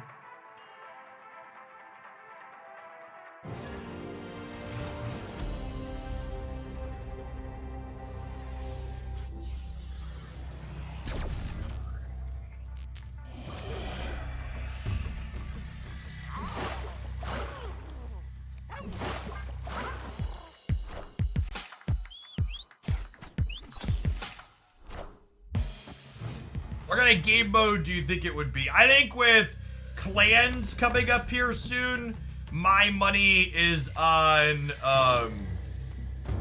if I was a gambling man, and I sit here playing Marvel Snap, so I'm clearly a gambling man, my money is on, a team game mode.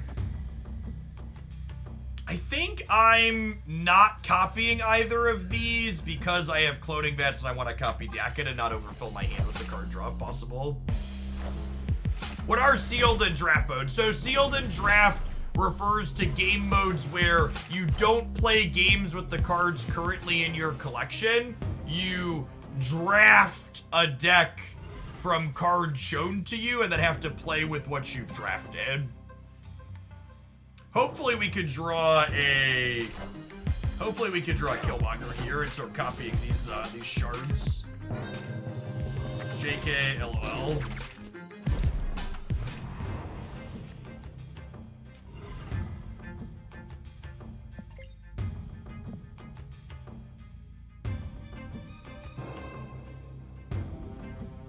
Man, that really sucks. We lost the 50-50 to draw Silver Samurai versus Black Bolt, and now they get to Baron's Emotes again here, so I'm just never gonna draw it.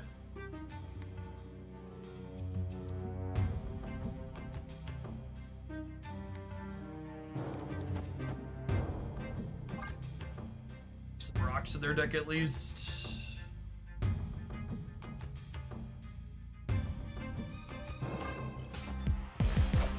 Oh, I guess that's fair. I could have left it in my hand. Yeah, my brain's bad. I connected one of those dots, but not the second.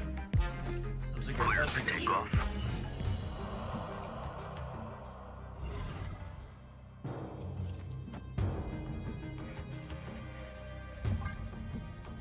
We get to dodge Shang-Chi on the last turn here, though. We might end up winning this despite my mistake. I suppose they could Doc Ock me, and then that could put my Darkhawk into play.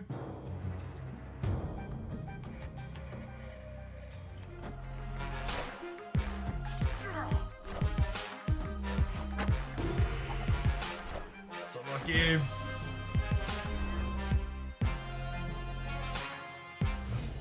I think that kills us.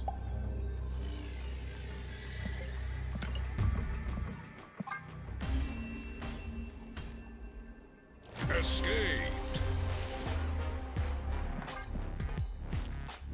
If I would have kept this in hand playing to my Samurai like we talked about, we would have maybe had a shot. I could have played for all three. The Avengers compound was not great, is accurate.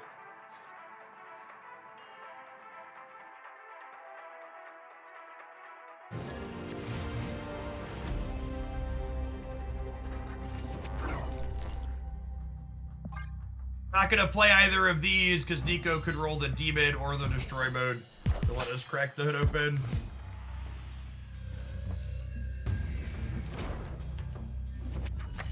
That's awful for us. Nova means our opponent's playing a card called Killmonger that will blow up all the 1 energy cards.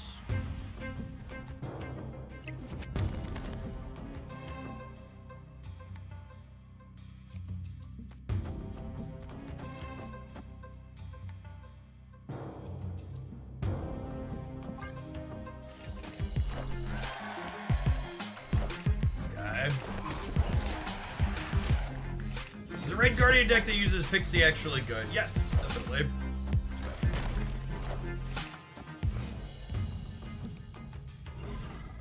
It's very, very good performance metrics. I played the Korg into Mojo World against their Killmonger deck because I wanted to have priority so I could have the option to Killmonger their Nova before they put more stuff into play. But the way my hand has worked out, I think I'm going to DAC it into Samurai now. Although I don't know that I can compete in the middle long term, so maybe that's not. That's close. Or are they Killmongering this turn? Cool, that's great for us. The opponent pulling the trigger on Killmonger proactively is stellar for the home team.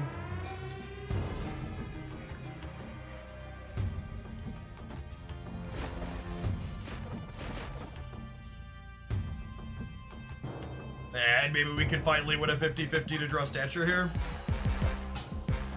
Oh, do they have death here alongside their carnage? Could be the case with the squirrel girl dying. I just saw the poster. Cool.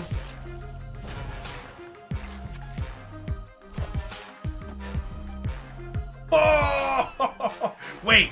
Oh, was their only card in their hand? Okay, cool.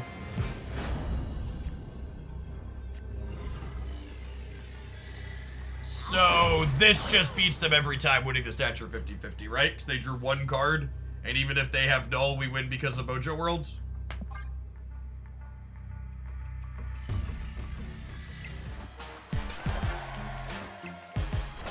Oh, it was only 12 to begin with. Oh, I guess Hood died, yeah. And this was over here. Let's say Zola Killmonger. Okay, yeah, this line did lose to Zola Killmonger. It's a good show. I think Red Hulk will get a Nerf Hammer. A comment from Glenn Jones in the team answer section implied that Red Hulk's probably going to get tuned down a little bit. But I'd also expect tuned down Red Hulk to be similar to tuned down Blob, and that is still just a very playable 6, yep.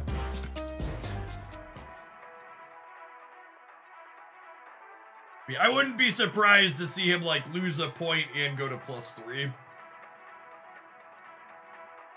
That makes him a 16 in most games instead of a 19, and 16 is still pretty big.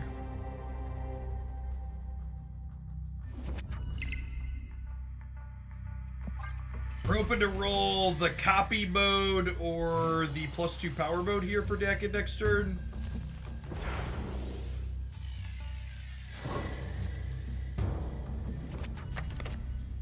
Perfect.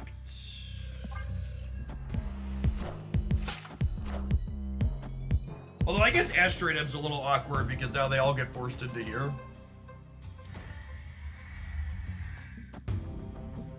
Although that's fun now. Now I can play a different 3 next turn. Ooh, can I win this coin flip? Priority coin flip. Ah, unlucky. So priority determines whose cards flip up first in a game of Marvel Snap. And generally speaking, if it's tied, not even general, when it's tied, it's random. So we're both 6-6. If I would have won the random, my Red Guardian could have turned off their Angela. Think we still go for Red Guardian here? I don't know. I don't think it's likely it hits Hope or Angela. It's like Rock Slide, Maramasa Shard.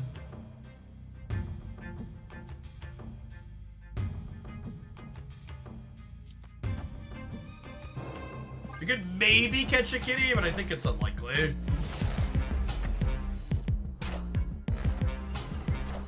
I just want to kick rocks into their deck, chat. Yeah, and end up getting super rewarded for wanting to just kick rocks into their deck.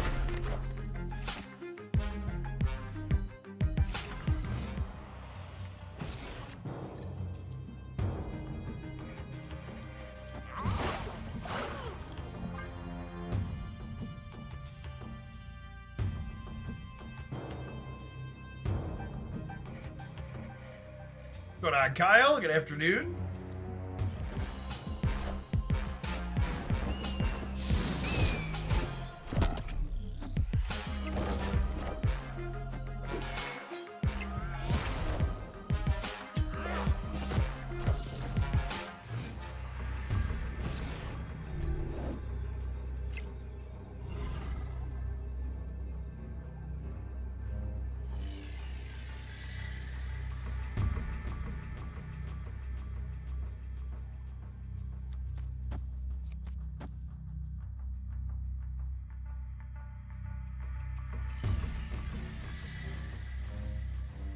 Do I move Jeff right to keep them honest? I think so. Gonna be at 16 in the middle because each of these shards double the deck in.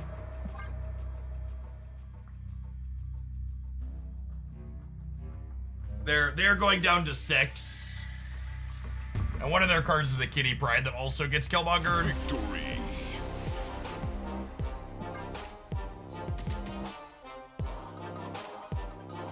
This deck like such a great mix of dash of interaction with a little bit of numbers. Have some adverts, gamers. We'll see you in 120 seconds. I think we're gonna do this one for one more segment before we switch things up. Thanks for hanging out. Don't go anywhere.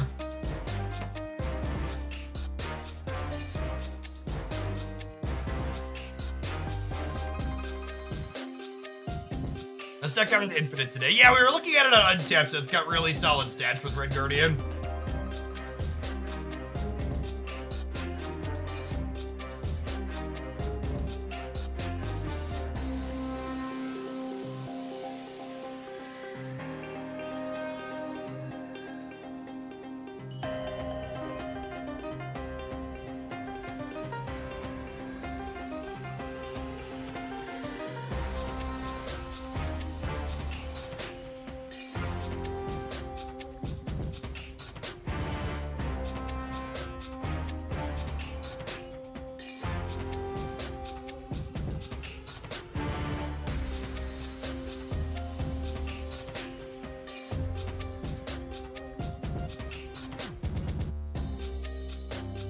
This is what I've been repeating a good bit because it's just mind-boggling, blowing to me that there are people putting out there that Red Guardian isn't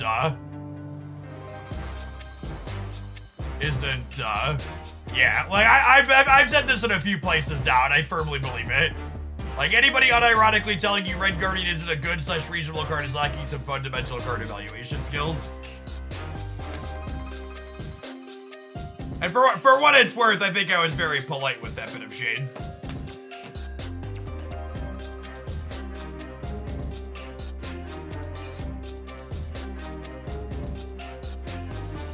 Corliss, thanks for the 16 months. Welcome back. I did see TLSG started posting some content again. I definitely resonated with him a little bit, talking about feeling compelled to content mill. It's one of the reasons why you'll note I've stepped back my edited YouTube content a little bit. And started performing worse, and I was like, I just can't content mill to keep it up.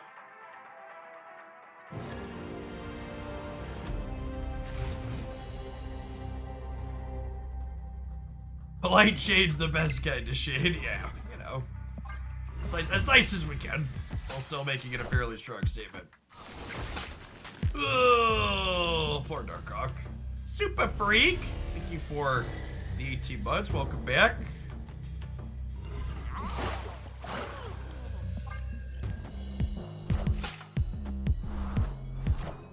Medusa. This is probably another low collection level gamer based on Iceman into Medusa. I mentioned this a couple times today, but I'm kind of genuinely shocked how many low collection level pair downs we've had. It's been a while since I sat and did a long ladder day. There have just been a lot of people.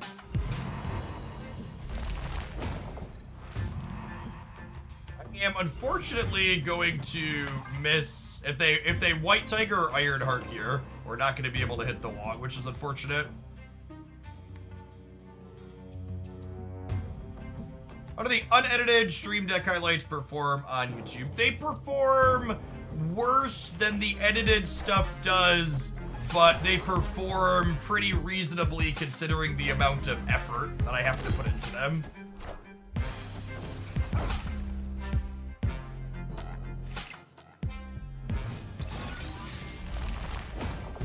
They're good. They're a solid return based on the amount of work that I have to do, if that makes sense.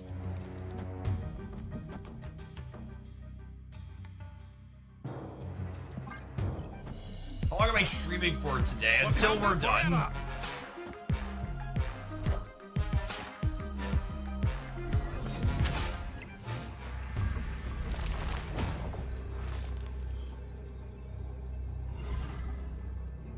Okay, so if they Odin, they go to 29.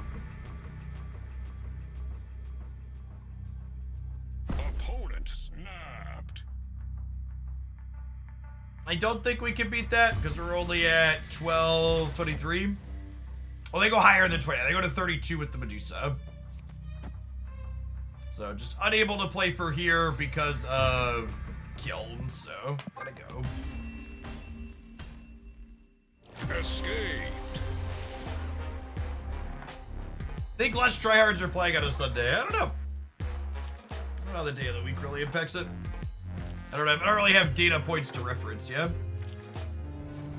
I personally think the unedited gameplay content that I pull out for the Jeff Hoogland YouTube channel highlights my strength as a content creator better than the edited videos do. The edited videos allow me to showcase a specific deck and are more an entertainment factor, whereas I think the unedited cuts of good runs are better for allowing me to teach people how to play Marvel Snap better. Getting to see the snaps and see the retreats and not just the highlight content helps people improve more. And I think one of my strengths as a creator is that my former teacher shines through frequently.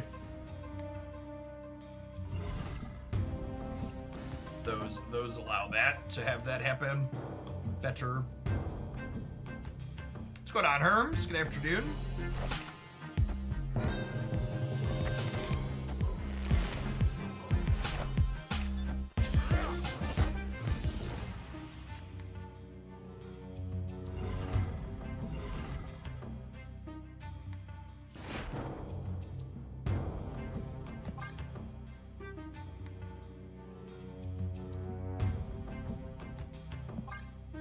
I am aware that Hawk's ongoing power is passed into Krakoa, yeah? They're also a Shang-Chi deck, though. That's close.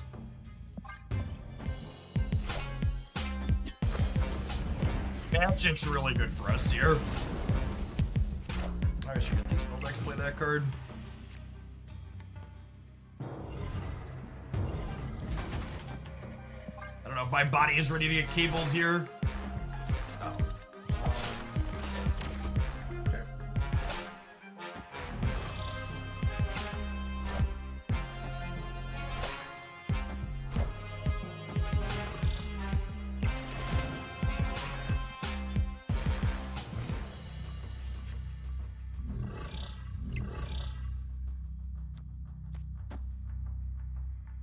Alright, hopefully their lowest power card is Shang-Chi here.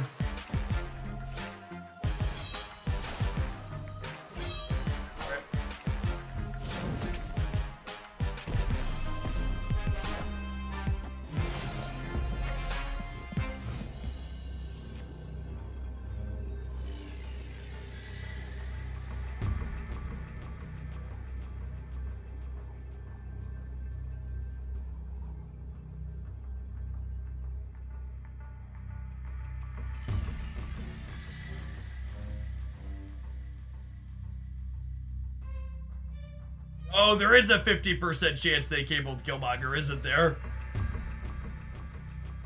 That's a good call out.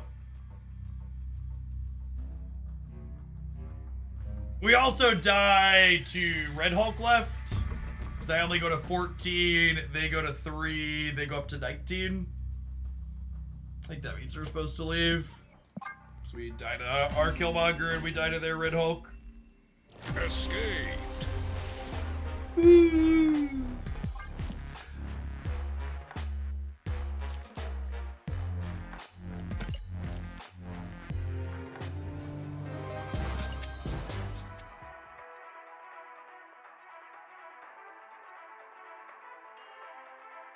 This mill deck definitely gets to firmly wear the crown of worst Marvel Snap deck that's ever had an incredibly high play rate.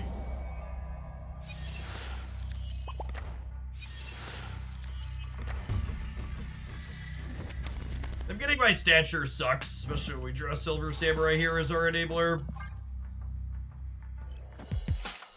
Worse than Galactus. Sorry, you're misunderstanding what I'm saying. By worst, I mean worst performance rate, lowest power level. So old Galactus was popular and had good stats. That's why they eventually nerfed it. The performance metrics on the mill decks are quite mediocre.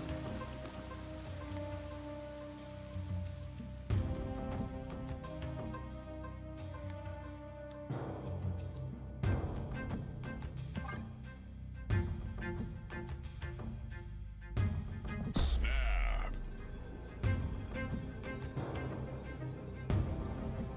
Spira, thank you for the third of a year. Welcome back. Wind, aid my hand. So wait, if the center turns into a flooding... Okay, cool. So...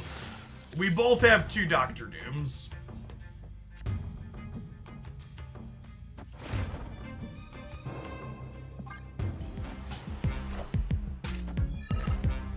Got him.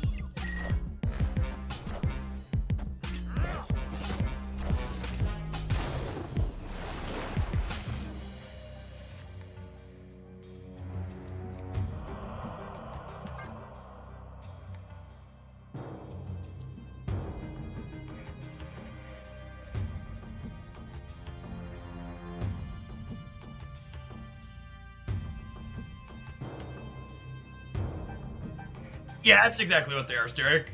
Like Storm, Doom, control style things spreading out around the board.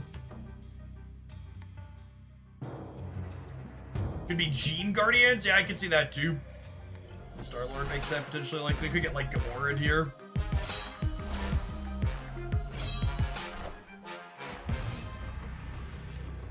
Oh, they played full price stature. That's good for us. Oh. Does this beat Goliath? 14, 17, 11, 17, we win the breaker. Does this beat Gamora? Gamora is 12, 18, 21, and I'm only going to 11, 19.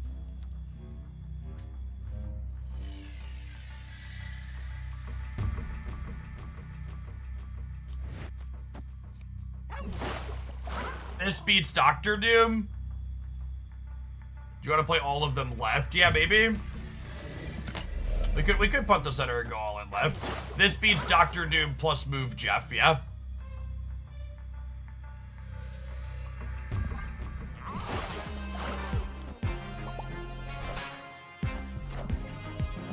Covered.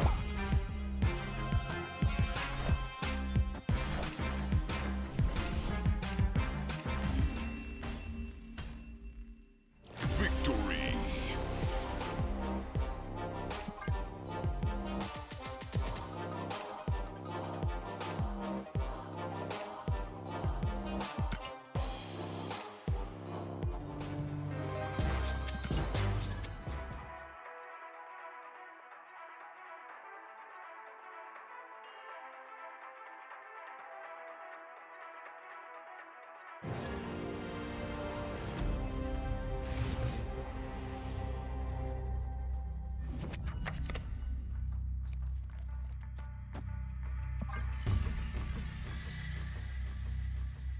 Tried Toxic Sarah Control with Red Guardian. I'm not a big fan of the decks that just like are 0% into an opposing Luke Cage.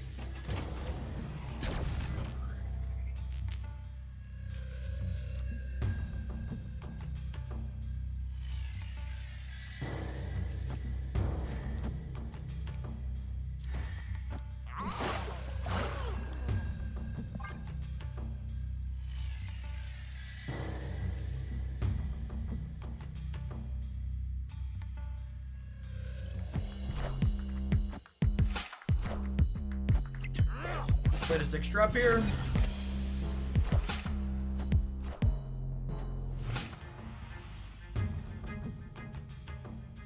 Oh, snap.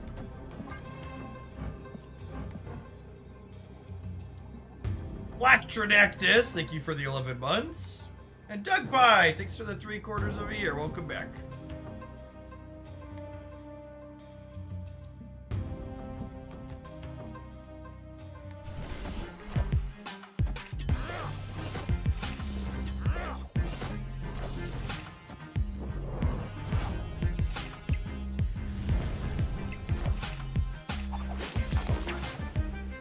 They must have just drawn the Human Torch, yeah? I would like to shred your hand, doo-dah, doo-dah. I would like to shred your hand, oh, the doo-dah day. But yeah, doing my Cerebro 2 deck to finish the weekend missions. Yeah, I've seen a bunch of people doing that. Cerebro 2's in a generally solid spot right now.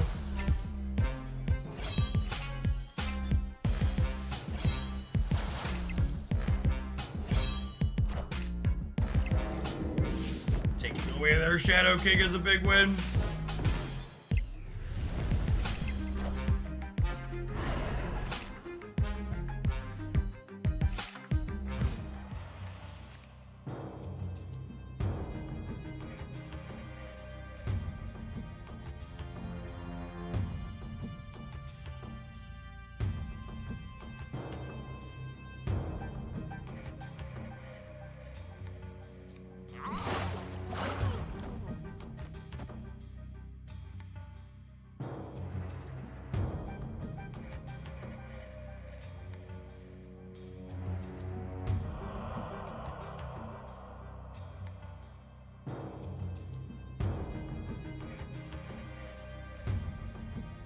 Yeah, Killmonger would be great.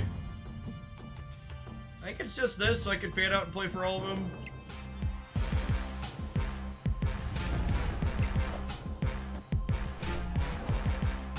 Oh, wow! My Black Bolt would have gotten him.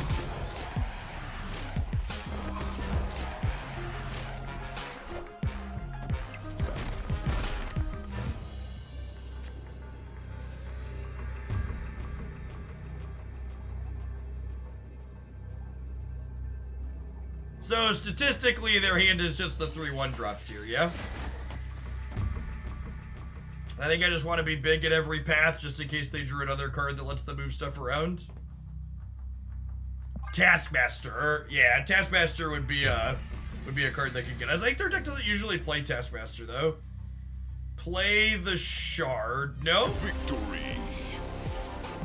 It's -1 into Kershaw.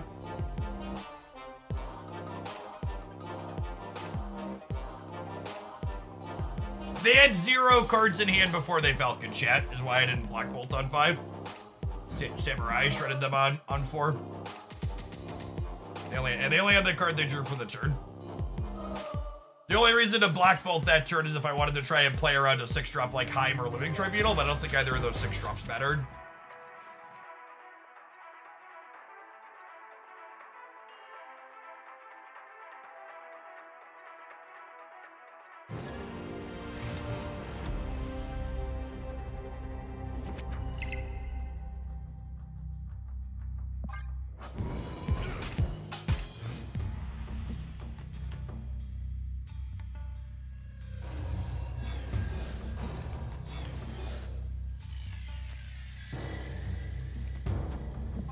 Some rocks.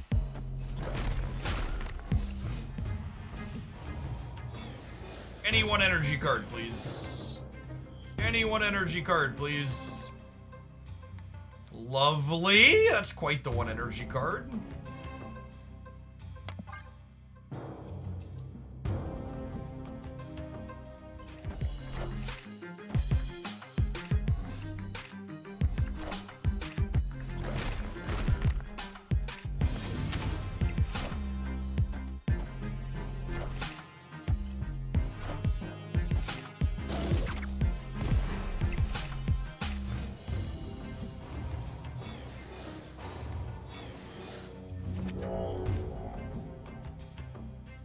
Their Red Hulk is only 15 at the moment.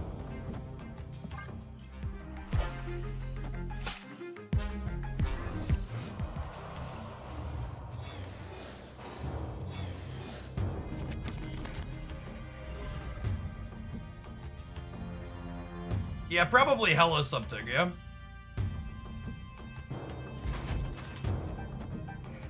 I think I do this, and then next turn I could go Darkhawk, Stature, Korg.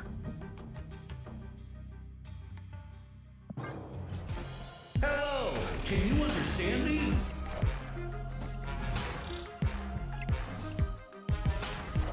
Howdy, double.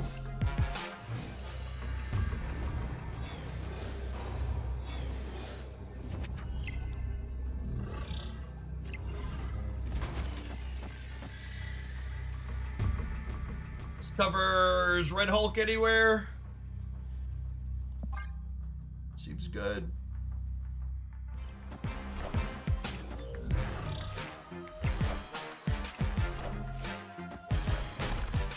They might have thought Red Hulk was winning left.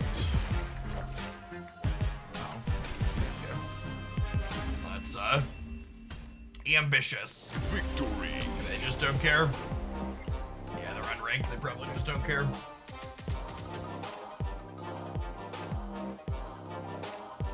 Not a big fan of Red Hulk. Red Hulk and Blob are some of the more boring designs Marvel Snap has pumped out this year. Or in the last year. I guess Blob was technically 2023, yeah.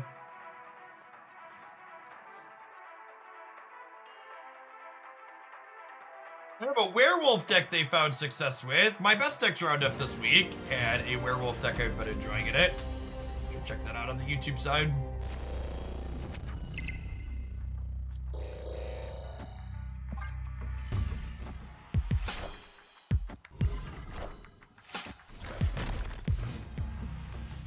Giganto needs a buff. Yeah, probably. Oh, that's unlucky. If I would have known that was coming, I would have, What are the odds they're playing a card that punishes this line? Low? I think the answer is low. Snap.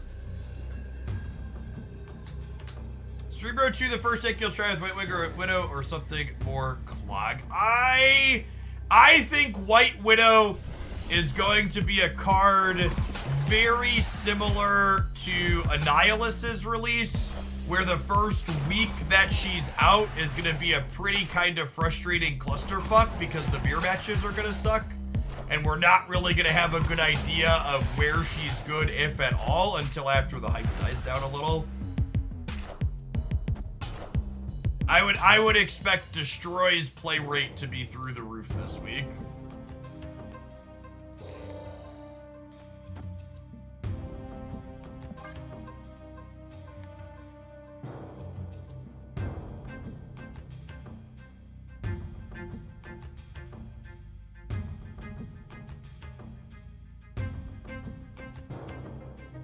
I think she's worth spending keys on. If you don't have Nico Minaru, next week is a great week to spend your keys. Or this week's a great week to spend your keys.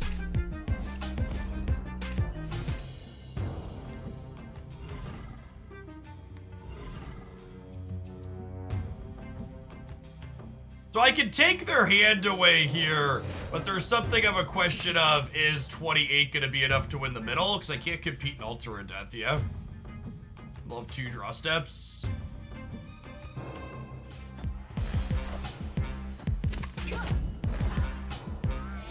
That one doesn't matter.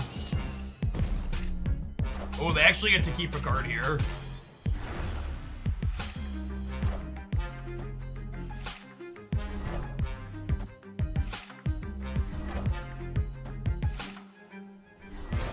So their last card is more expensive than 3, most likely.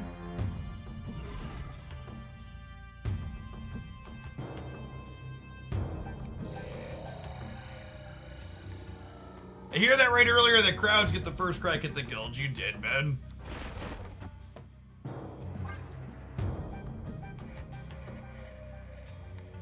Who's next week? I believe it's White Widow, Nico Minaru, and Snowguard.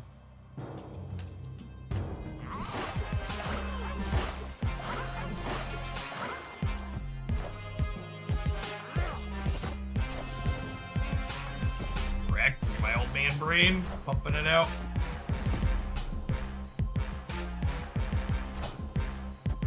Unlucky. I can't believe that didn't snap me.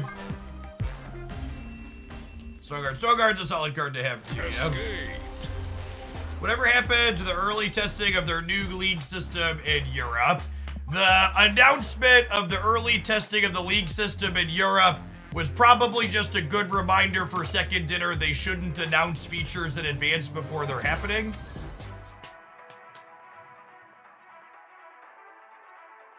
Because when they announced it, they said late April, meaning after the patch coming on a week from Tuesday. If you're ever wondering why they don't announce things until they're happening, comments like that are why. It's very difficult for most people to keep track of anything that's announced in any amount in advance.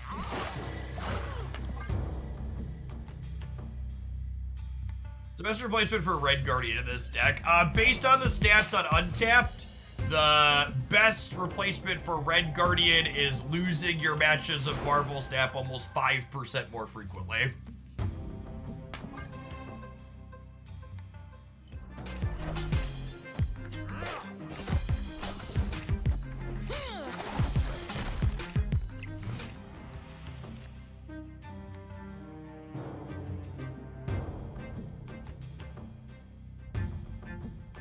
Rogue's new name is kind of a mouthful. Yeah.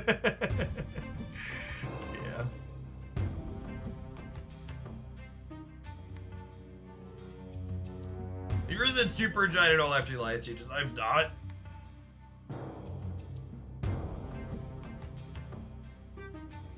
Man, I want to Killmonger, Hood, and Parasocial, but then I'm not being very resource efficient this turn, which sucks.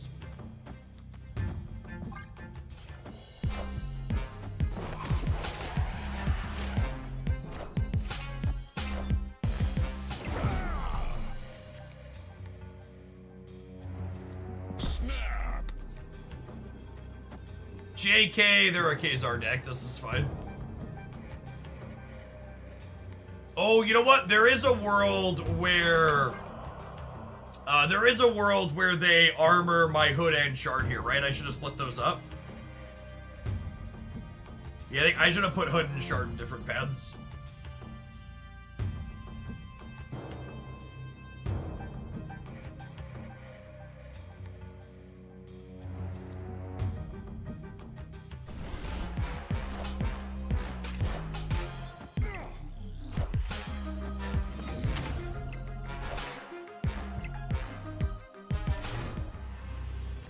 Telling Red Guardian here is big game. Okay, so let's assume nothing else on the board changes. I do this. They're at 13 here. I'm at 820. What's their biggest play? They play Onslaught would tie me. We beat Blue Marvel. Onslaught Right's a possibility.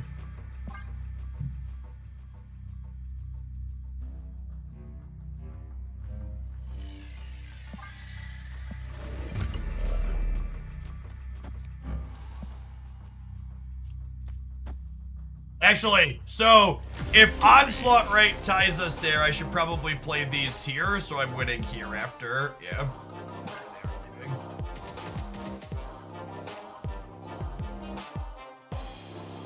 Ooh, top 700 gamer chat.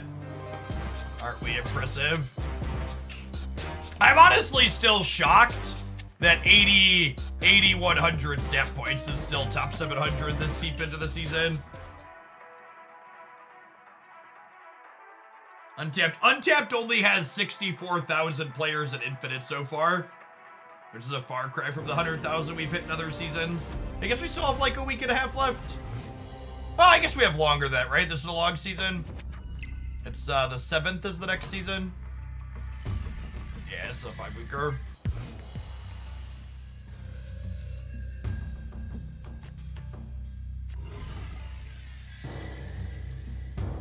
So Asgard is gonna be somewhere other than here.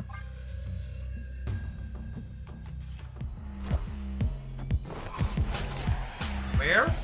Who knows?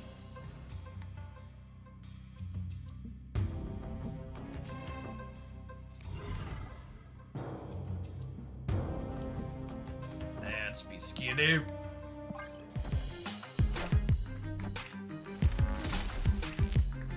Are decks kind of sad to Sandman decks?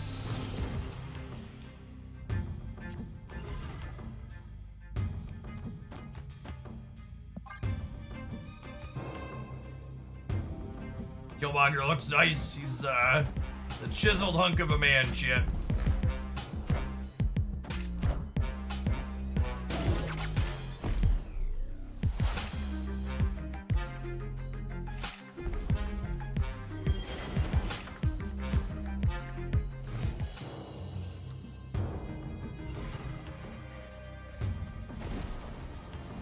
If they owed me this turn, can they beat, like, Jeff plus stature next turn? Or even just Darkhawk?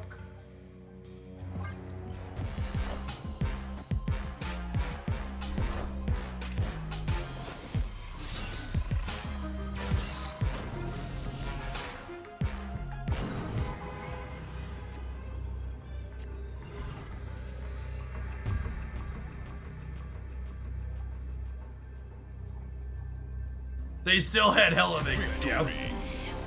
The Black Bolt made Corvus slightly more likely to hit hell, I suppose. I suppose.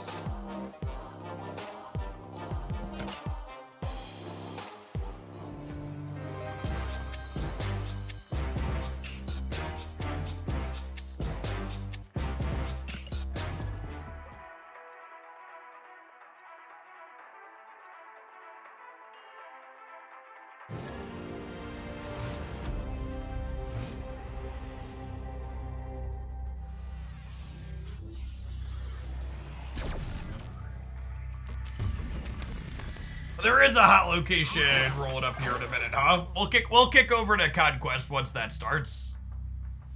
Play the ladder for 4.5 hours, but I ain't playing a feature location, champ. You can't make me. I think someone earlier said the feature location was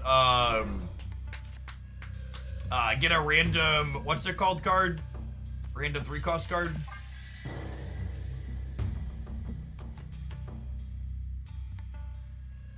So most of the decks I enjoy playing dislike getting extra cards added to their hand.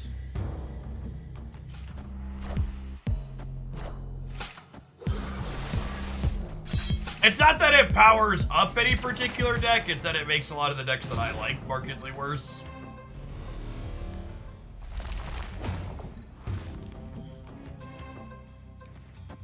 I would like to punch X23 in the face, chat. Snap.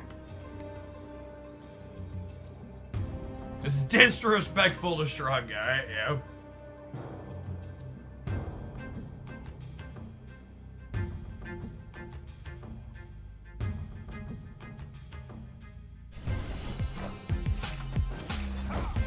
Booper on the nose here real quick.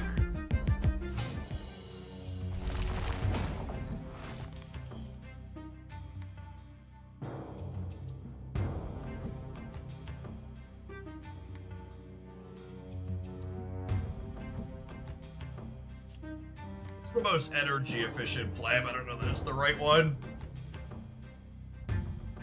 I missed the imbalance patch. Yeah, I was a little sad we didn't get an imbalance patch this month. The last one was really good and the first one was solid. Hopefully they return it, babe.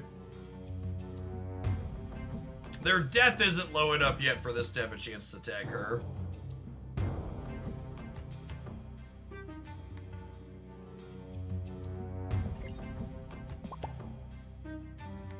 Just the emote for opponents like this now. What does imbalance patch mean? So imbalance patch is a thing they've done twice now, where for 1 week they make temporary modifiers that are deck building bonuses. So like, one was you play Avengers or X-Men together and they all get a little bit bigger, for example.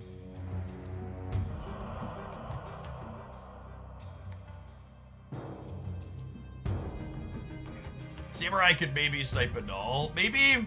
So I have to decide, do I want a Samurai or do I want stats from Dakin? I think I want stats from Dakin based on what's happened so far on this board.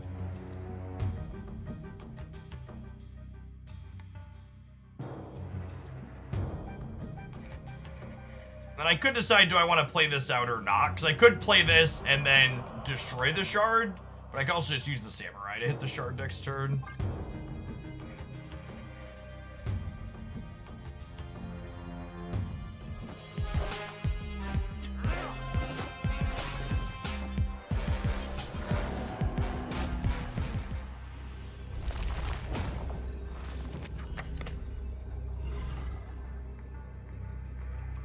This draw is the downside to... This draw is the downside to not playing the Nico last turn.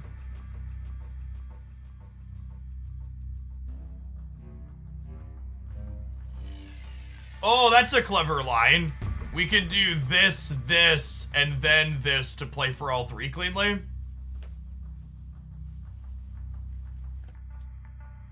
We'll lose to Annie middle plus a bigger thing here, plus another thing here, but that's fine. Seems unlikely that they have a one drop like that. Oh, we could lose to Hood. We could see like Hood plus Annie.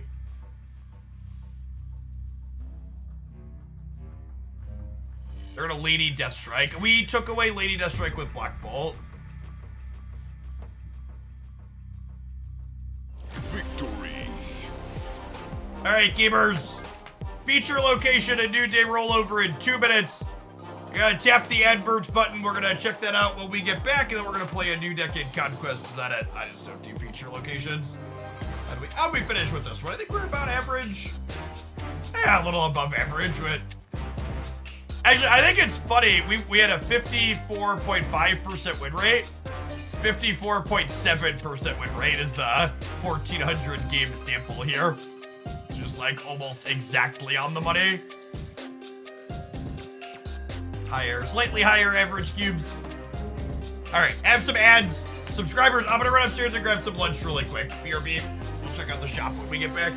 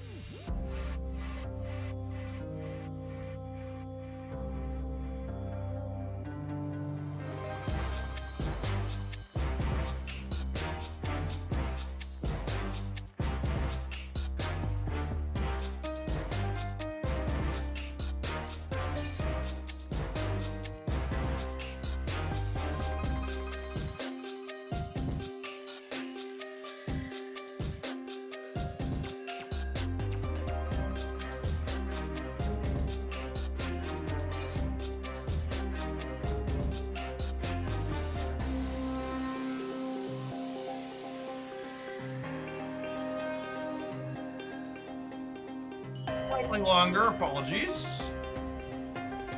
All right, bro. You finally gonna take some of my money? Is there finally something worth buying in my shop? Spidey Man, thank you for the brand new primer. Appreciate it. That's okay. Maybe shrug. Dark Cosmo's not bad. Probably best in class for Cosmo.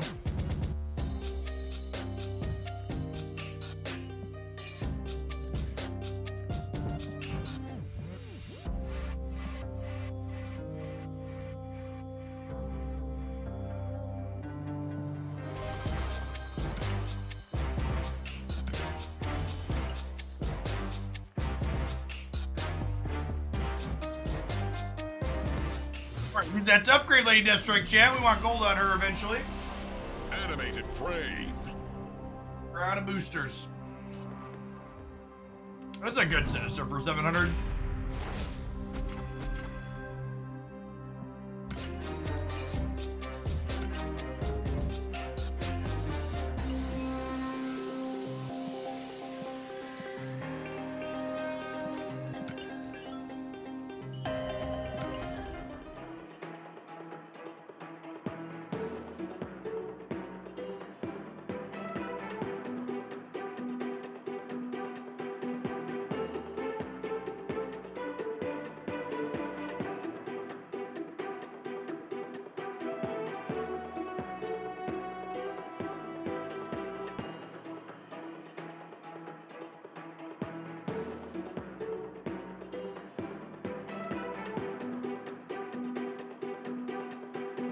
How does one acquire so many keys?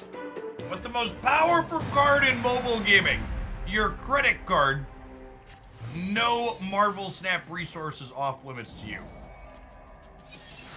Yes, they changed the fast upgrade section. So, the previous fast upgrade section was rendered irrelevant when they added the ability to spend gold on boosters directly. So the fast upgrade section now no longer charges you for the boosters you're missing. It just lets you upgrade at the base price while missing those boosters.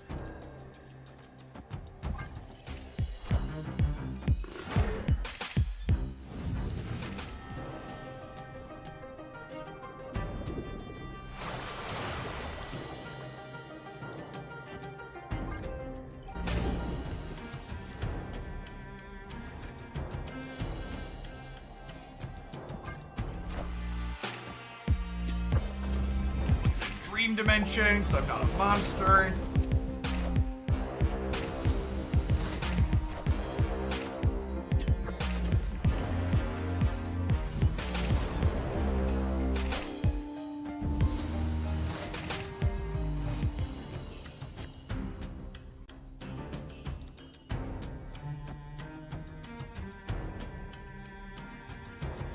I'll take their Wong away, however, though, because I am a monster.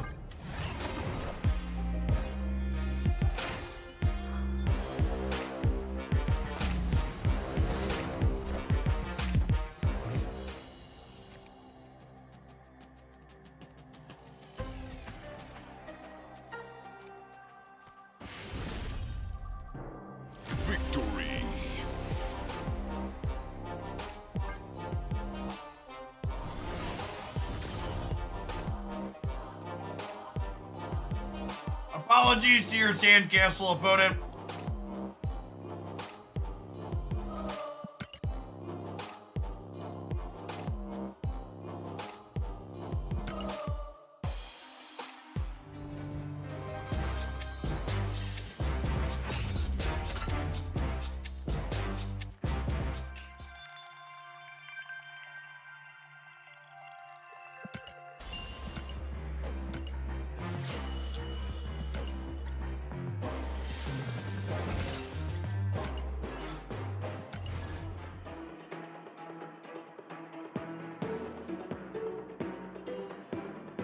I've got 165 keys and 165, I assume 165k tokens. I'm a megalodon.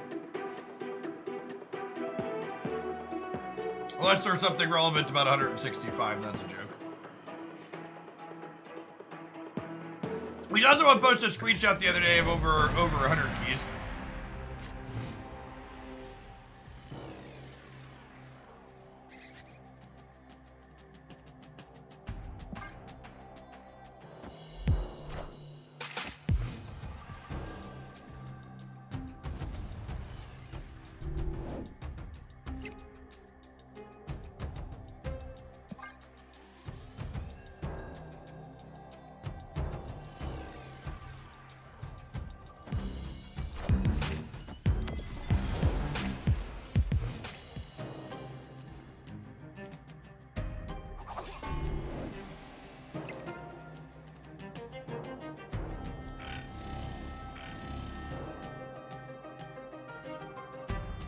And the board space to play this card?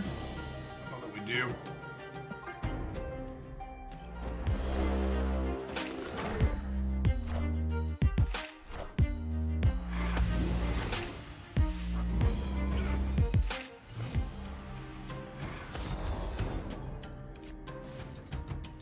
How's chat been behaving? Genuinely, they have far exceeded my expectations.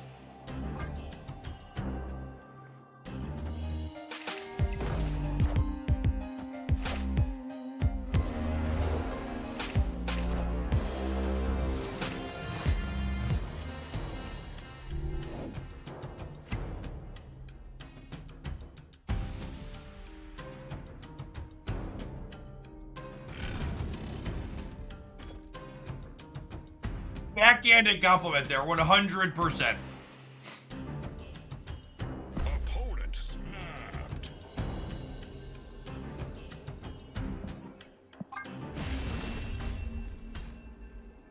Escaped.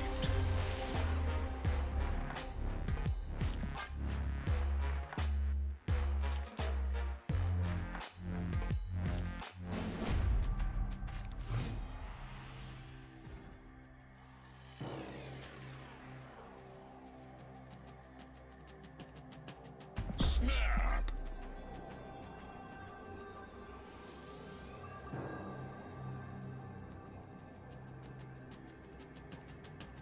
Time Lurker, it's great to be able to understand. It's great to be able to chat and understand strict moderation. Yeah, it's a heads up. If you're someone that lurks frequently, you can chat pretty regularly with the old channel points.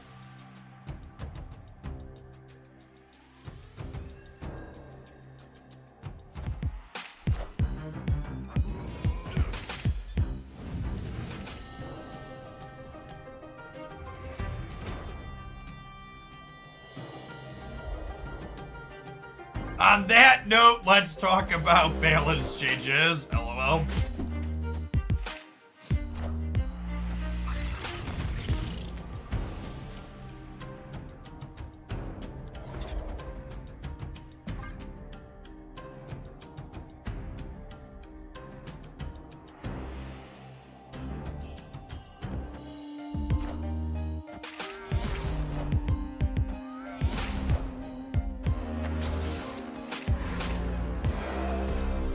Yeah.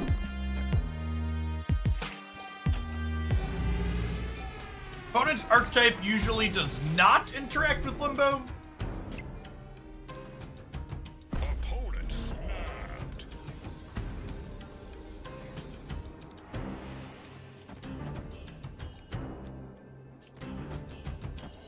Nah, I want to leave Psylocke so that way, we draw more Spain.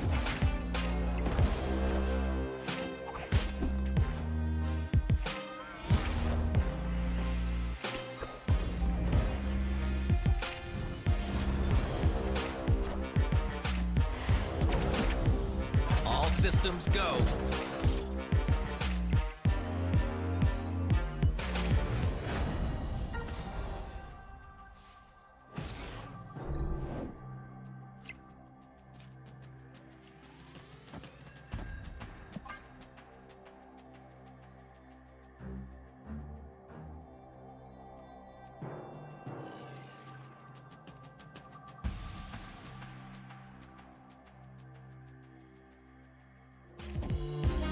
Friendly neighborhood Spider-Man here.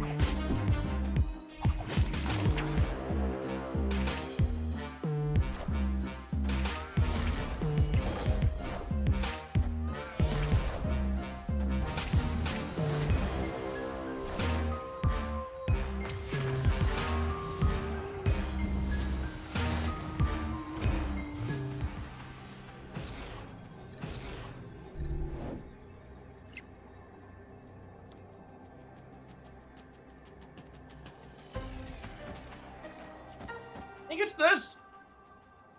I think I Ironheart before I Rogue, so I probably don't need that many more points in the middle.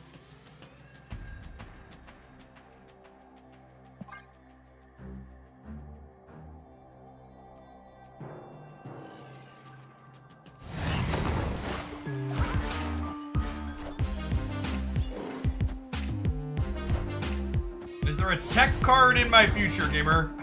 There is not.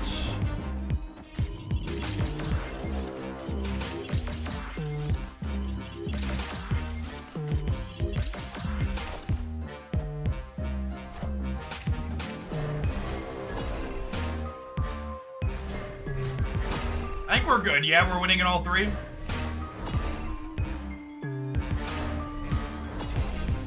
Higher, further, faster, baby. I think Sarah is useful in this deck. Yeah, I don't think there's a good cut for her. Basically, you kind of have to have a critical mass of good things worth surfering and good things worth negativing, and you have to give up some amount of those things to fit a Sarah in. And I agree with Steric that we kind of already use magic and negative as ways to cheat on energy. I find the deck more satisfying than standard negative. It's just different. I also don't think Mr. Negative has... I guess you could maybe make the argument that the Black Panther build is the standard one, but even that one kind of fell off a little bit after its Flash in the Pan week.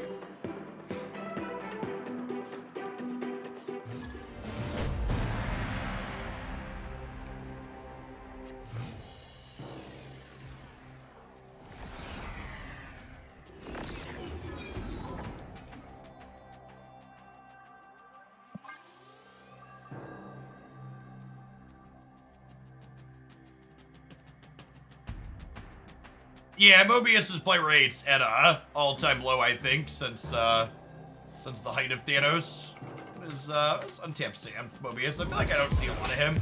He's mostly just in Pixie decks as an enabler these days. Is my anecdote. Untapped says still 11% actually. It's interesting. Oh, that's actually super interesting. So he's 5% in all of Infinite. He's 11% in the top half. And he's 14% among the top 10%. So it's a card that increases dramatically as the sample we look at narrows.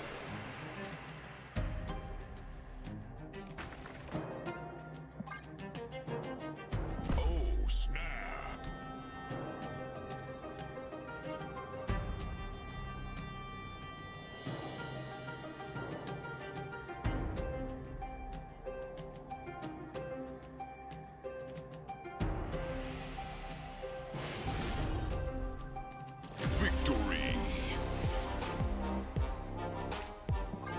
Yeah, that's true. I think Loki probably has rates at the top.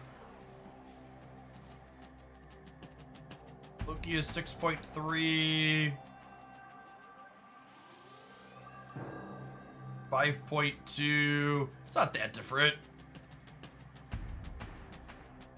Wow, that's actually a huge... It's a big drop-off when you look at everything.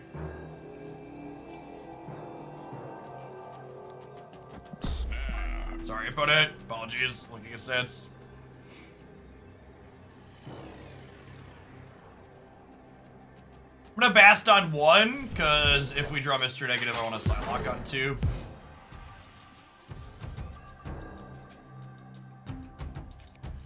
It's lovely for our broodies. Play Psylocke speculatively here. I'd love to spike old Mr. Negative on turn 3.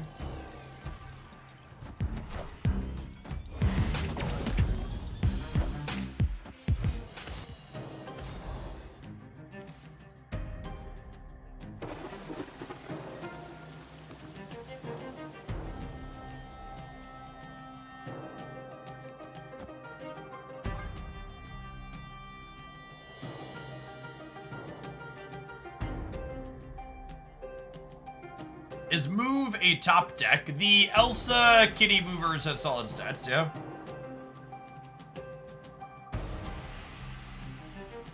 Am I a Swiftie? I enjoy Taylor's music generally. I wouldn't consider myself a Swiftie.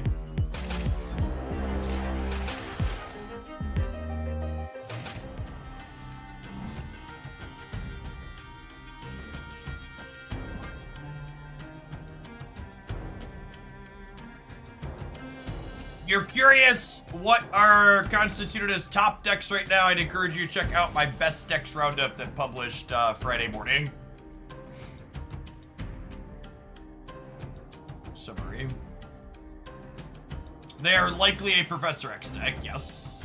Professor X is incredibly popular.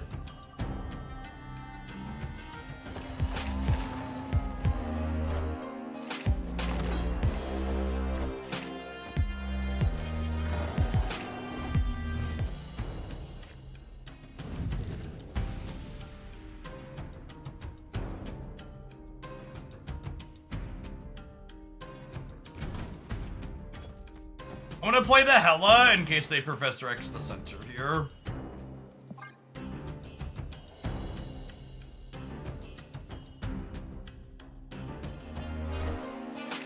I am Iron Man. Minions to me.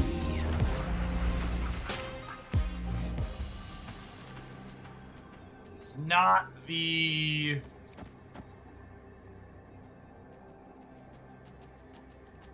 Not the surfer I wanted for Christmas. So this is 9 plus so there's 6, 15 over here. That's probably wins the game a lot of the time.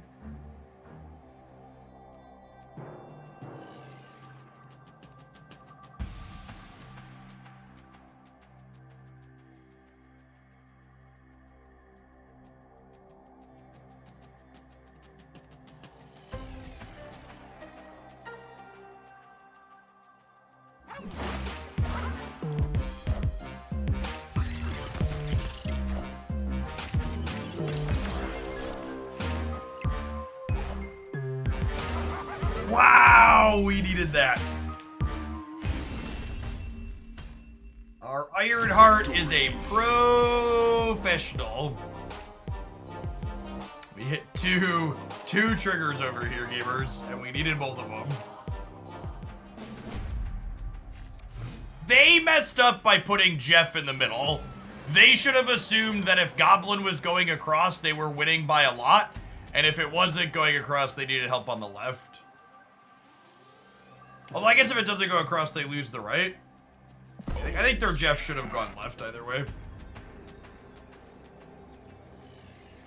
I've used up all my gold buying Dan hit variants, trying really hard not to buy more gold for variants. Shiny things are nice. I do often enjoy shiny things. These are very hostile locations.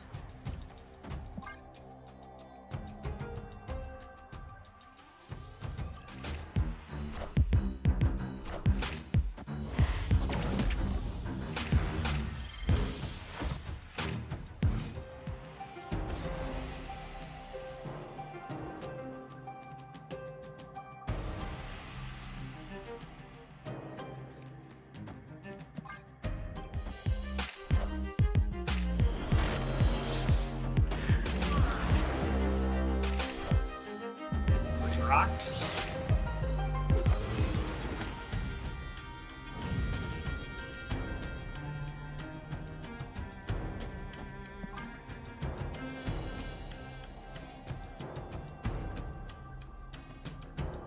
First time I've seen Castle's emote. Yeah, I said it a little bit ago.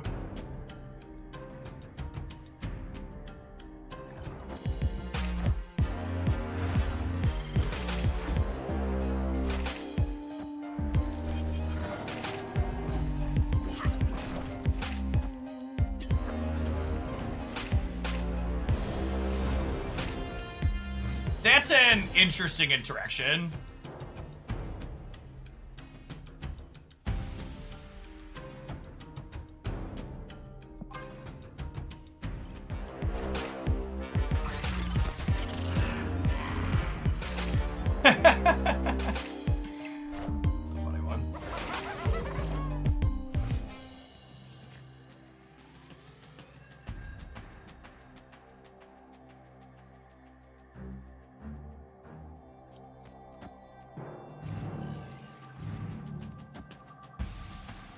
If I do this, and then I Ironheart plus Surfer on the last turn.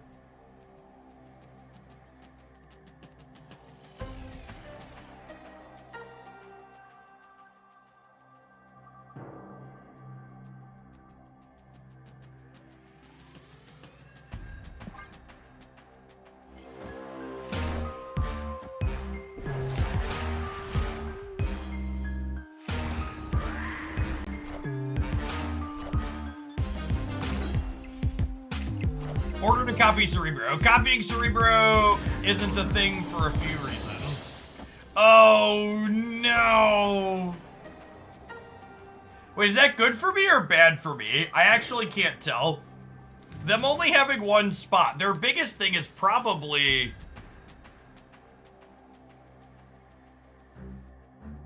Oh, they're totally a cannonball deck, yeah? Totes a cannonball deck. Alright, cannonball me, daddy. Nice. Nice! Sometimes lucky rubber ducky.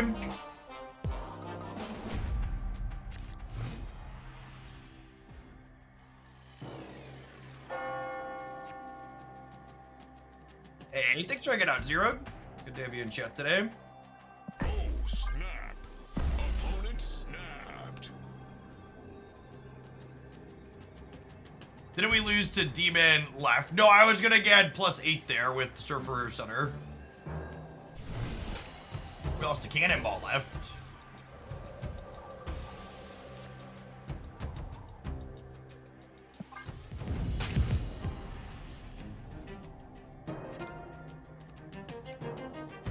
Well, that makes the answer to the question, where am I playing Magic, much easier.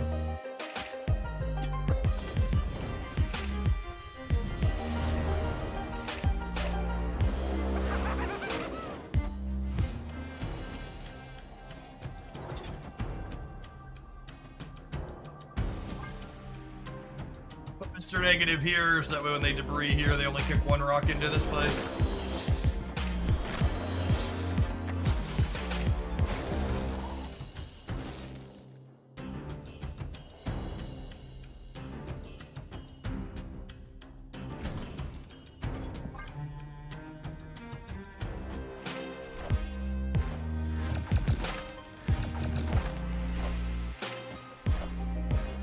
I am Iron Man.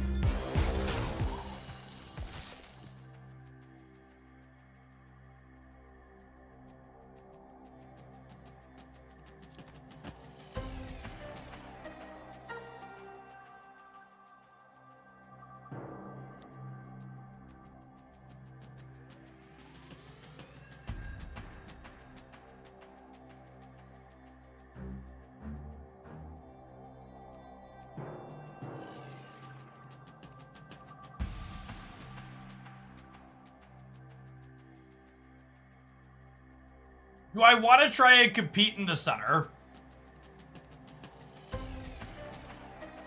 I could do this, and then I could do this, and then I can do this next turn. Or I could do this into like this, and then go this next turn, and like keep this loosely in play.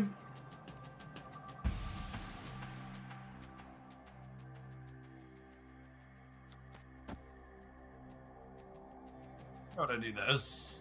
I guess getting more than 8 over here is appealing though.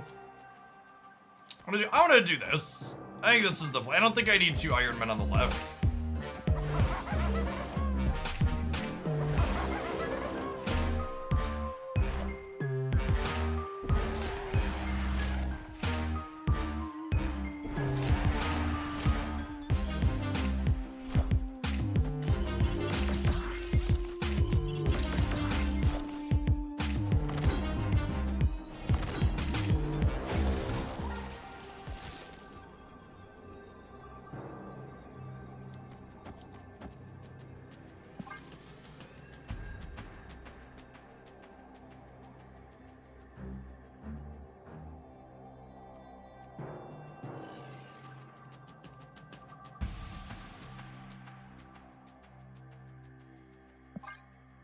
The bite's smaller, they're getting a rock pushed over.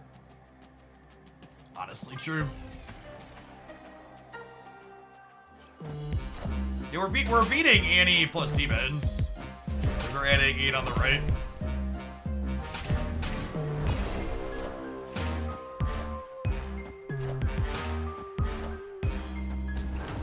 Annie, are you okay? Are you okay? Are you okay, Annie? Victory.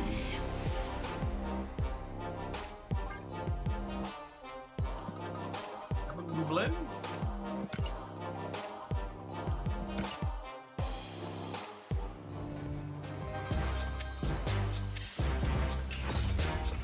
Us! Gold ticket gaming with Mr. Negative. Line right on up there. Mitch, thank you for the 3/4 of a year. Welcome back. Afternoon. Appreciate everybody doing their drops here in Hooglandia this weekend for Marvel Snap. My little Twitch tracker says we've had over 100 new followers. If you're someone that's not familiar with me, welcome. My name is Jeff Hoogland. I stream full-time here on Twitch. You'll typically find me here Monday through Friday during the week. I usually stream about 9 a.m. Central till about 3 or 4 p.m. Central in the afternoons. Marvel Snap has been my primary game of choice since it released. I've been streaming here for a good bit longer than that. Played some Magic the Gathering, Runeterra, and other turn-based and strategy games before Snap came along. In a former life, before I was making content full-time here on the internet, I have a graduate degree and undergraduate degree in mathematics and spent time teaching at both the high school and college level. In addition to playing a lot of off-meta decks and rotating through a lot of different things throughout the course of my streams, you'll find we have a fairly analytical focus, always trying to optimize and improve on the things that we're playing. Thanks for the 3/4 of a year. Welcome back. Granny's ult is definitely a control effect, Crit City. 100%.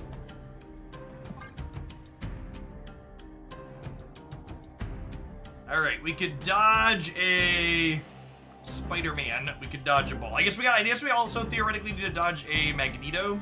It'd be bad for us. They could screw with our Wong.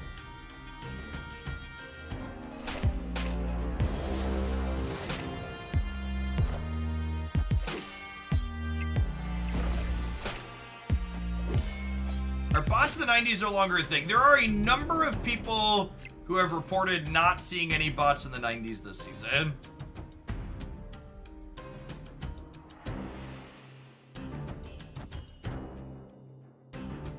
Do I want all of the energy next turn? Yes.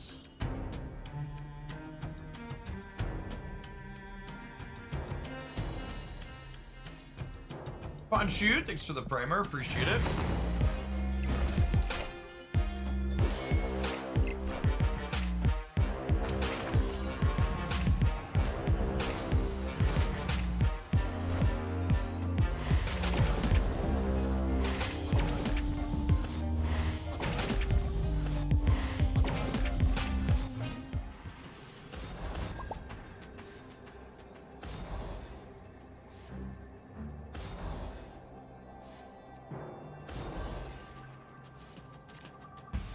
AFK Journey economy focused videos. I do not.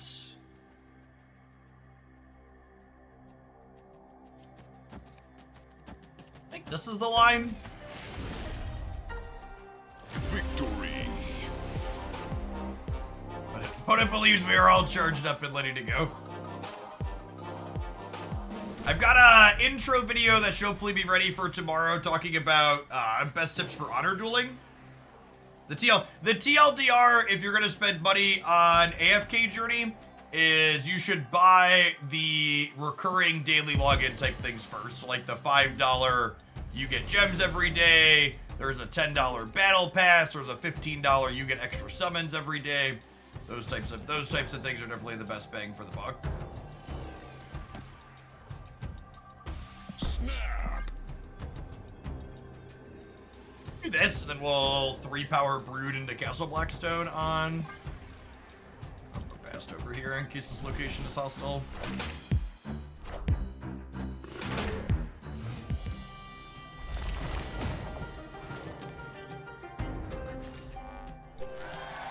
Mid.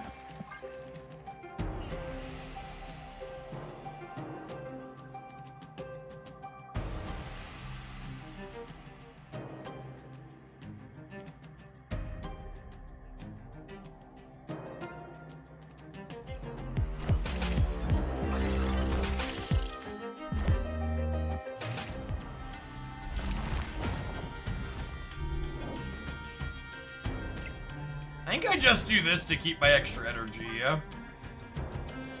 Just feel like we're gonna be ahead here.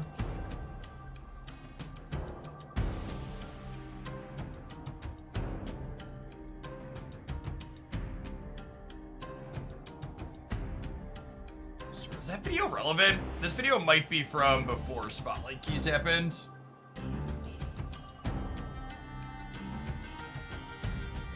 One year ago.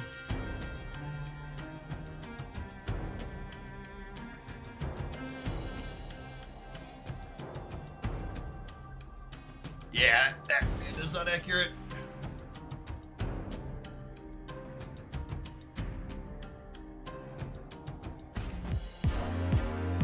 I am Iron Man.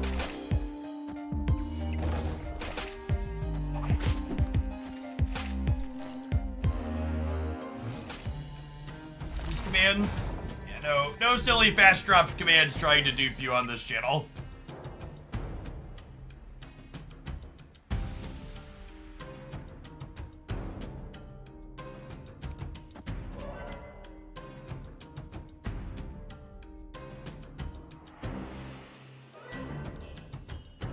If I do this while still winning in the center, this gives me 9 energy next turn, which sounds great.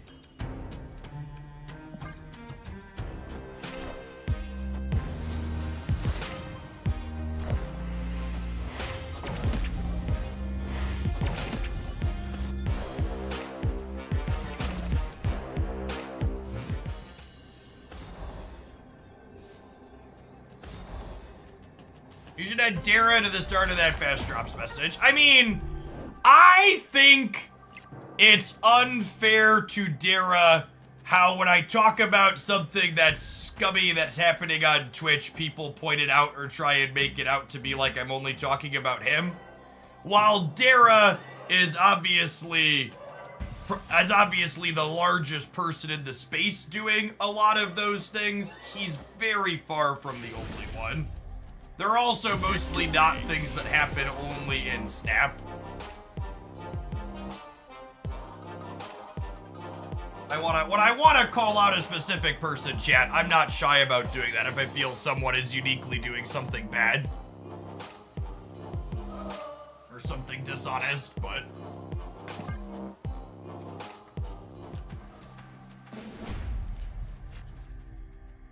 It's definitely not a exclusive to one streamer type thing.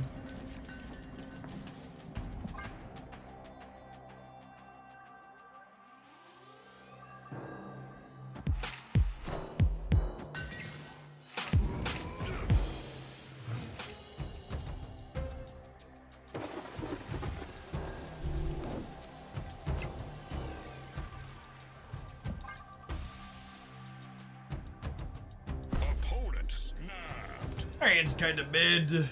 I don't have Brood for the raft. We'll leave. Snapping these two locations against our deck is bold because we have Brood for this and we have Iron Man for this, but our draw's just not here.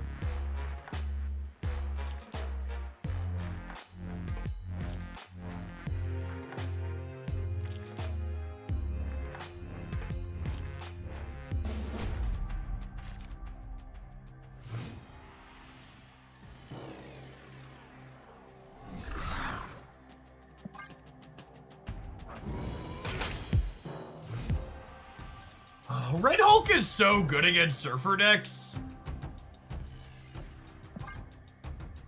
Just like passively 19, generally 23. They open on him. His hand's pretty good, but so is Red Hulk.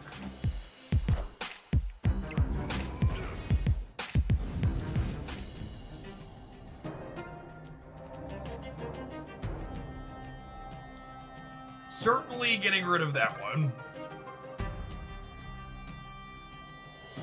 KY Hi No, thanks for the brand new Prime support. Streaming here is my full-time gig, and folks like you make that possible. Thanks for keeping me around. What's going on, Yufei? Afternoon. Friendly neighborhood Spider-Man here.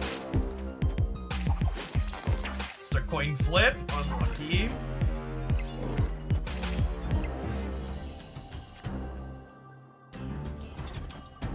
Worry about on my Wong though.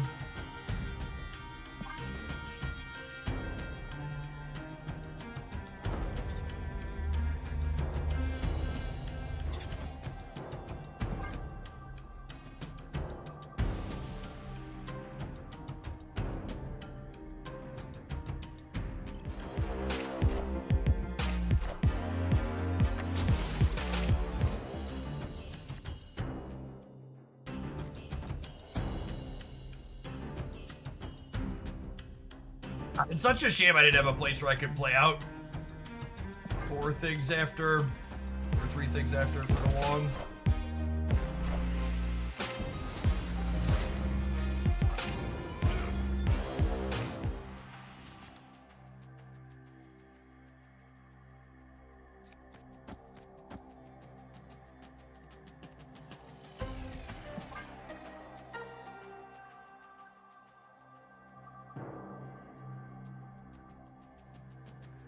I have to say, Jeff, I saw this negative surfer on your stream. It's been my favorite tech since then. Yeah, this one's been around for a little bit.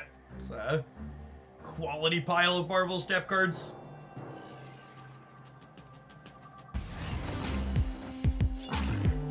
We're hoping to draw Wolfsbane or Iron Man next turn.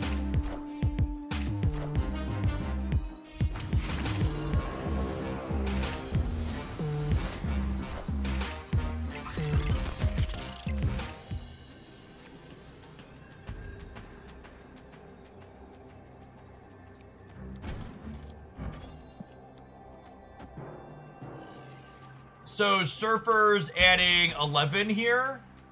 And then this is pretty big too. Actually, if I'm gonna be winning on the left, I think I Iron Man before I Iron Heart to have the best chance to make this bigger too.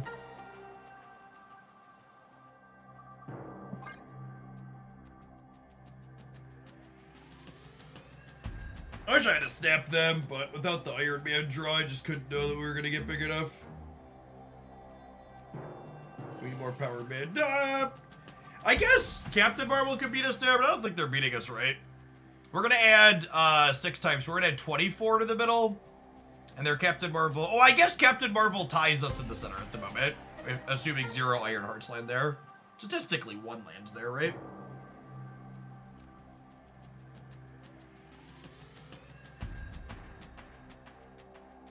We'll be massive on the right. We're gonna be...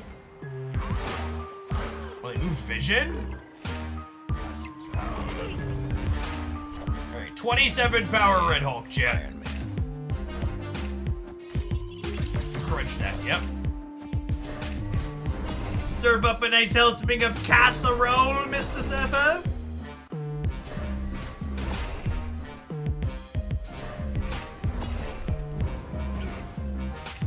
Higher, further, faster, baby. We're closer, slower, Grandma. Sit down. Victory. This deck list always impresses me when we play it. Feels like it punches way above expectations. Yes, so what Captain Marvel does is she basically asks herself the question at the end of the game, am I winning the game? If no, and I move here, what are the numbers? Am I winning the game? If no, move here, what are the numbers? Am I winning the game? And if either of the moves, you result, yes, you're winning the game, then she moves. And she counts all modifiers. The game knows what's gonna happen when she moves. So she counts Cravens, Kingpins, Fisk Towers, all those sorts of things. Necrotias, etc. Speaking of things that we know, chat, we know adverts are going to run for most of the non-subs here, because I'm going to press the money button. We'll see you in 120 seconds to play some more Negative Surfer. Thanks for hanging out. Don't go anywhere.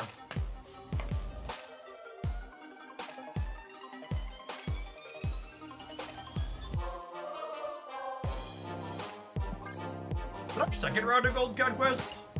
Money button, where could I get one of those? It's truly a delightful button, man. Our first round. I mean, it doesn't work if you have Captain Marvels because they do that check that I just explained individually.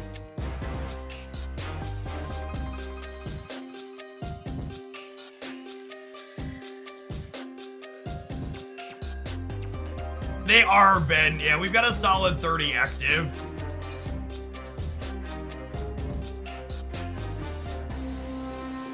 I thought someone would have attritioned out by now.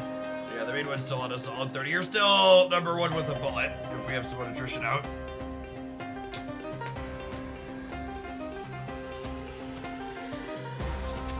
Congrats on finding a money button and snap anytime I press it. Second dinner.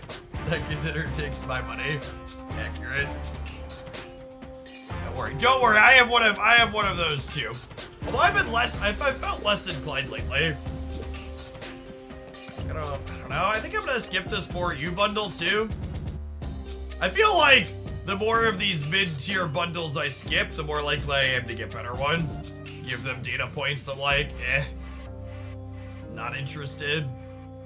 This is like barely above the threshold for like, yeah, maybe I'll think about it, but it's not that much. I'm sitting on currency. This is atrocious. 3,600 for 30. At least this is 4,500 for 30. Why does it show the rank for players I face in Infinite? If your person you're facing in Infinite is ranked below 5,000, it doesn't show a rank.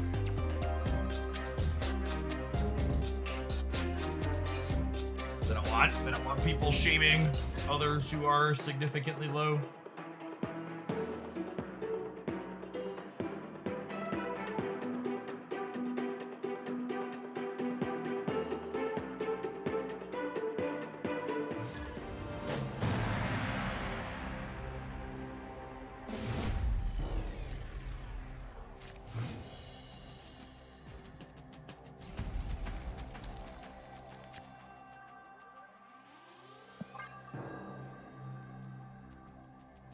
You guys are hitting Infinite. Yep.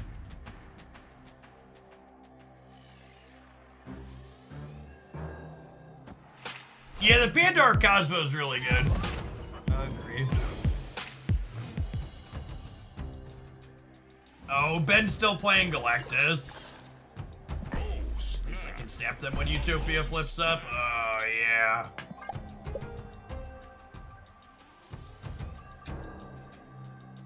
Alright, don't fuck me, right side location.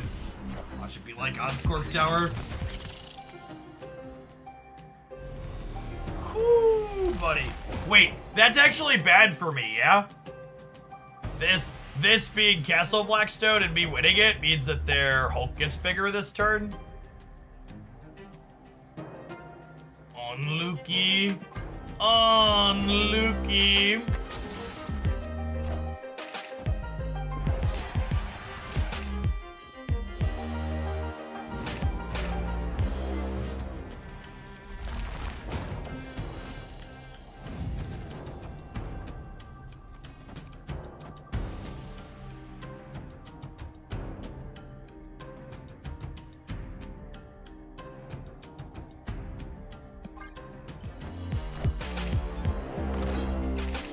Are they angry? I think they didn't realize that it was good for them. I want to open up the left so that way they can't eat me out of space in the center.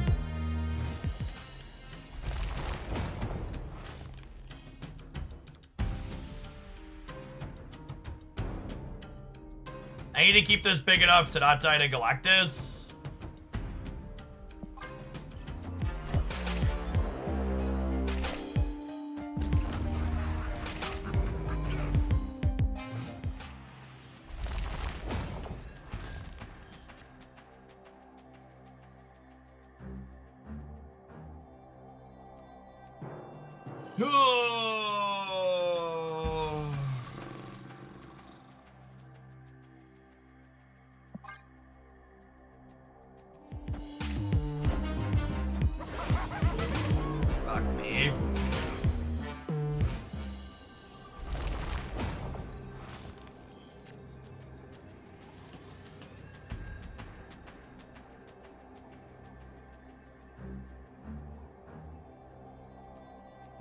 Can't ever beat the Hulk. I wonder if... would we have won the game if I would have played all my cards on 6? If I would have played all my cards on 6, it would have been like Iron Man, Mystique, Ironheart, Surfer. Maybe that would have been enough.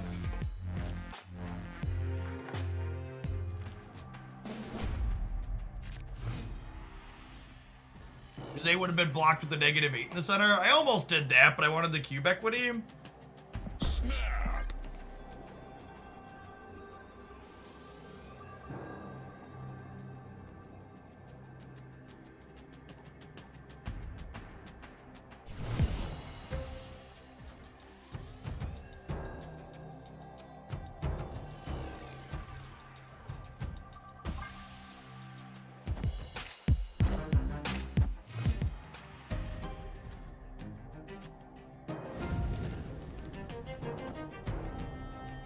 I'm getting rid of Bar Sinister just so I don't have to worry about goblins happening there.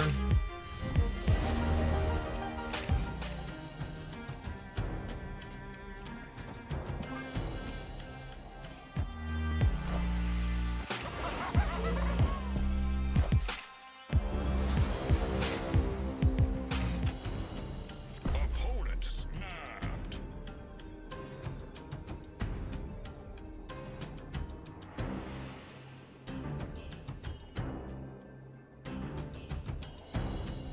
That seems like an atrocious matchup for us.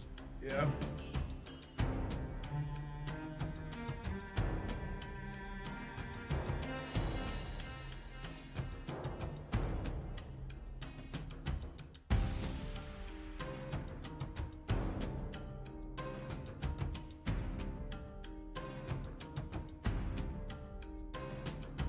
I don't think I can grab priority here either.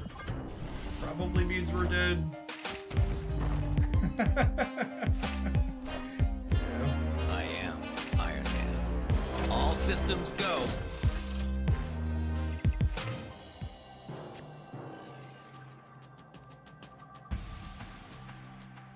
Alright, bad matchup. Definitely just eating shit to Galactus, yeah?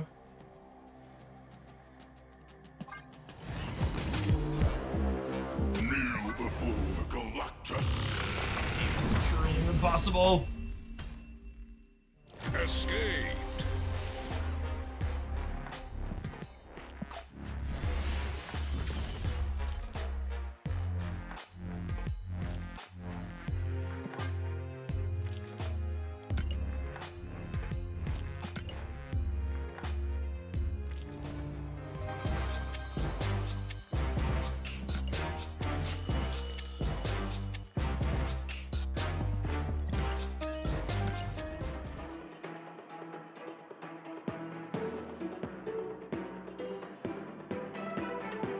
That's super rude to counter QS, Ben.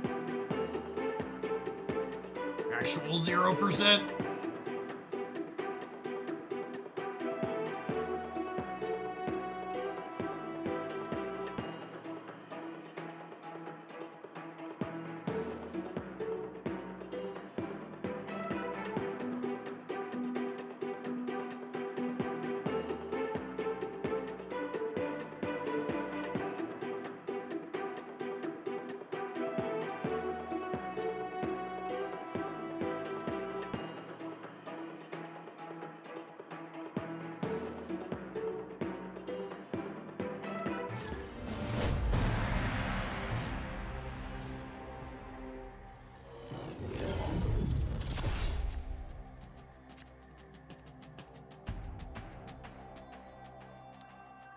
Oh, snap. Opponent snapped.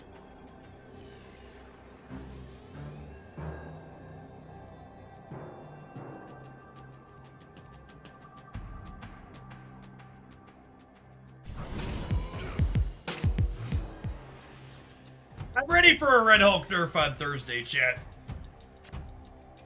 At least he's less toxic than a lot of the other more powerful cards, but man, is he just fucking everywhere.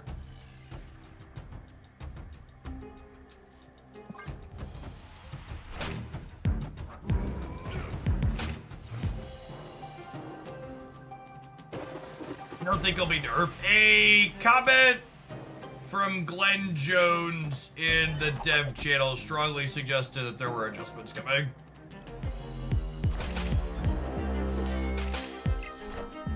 What it is worth.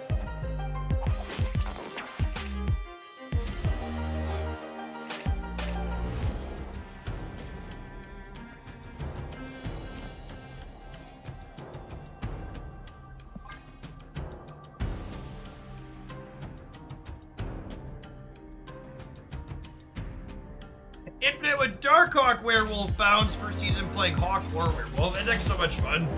Reasonably competitive too.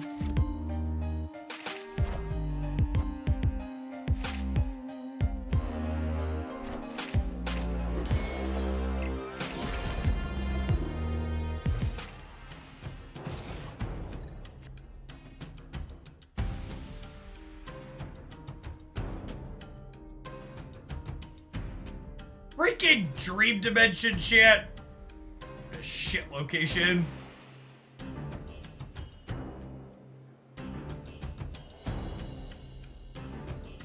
Just want to play my cards, bro.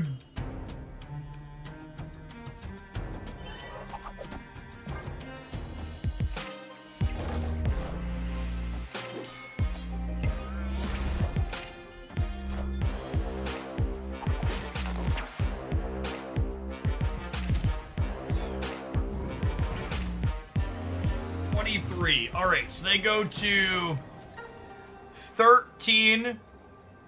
They go to 36, 40. This puts me to 11. It puts me to 22. Puts me to 34.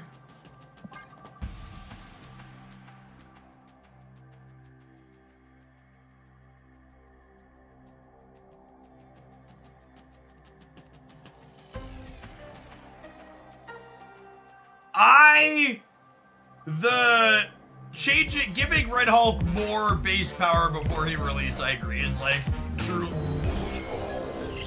Wait, did they just assume that if I was staying, I could beat Red Hulk? Oh my god, they played around Shang-Chi, chat. That's hilarious. I was just trying to execute the patented move, play Heimdall, lose the game.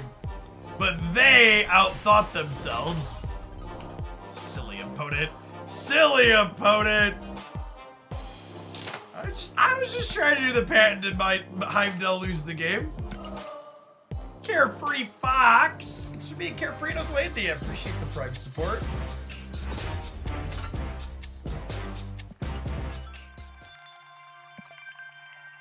Missing 9 cards! I've decided my next pickup's gonna be Howard with tokens. What has the world come to? Asking the real questions. We'll play some Toxic Howard after we finish Bound to Appear in a little bit, I think.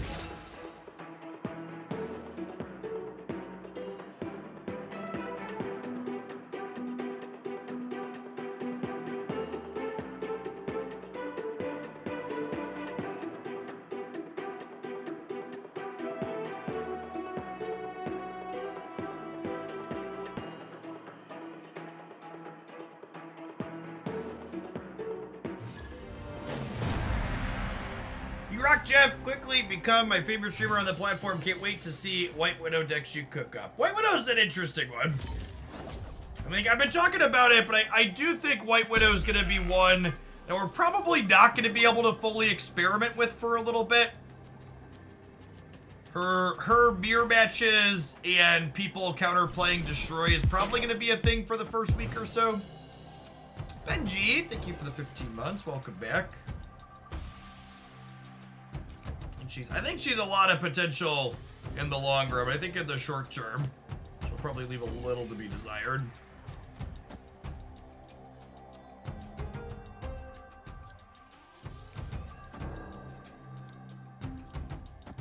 Okay, wait, so I'm gonna Iron Fist left, Vulture into here, and then Cloak plus Dagger on 4. So that way on 5, we end up here, and then they kick out on the last turn. This will be great, says Local Man about to be magicked. Annihilus release week was one of the least fun weeks of Marvel Snap I've touched. And I expect there to just be a metric ton of Annihilus mirrors. When White Widow releases. Oh, you know, some of these high Evo decks cut magic for the sake of playing Hope.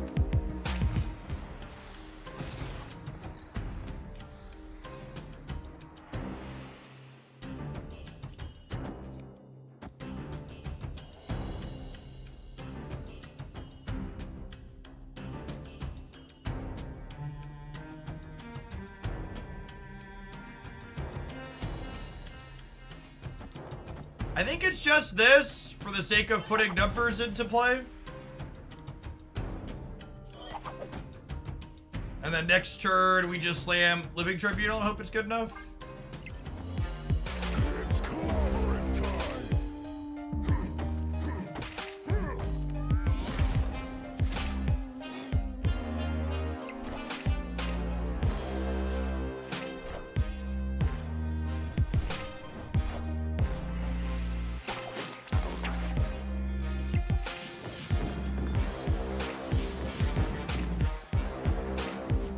Oh, come on, Dagger! Brown! Brown! Come on. What a joke.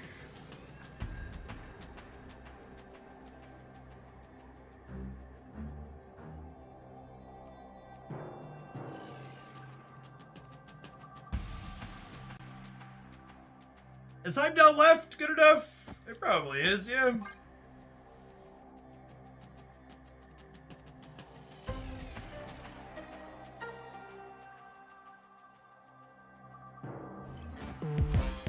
Heimdall into a win for a second game in a row? No, never. We must be losing, yes. Oh! He can't keep getting away with it, gamers! Got him! Victory. This is definitely the best move deck in Marvel Snap. I think the jury's out on if it's actually a good deck or not, but it's definitely the best way to play, like, Dagger and Human Torch and Vulture. Well, maybe not Human Torch. Phoenix Force is probably the best way to play Human Torch.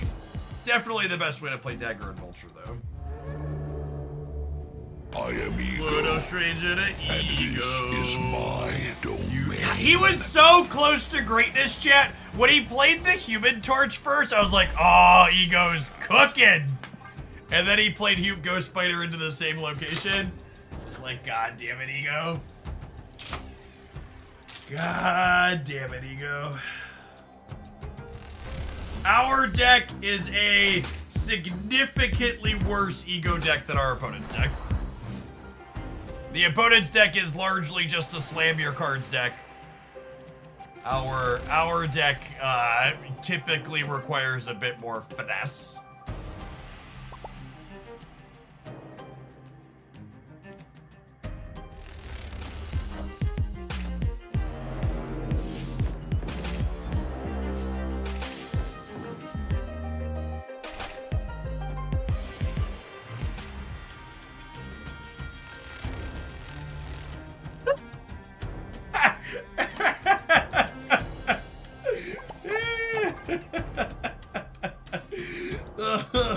Oh, this man.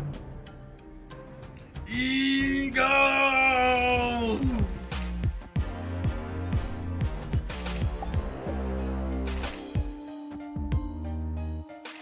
Nah, man, Bifrost fine. You're cool. Bifrost, no big deal. Ego's got you covered.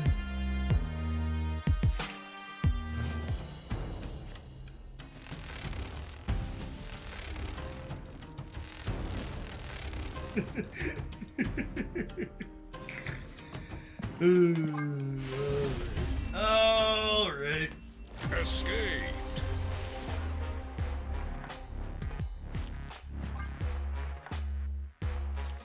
Meet Mother of God.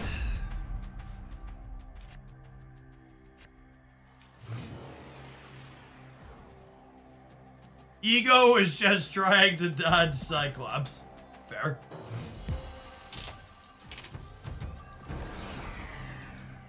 Would have been almost impossible to play that worse. I mean, ye of little faith. I've watched Twitch chat play games of Marvel Snap before. I think you could have done worse.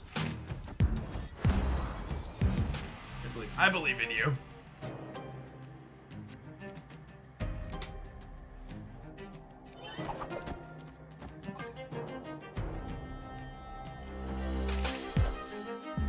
Look at this. This perfect soul read. Hit you with the dagger twice, gamers.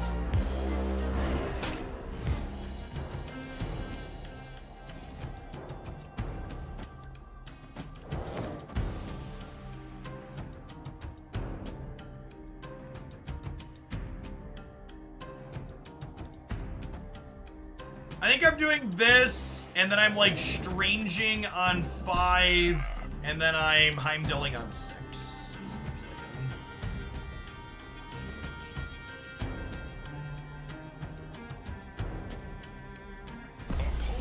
Sorry, there's a mindscape.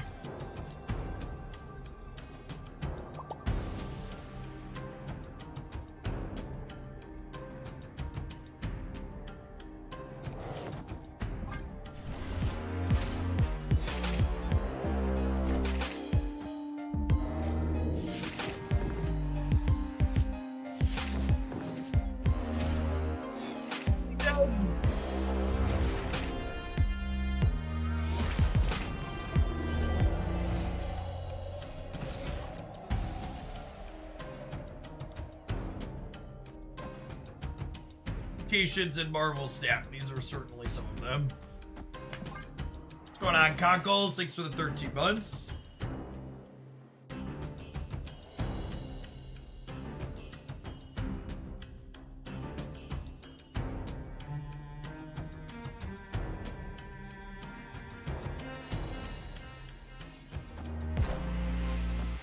It's clobbering time.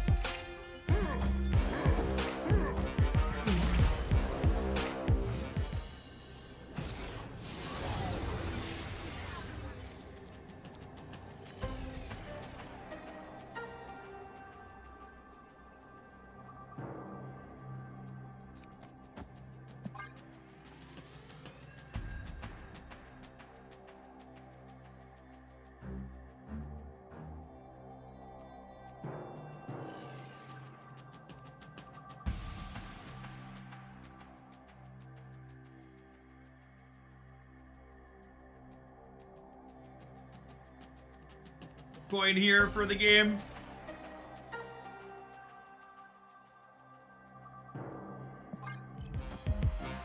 Such is my judgment. Yeah, release the Living Tribunal. Hulk mid beat Living Tribunal. Hulk left was beating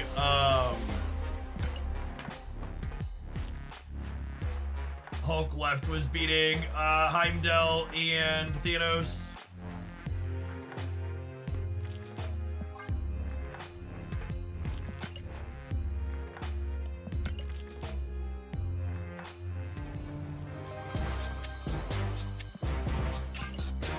Yeah, don't be too upset with the opponent's emotes. They don't win many games of Marvel Snap, much less entire matches of Conquest. You gotta let them enjoy their moment. They're not gonna get another one of those for a while. This silver ticket is a really big deal. They needed the ego assist, okay? The ego assist into winning the coin flip, like, it's a big moment for them. Tilly Kid, thank you for the prime, appreciate it. You cloak, and then if you strange and then cloak, move the cloak, the dagger gets plus twice. That's interesting. It's weird.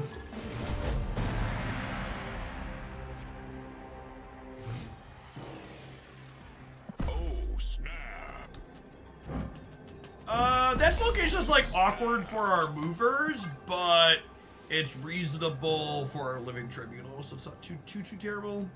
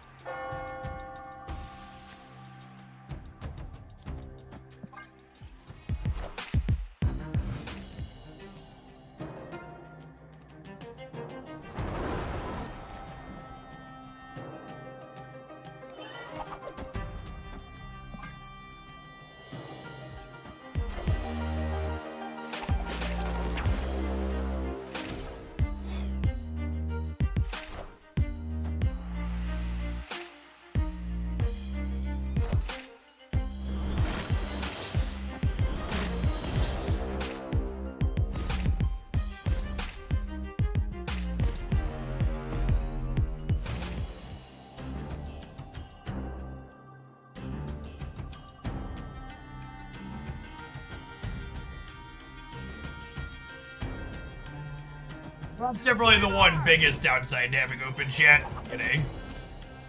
People promoting view bots is something that happens with some frequency in a channel this size.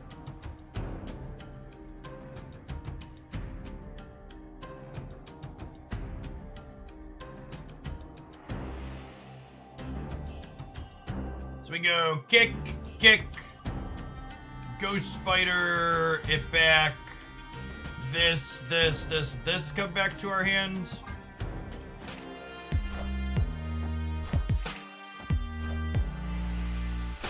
And then next turn, I get to double fist the Human Torch plus Doctor Strange it, and then Living Tribunal lets us split that big power up all across the board. Here's to double this 3 more times. Alright, if our sandcastle survives here, we're gonna be in a pretty good spot.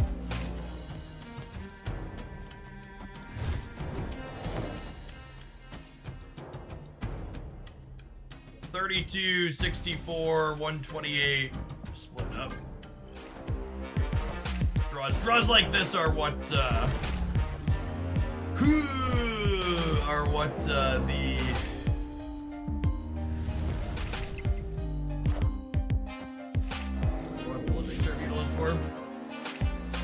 Okay, now, good news here is this deck is usually playing Cannonball and not playing Shang-Chi.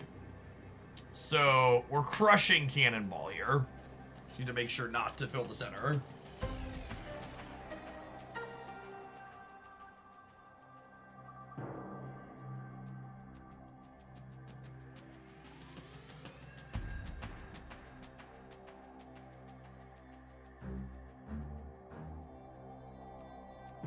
Bound Cannonball's counter, yep.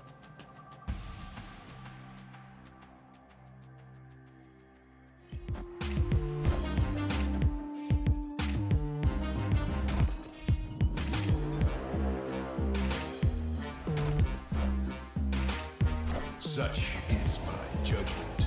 Such is my judgment. Ye have been judged unworthy.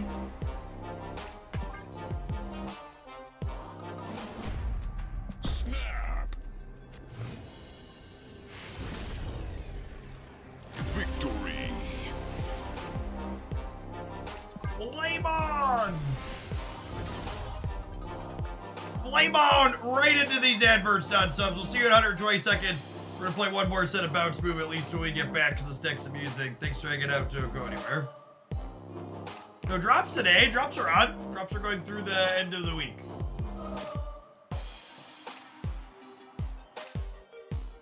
I didn't explicitly put drops in my stream title. I don't think that matters. It says I have drops enabled and drops tags on. Percival Wright, thank you for the 12 months. Welcome back. I don't know. I feel like anybody that's gonna make or break having drops in the title will probably go to one of the streams that's grifting in the title as well. So I don't know that we really stand to gain much by adding it. For the entire year, Percival. Get you a sword to go with that shield. The artifact you're using in AFK. It depends on the game mode and the team and what I'm playing against. Doesn't hurt though. I mean, it pushes the other things in my chat further into the chat. I guess I can put it at the end.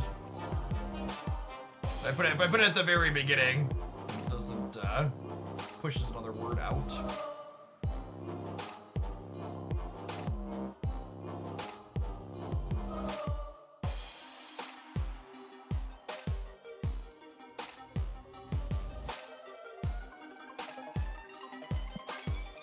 Yeah, I was curious if sub mode versus not impacted average follower gains, but so far we're honestly almost exactly on par to match what we did on Friday with sub only mode on all days, so it's an anecdotal data point. It doesn't seem like sub mode versus not really impacts follower growth for us here. A lot of variables though. Different days of the week, different drops days.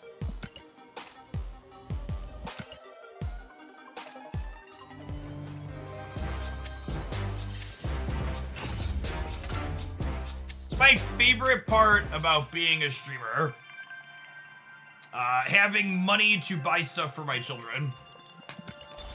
occasionally myself. I can't play this deck because I don't have a dagger variant. That's true, you know.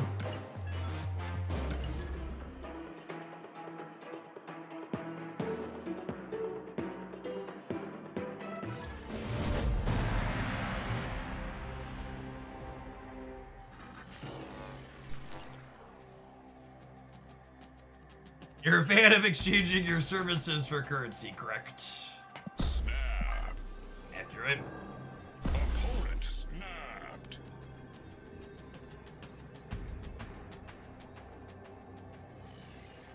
The smile on this avatar is so good. I don't love this whole card as an entire piece of art, but the face as with avatar here is stellar.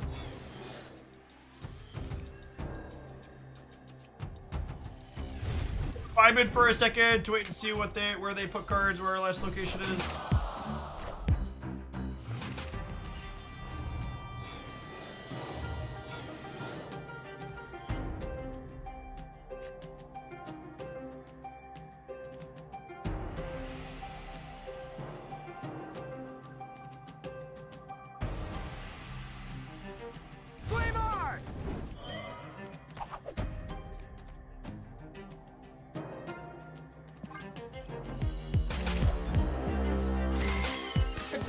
Thank you for the 16 months. Welcome back. Come on, Logan. Hit the center. Good boy. Good boy, Logan.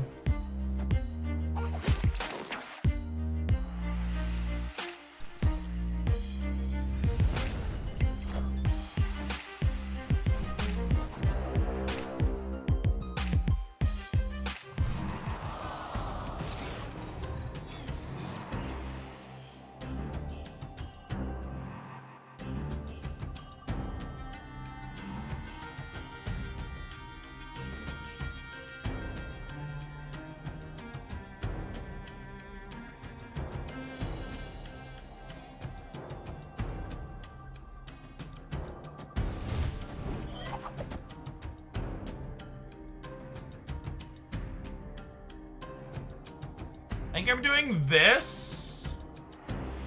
Well.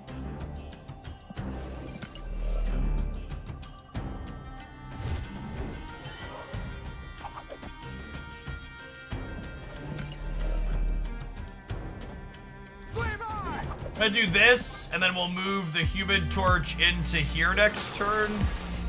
Enough said, bub. I guess I can get Killmonger now, huh? So I'm not gonna have time to redo the Falcon if I beast it back, which is why I didn't.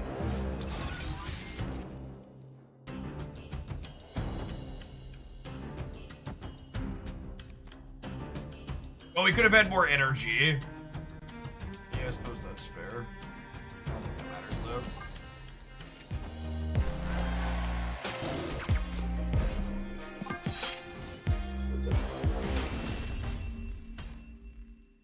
Escaped.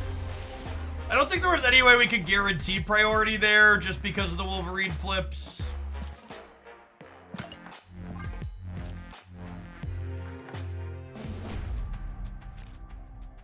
Snap. Sometimes you can duck Killmonger with your mount stuff, and sometimes you can't. Opponent snapped.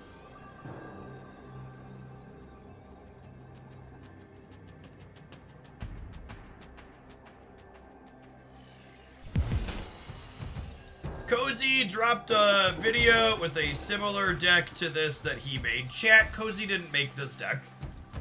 This has been an established deck in Marvel Snap for a number of weeks or months.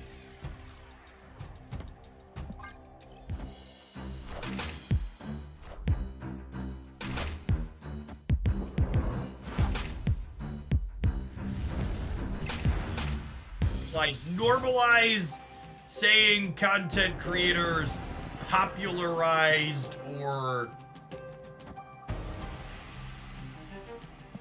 featured a deck.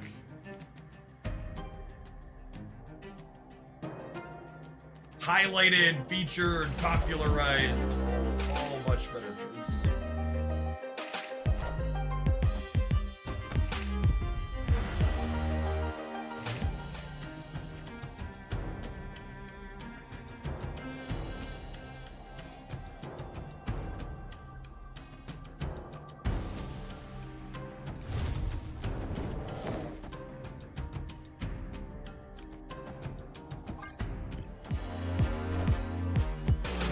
be another one where we just don't beat Killmonger, but like thinking that hard about it.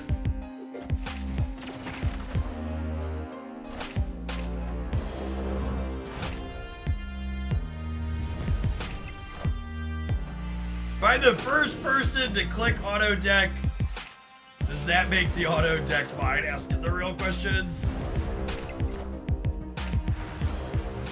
Philosophical Marvel stamp questions of our age.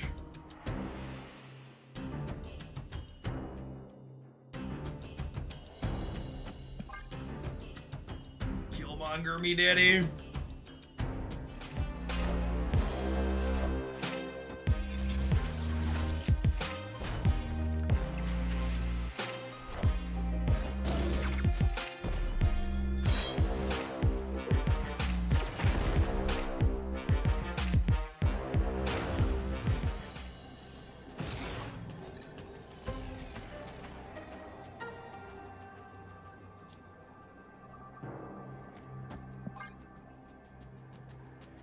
Or did Heimdall lose the game?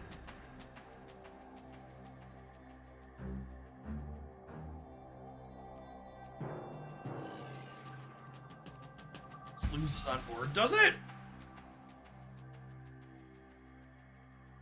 They'll be at 10. Yeah, it might. We're 10 to 10 here once I slide these out. I don't know, probably. I was thinking long and hard about a game that's unlosable. We'll move on to our next one. Escaped.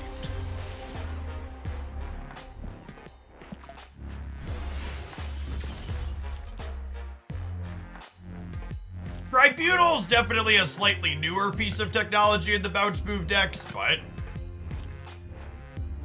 the core of these bounce move decks goes back to when Ghost Spider was decreased to 1 cost. Which how long ago was that? Make me look. Ghost Spider was changed to a 1/2 on July 20th, 2023. So at a minimum, this deck core is 10 months old. Escaped.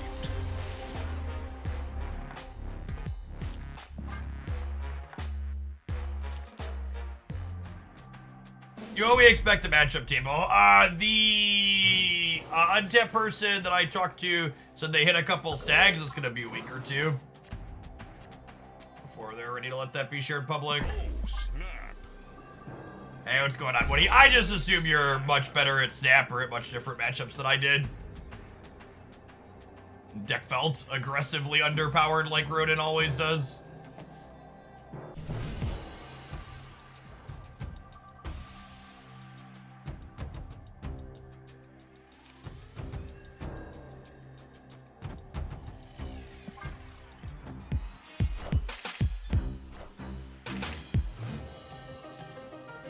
Aggressively underpowered is my next deck name. It's a good one.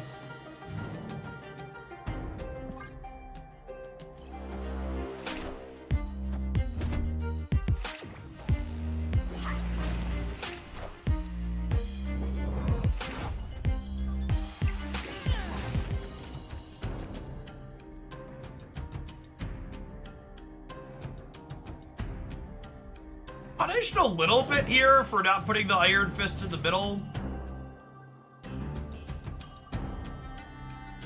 I guess I do this, and then this is 2, 3, 4, 5 next turn.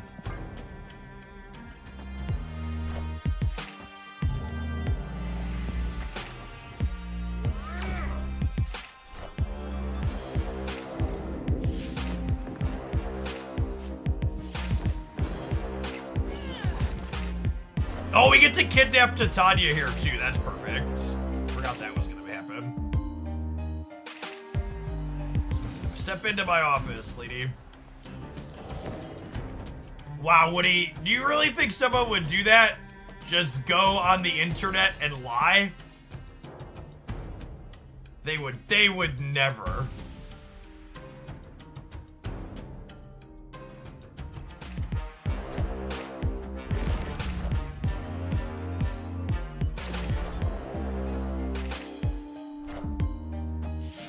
I've actually seen it before.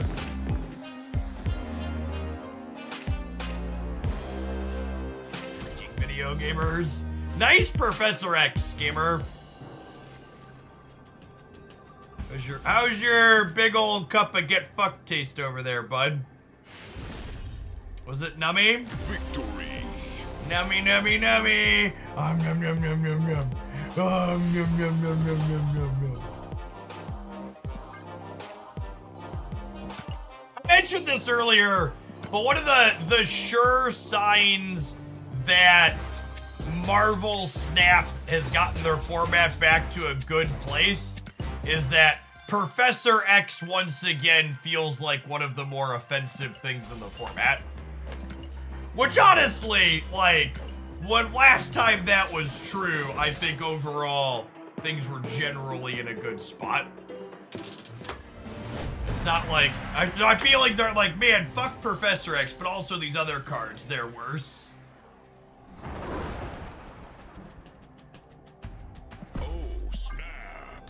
So when he's numero uno, things are probably a-okay. It's been Thanksgiving since that was the case. Yeah, right? Because it's always been Eliath. So I'm so glad they finally gutted Eliath. And by gutted, I mean changed it to still be a playable card, but just not the piece of shit that it was for forever. The old design was so bad.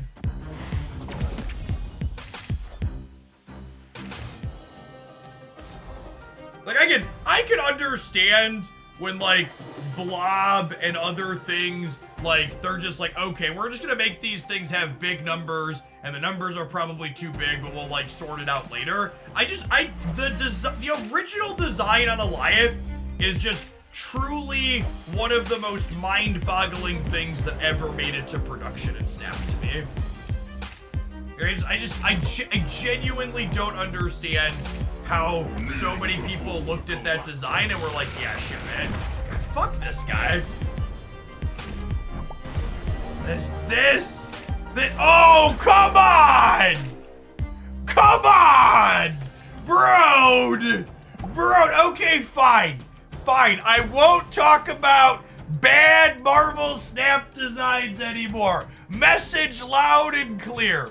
Marvel Snap team, only bangers all the time. They're fantastic. Original Eliath, please. Bring original Eliath back. Oh, God. You never know when he's listening, chat. You never know when he's listening.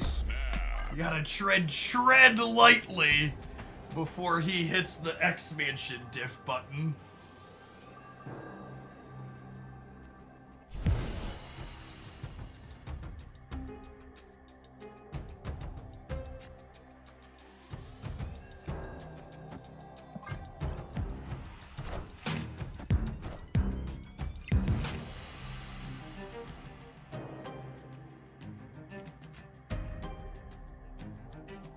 I'm gonna punt Vulture into the center, so that way if I draw Beast, we can go Doctor Strange over and then Beast all three of them back.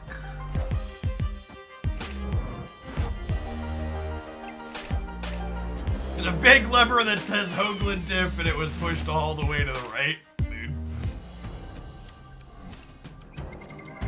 That's like, that last game is one of those diffs where, like, your buddy tells you about this bad beat that they had, and your response is like, shut up, that didn't happen. Stop it. Nobody believes you.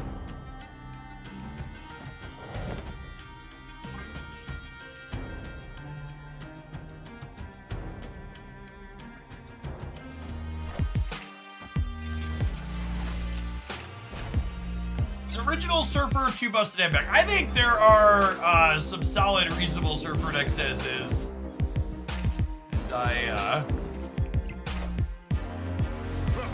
don't expect any changes to be good or necessary.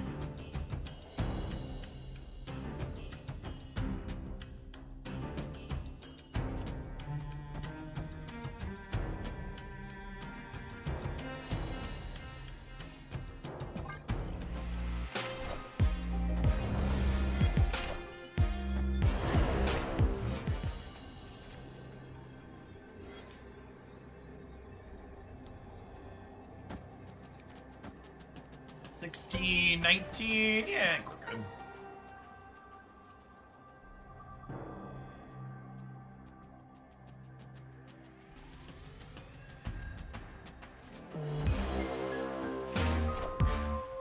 I am Iron Man.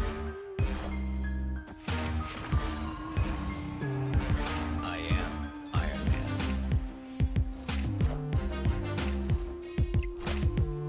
I see. Missed it by 1, gamers! I guess technically 2. Me at 21 here.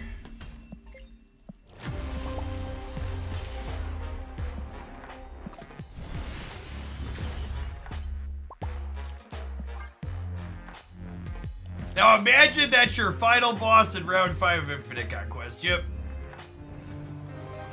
But an Infinite Conquest is a game mode that is powered by almost entirely sodium.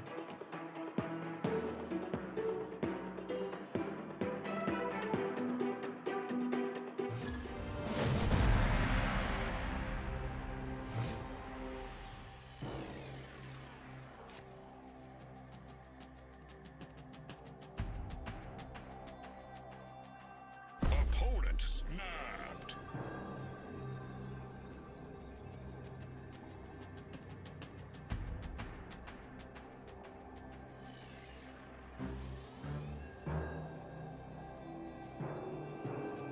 My doorbell just rang, and of course, the camera's not working. Sorry, opponent. It's fine. We're not expecting anyone.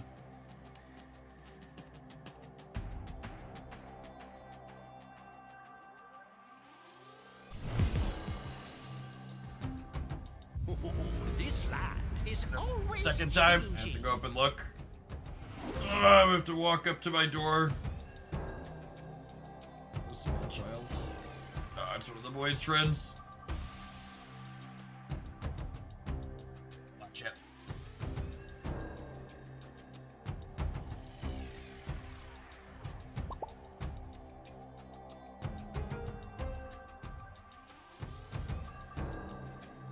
Well, look at that! I love technology, chat. Just give them the old mute to let them know the kids aren't home right now. Escaped.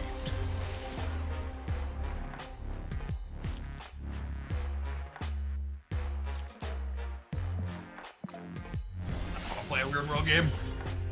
Jehovah's Witnesses. I don't really get those around here. Not in a long time, at least. I feel like it was like pre-COVID the last time I saw one of those.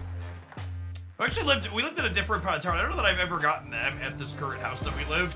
We lived across town. We get them periodically. It's been a number of years. It was a different location slightly.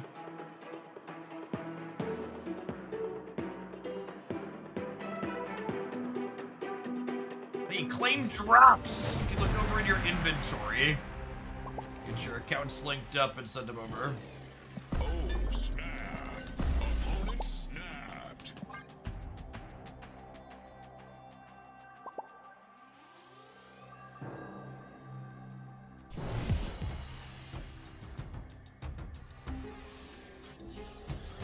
Ooh, punished for not playing Iron Fist on one. Unlucky. Unlucky. Nowadays, solar panel sales, but I can't say I've ever had that.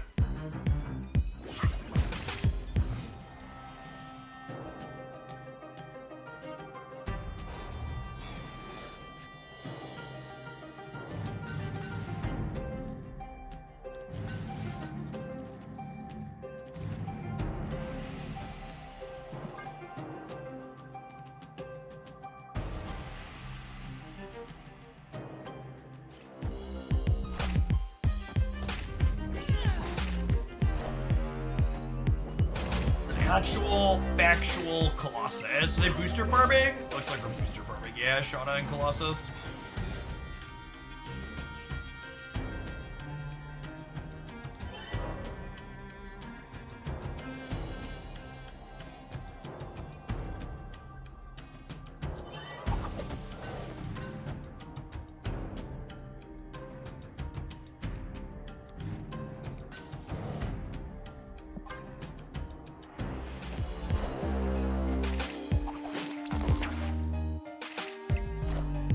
Ask if you want solar panels for your apartment. That's kind of funny.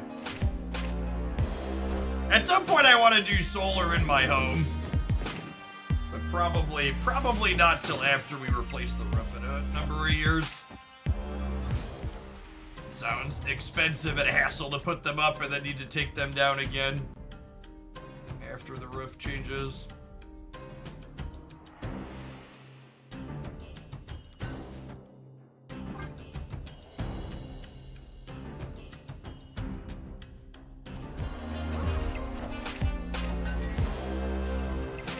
The mystery intrigues me.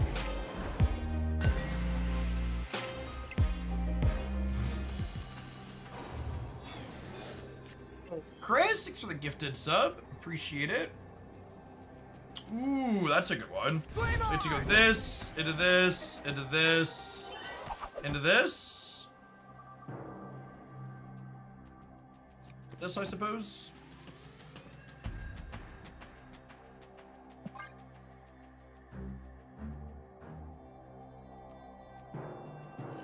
Stop. Yeah, I played Human Torch first so I could put the Hulkbuster on it, gamers. Don't scare me like that. Get it right. Calm down. Freaking Twitch chat.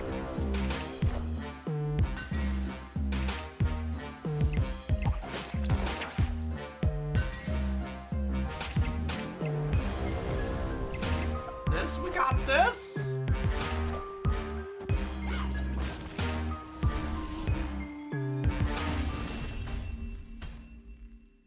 Victory.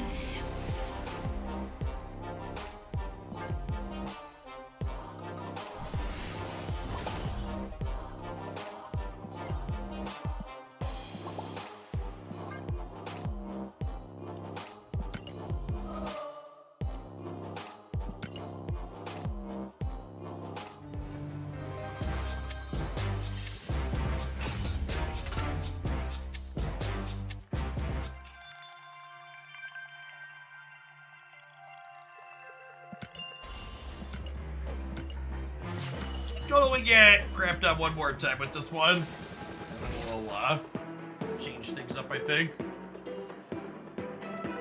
What's a sub do? Lets you get channel points a little faster, lets you chat if we're in sub-only mode, lets you dodge adverts while you're subscribed, gives you access to our subscriber-only Discord server.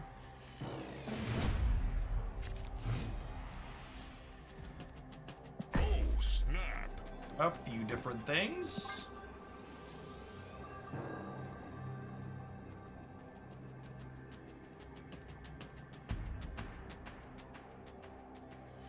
Opponent snapped.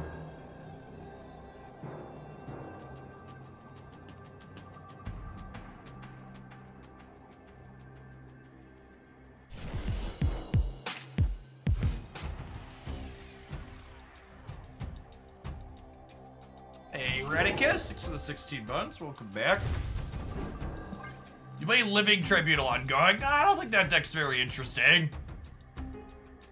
It's big, just like make your numbers big and hope your opponent doesn't interact with you. Usually not a lot of depth or strategy to it.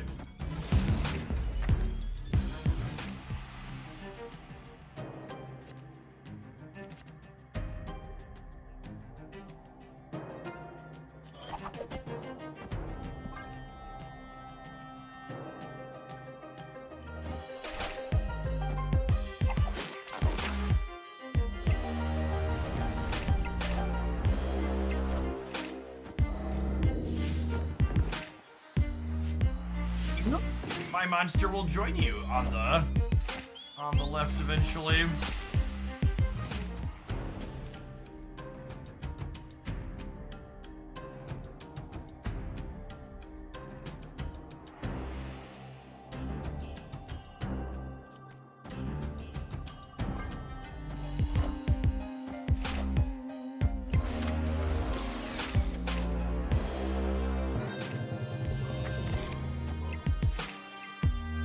That's kind of funny.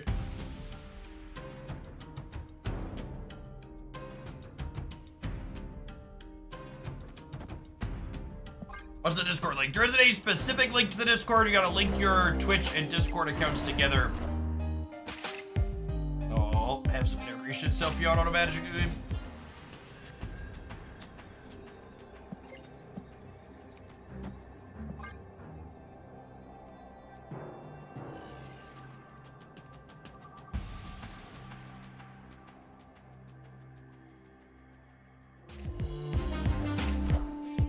I see the way. Alright, we can dodge a Shang-Chi, we can dodge a ball.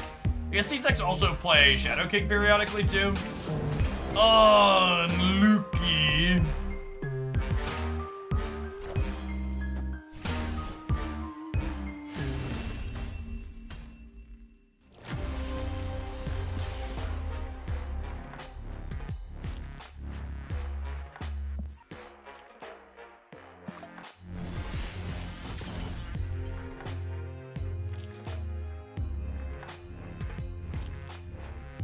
Can you move your logo in the top left corner? I've been watching so much recently, my TV is experiencing burn-in. Is burn-in a thing on modern screens?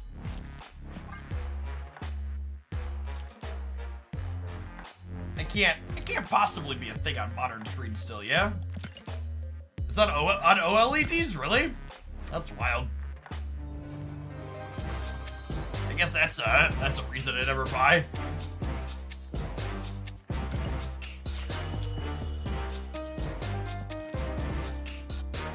That's awkward, but no, I don't think I intend to relocate my thing. There isn't really another clean space where the blowout animation sits but won't impact other things negatively.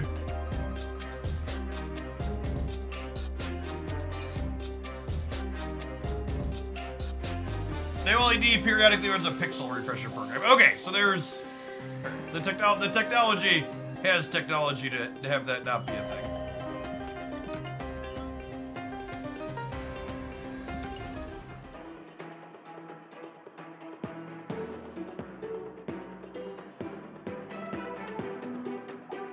Educated some today, educated me.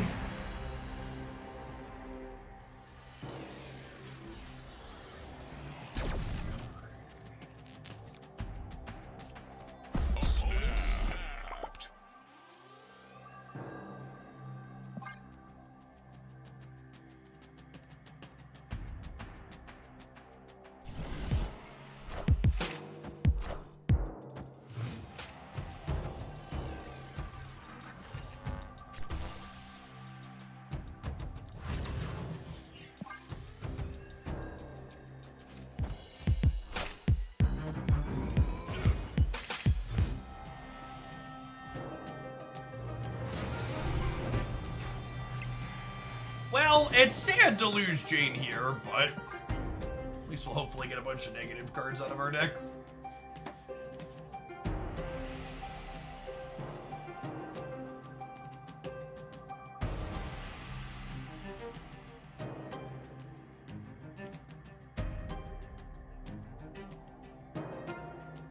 Havoc replacement here. Morph is the closest thing to a Havoc replacement. It's a good bit worse, though.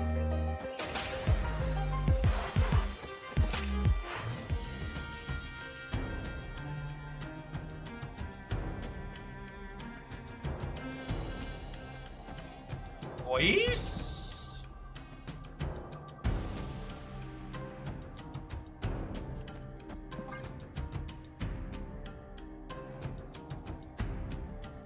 Red Hulk's extremely annoying to play against. Yeah, it's probably gonna get cracked on Thursday.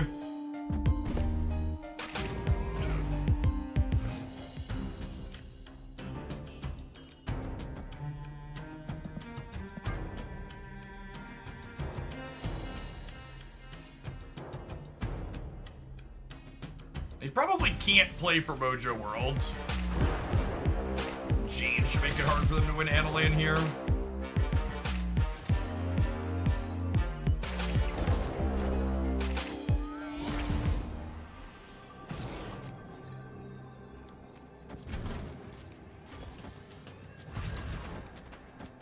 Sydney here just in case. think 2 Iron Men are necessary on the right. We're gonna have 6, 14, 18. We're gonna have 21 over there at a minimum.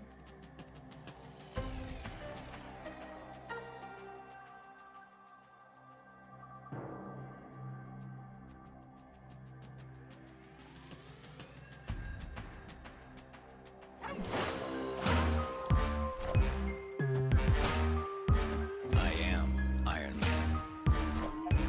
Done.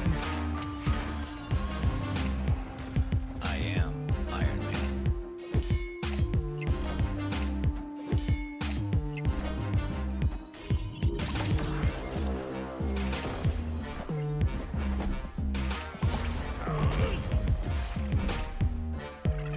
Bigger than a bread box, and in this case, also a Red Hulk.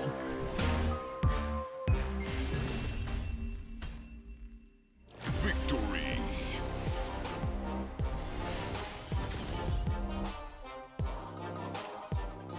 We're gonna play some more of this one when we get back after a word from these adverts. Enjoy the money button, gamers. We'll see you in 120 seconds. Money button. Do, do, do.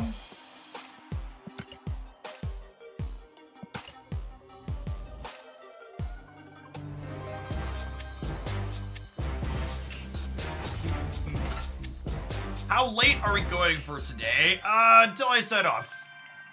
I don't know. I don't really have firm stop times during drops weeks. Just depends on how numbers look. Especially on a weekend, we could go up or down from here.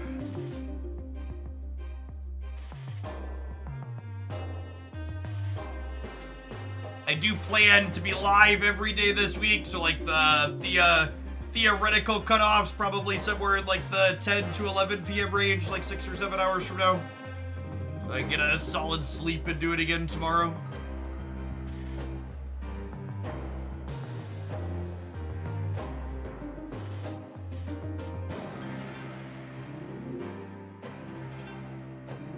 My favorite movie of 2024 so far. Chat, I basically only see new movies that are appropriate for a 3-year-old to go watch in theaters, so. I see that often. 24-hour stream confirmed. They're so unhealthy, chat. I'm an old man who wants to take care of his body as best I can these days. I don't mind doing a lot of long hours, but I'd much rather do like 14 or 15, sleep for a solid 8, do 14 or 15 again. Yeah, Kung Fu Panda 4 was actually the last thing I saw in theaters, yeah.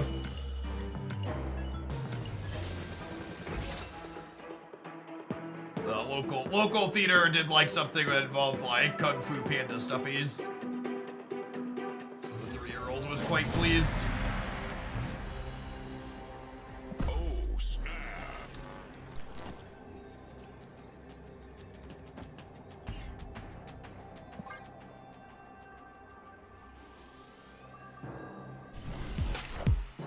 Invigorated by these weeks with long streams, or do you feel like you have to because of elevated numbers? Yes.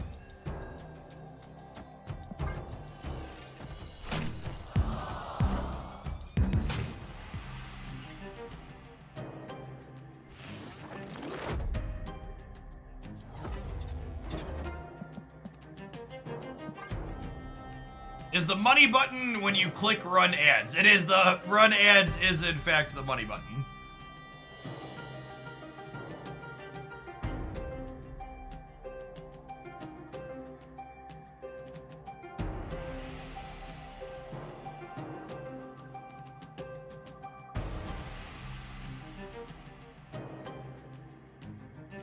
A good old inclusive war, yep. Lucky.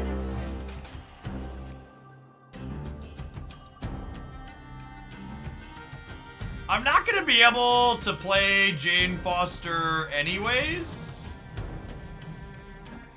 So I think I'm just doing this. Oh.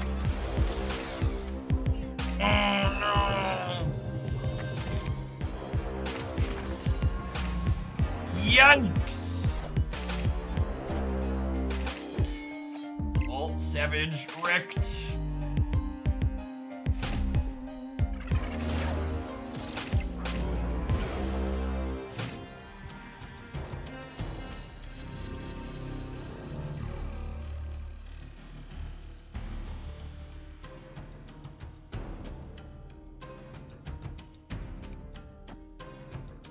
Definitely vibing on the Iron Man for the time being.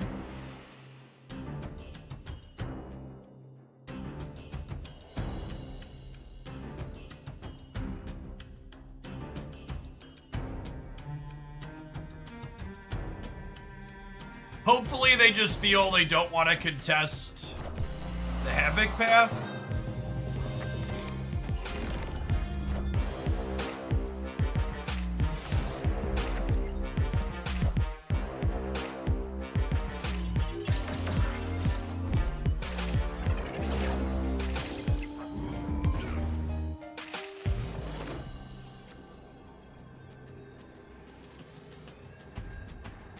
.3 Red Hulk.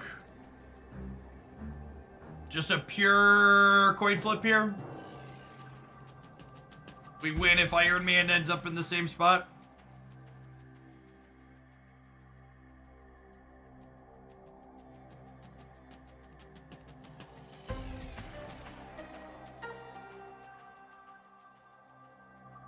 What's lurking in this deck? He gives you a mulligan if the rest of your hand is bad. Alright, so they haven't played their 6-drop yet. There's a good chance Kelly Vra is hanging out in the stream. We played it out there and tapped it to find out.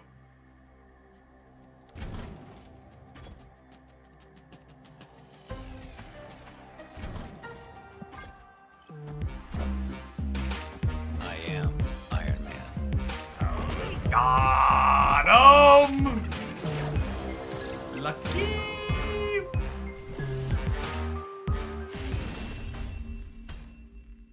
Victory. I will say, I think it's kind of hilarious that people complain about this mill deck, like the mill cards are the problem, when like in reality, Red Hulk, Shang-Chi, and Dr. Octopus are like the cards that actually win games of Marvel Snap.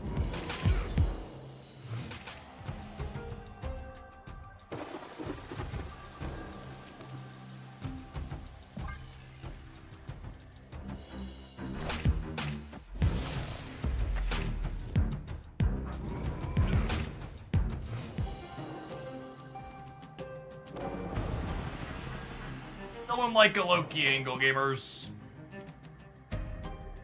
It's because the mill cards are ones that cause an emotional response. Yeah, 100%.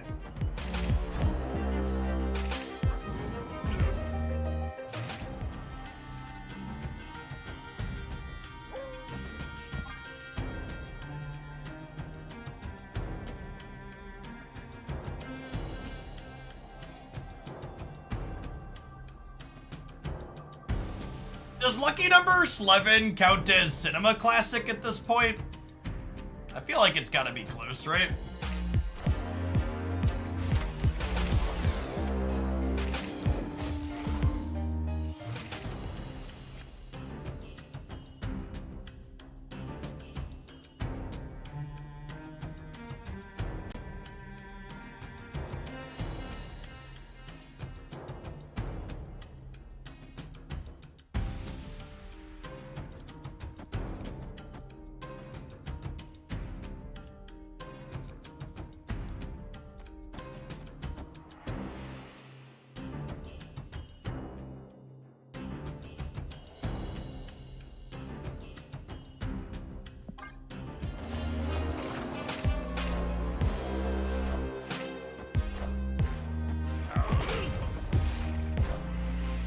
All systems go.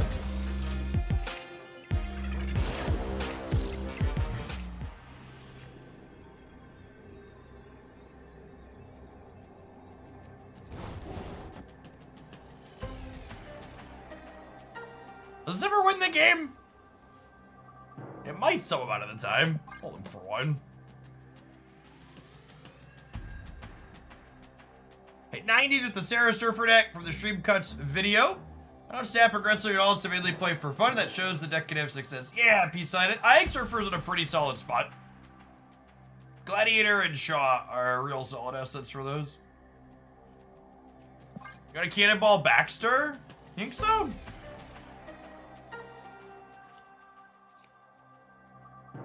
You only time mid. I mean, I win mid if they...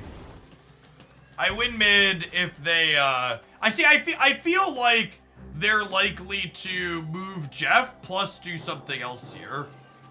I think there's a chance they just can't spend their energy, and then this is gonna win. I don't know, I might lose, I don't care.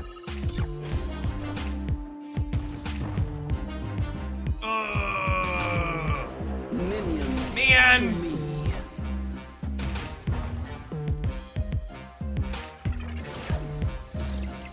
I'd like the record to reflect that Chat's line also didn't win the game. And in fact, my line gave us a 50-50, yeah?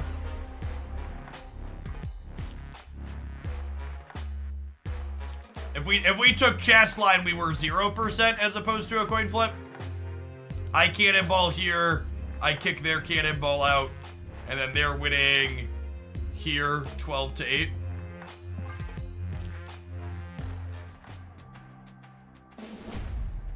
Thanks, Earl. Appreciate you doing your drops here.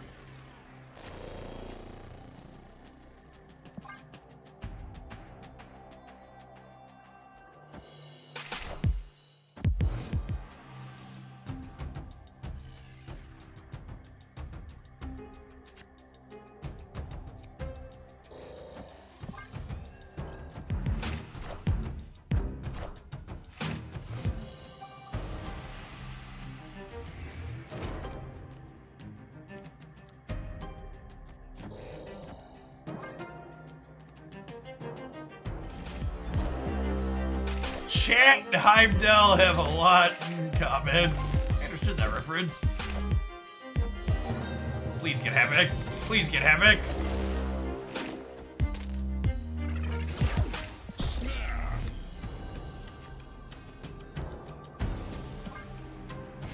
Lost the vault, chat. Victory.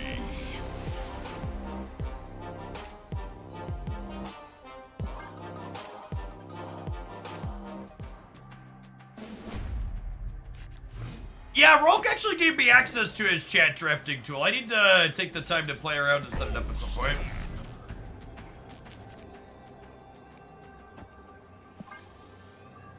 Thing he built.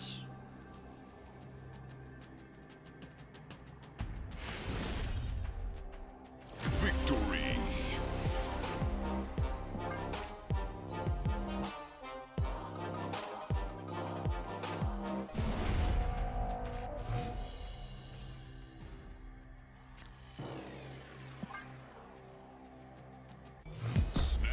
Let's make it this game or the next one. Our hand's not very good, but about ready to be done playing against the mill deck.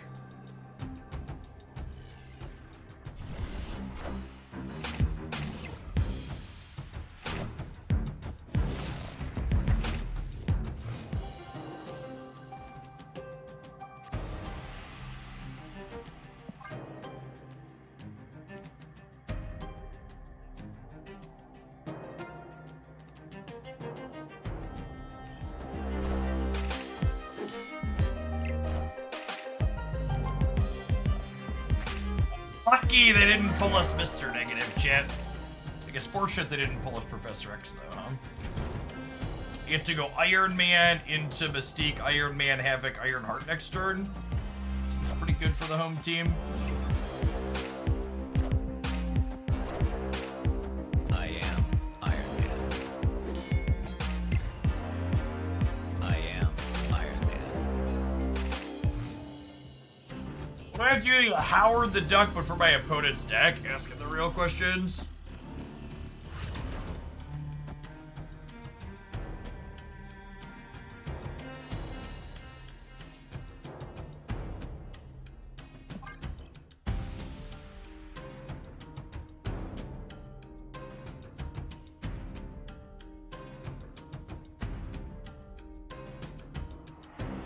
We have priority here, so we don't have to worry about getting Cosnode, which is nice.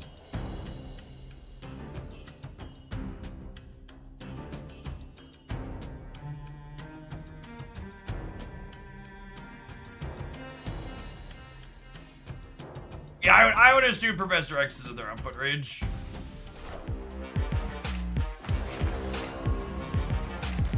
I am Iron Man.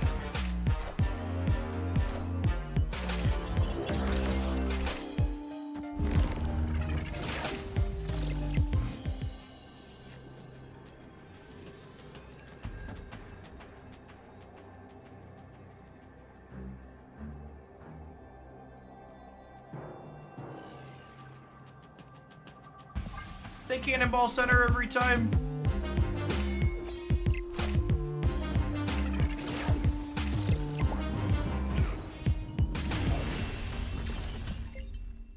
Victory.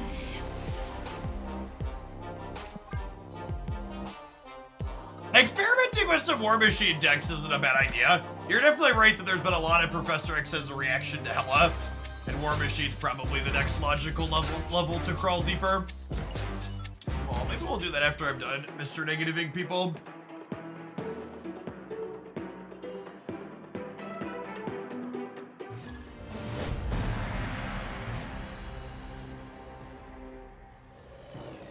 Opponent snapped.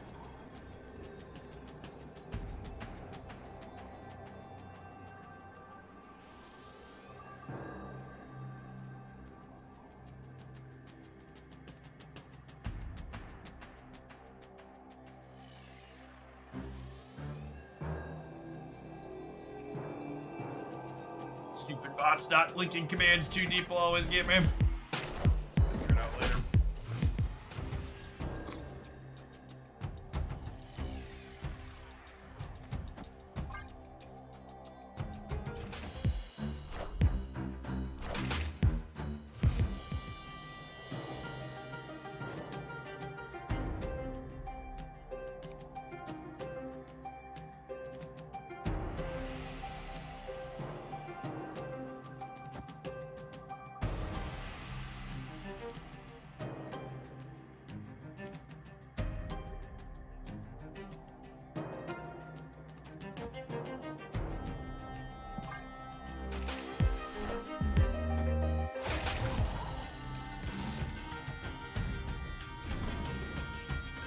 Jotunheim is certainly a thing you are allowed to do.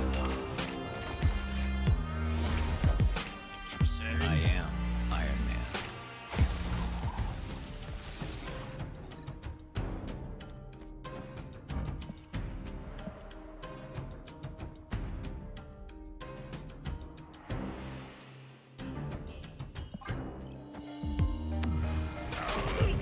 It's a Taskmaster here, unfortunately.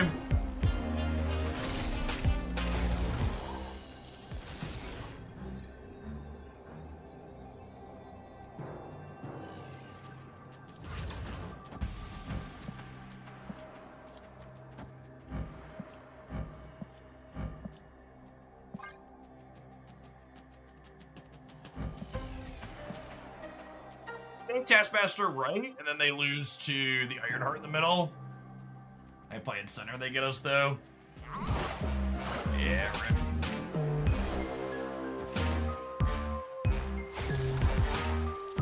Mystique is -1 power. No, Mystique is +3 power. They have a Red Hulk.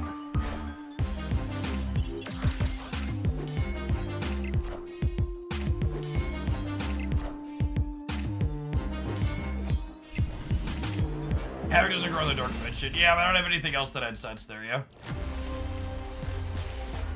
This stay was basically me banking on them playing the Taskmaster, right? Which they did not do.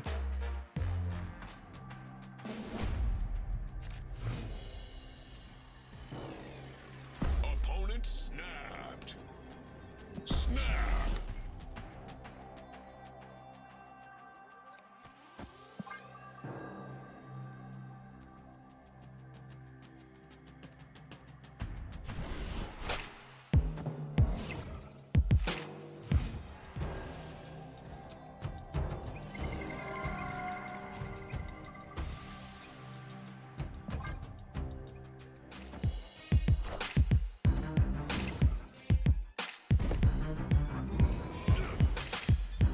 Card chat. Feel mad as a Hulk every time his ugly face pops up on my screen. It's like, fuck this guy in particular.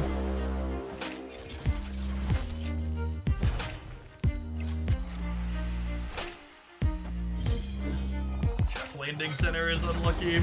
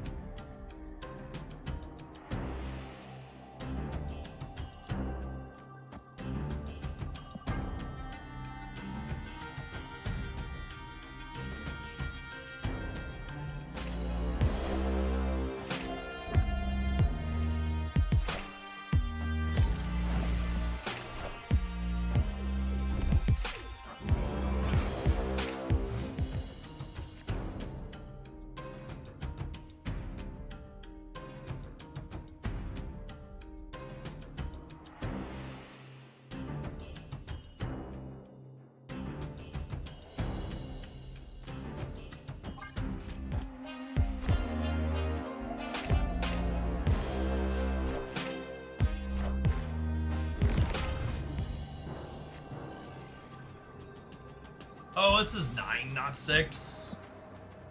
They Hulkbustered it. I was looking at the number. I was thinking I could Ironheart the other points into here. That's fine. They have a massive Hulk too.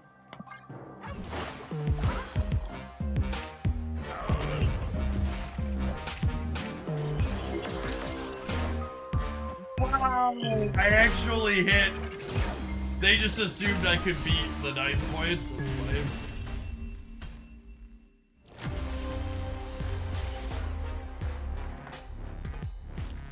I think one of the saddest parts about Red Hulk existing is that it made Sunspot a worse card. Poor lad just ain't what he used to be.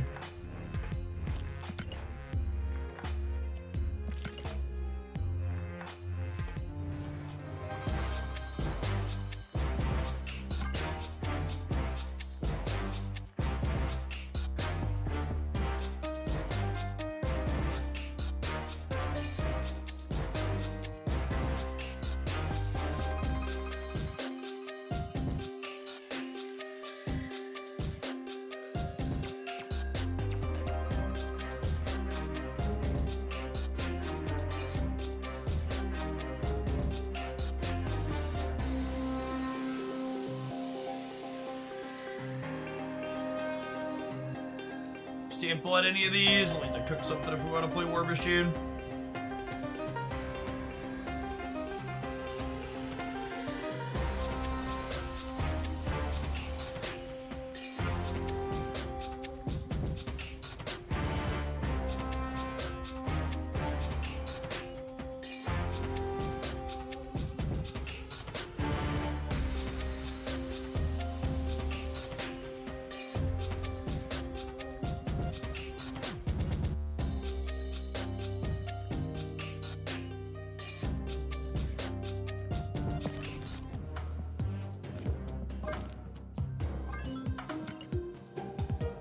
Anybody play War Machine with Black Knight still? Felt like his closest home, Agatha, so no.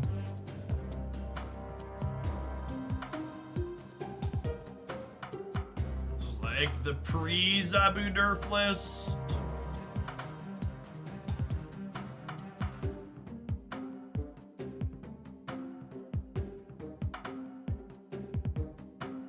You can't just sub out Zabu and expect it to be the same.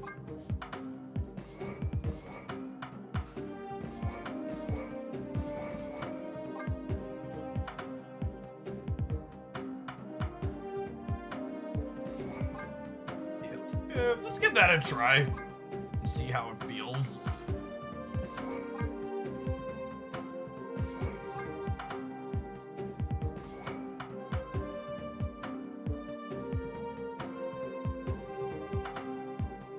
Something along this line.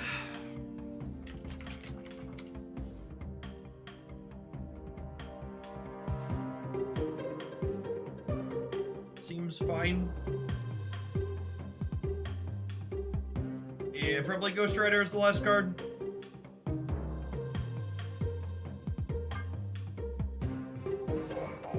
redundancy on that effect.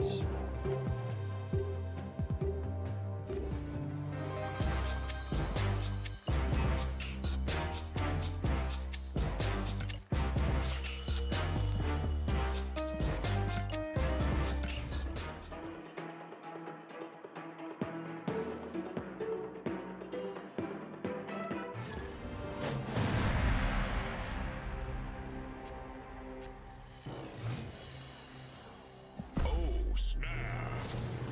Opponent snapped.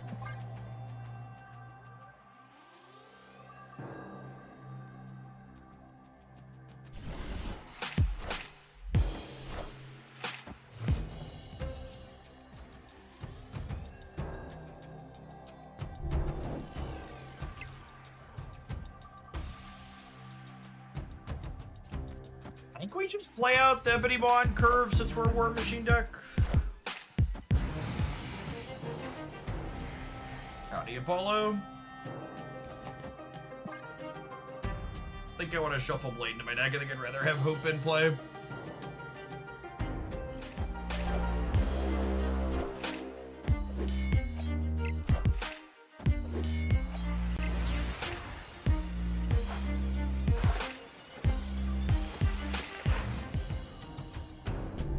The Aegis I've seen Thanos, it looked like the nerf worked. Yeah. For what it's worth, too, Thanos does have reasonable stats on places like Untapped. It just doesn't have a huge play rate anymore. It's no longer huge cut above everything else.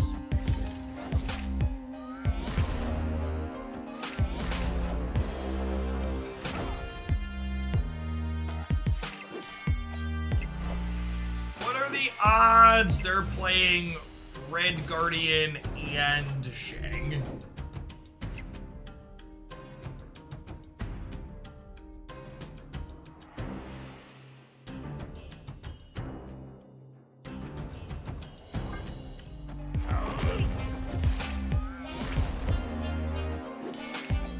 All systems go.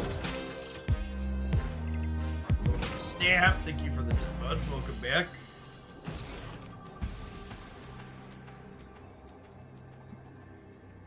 Posted me some stats here. I think we're dead.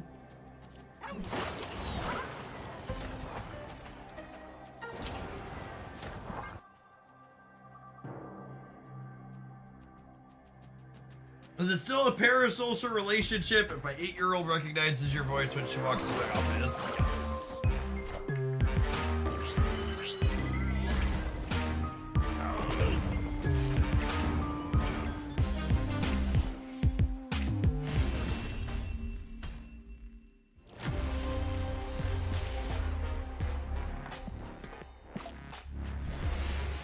Poor Black Knight. He had his combo together on the first go through and get Analand. Unlucky.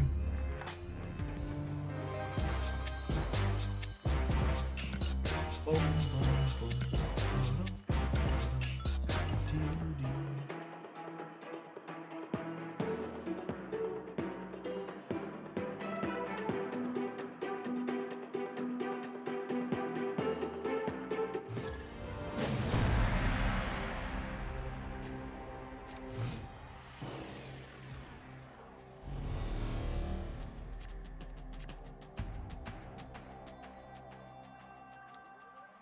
Yeah. So lovely. Oh, snap.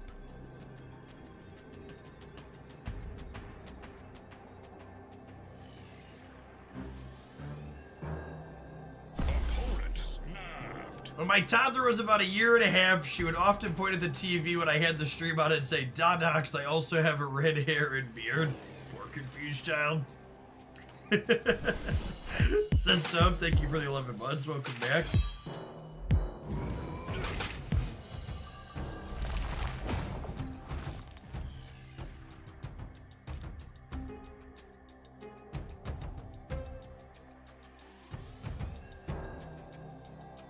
Pixel Warpath. Oof.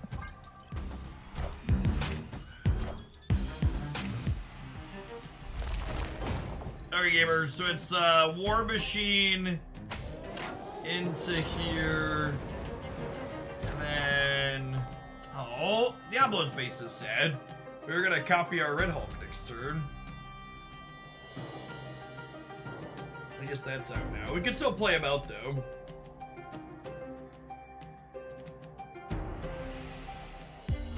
Castle Blackstone lives.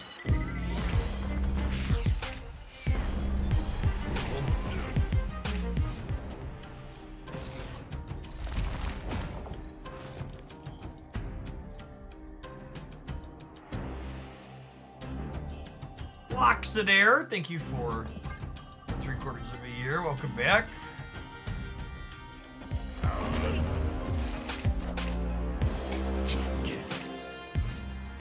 Maybe a hot take, the mill deck with Zemo and Co needs a nerf ASAP.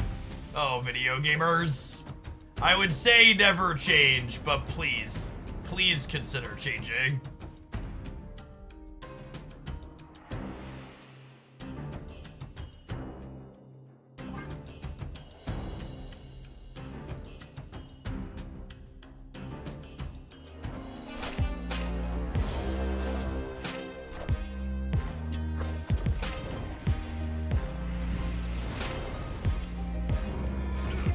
In my over a decade making TCG content, I don't think I have ever seen a community hate a deck as much as the Marvel Snap community hates being milled in proportion to its power level.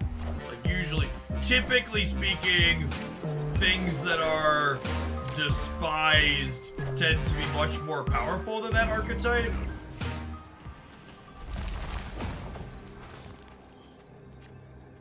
And it's actually just incredibly fitting that I get shit-canned by a Dr. Octopus while talking about this, because Dr. Octopus is actually the card that's good in mill.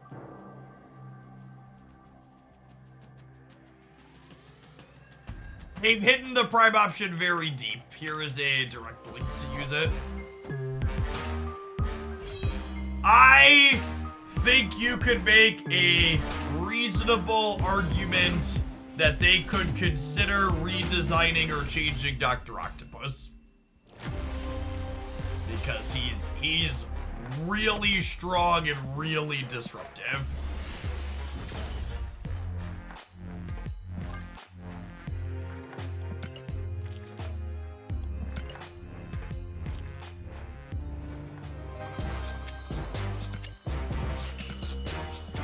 It's unfortunate that our deck just died to a Doc Ock, though. Generally speaking, the deck that we're playing is one of the better types of decks you can be playing into Dr. Octopus.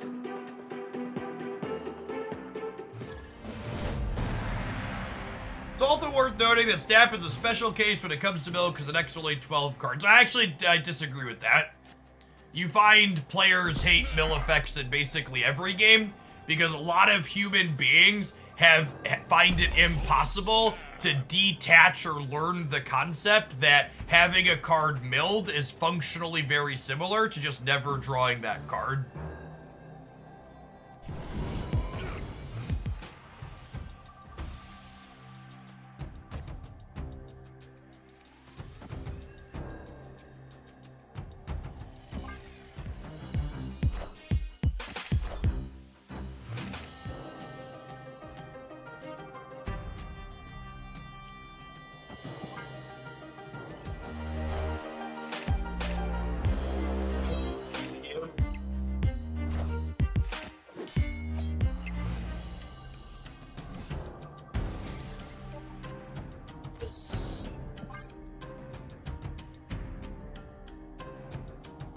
In order for the actual milling part to be remotely considered the offensive part of what that does, you would have to consistently be losing your draw on turn 5, I think. And we ran the numbers on it. Locations assisting in how quickly you get milled aside, it's currently only a 3% chance that the mill decks with the tools that they have deny you your turn 5 and 6 draw.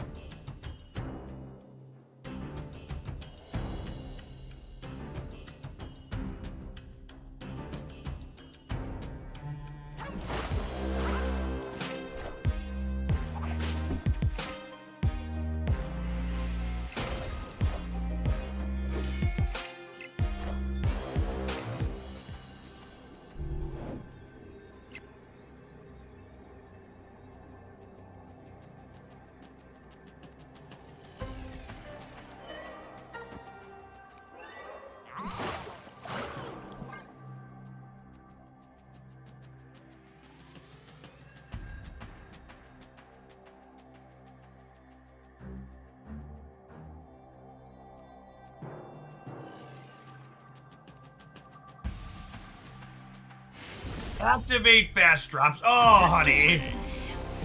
Fast drops aren't a thing. They're just something that cheesy grifters use to help them get some extra viewers because they know their marks are gullible. There's no fast drops anywhere on Twitch, least of all here.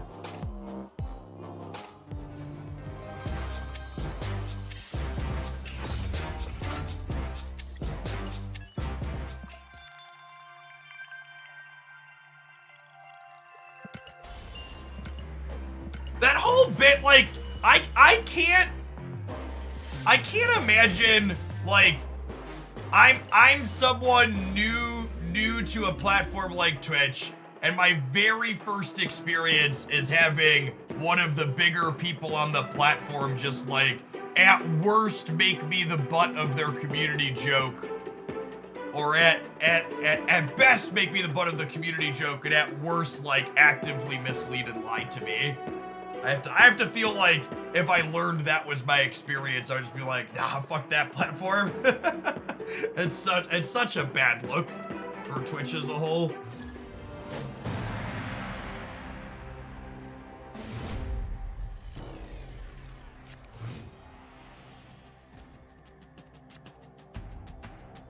Snap.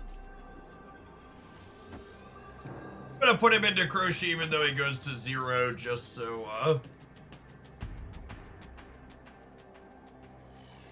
just in case these are hostile, because he's such an important effect for us. These are 2 bit variants.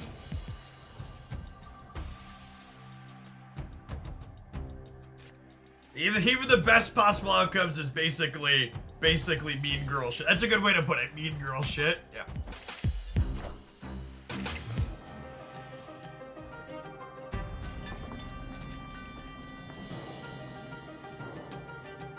No, you cannot. You cannot do the drops faster. It's 6 hours no matter how you slice it.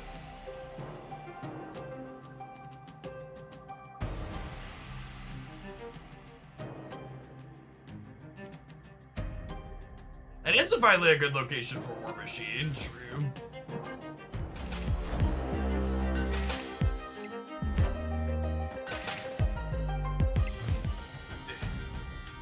Grid.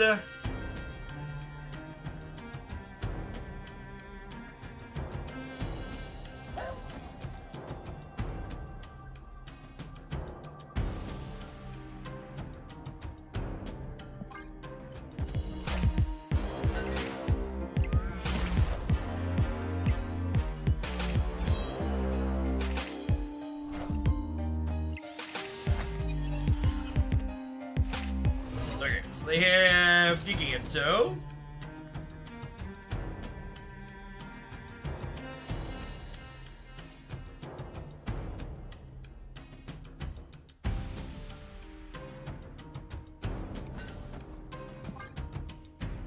I think I'm War Machining. I think I just beat them going toe to toe here.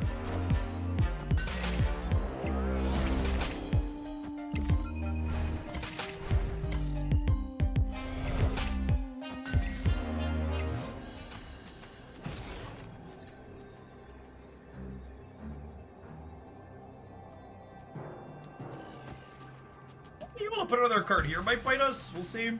Yeah, 15 power Red Hulk at a minimum. Could be 19. Could be 17, I suppose, Necroshow.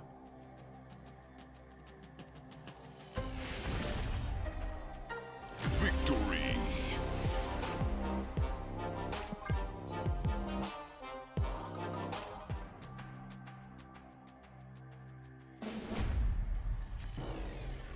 White Queen's a little bit of an atypical one in their archetype.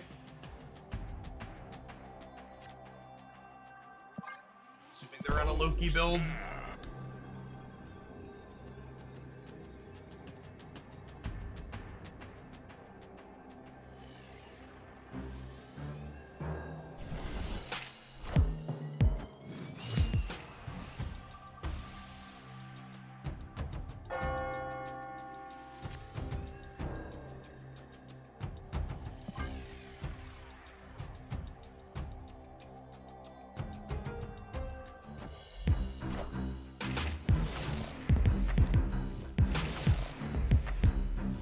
Starts!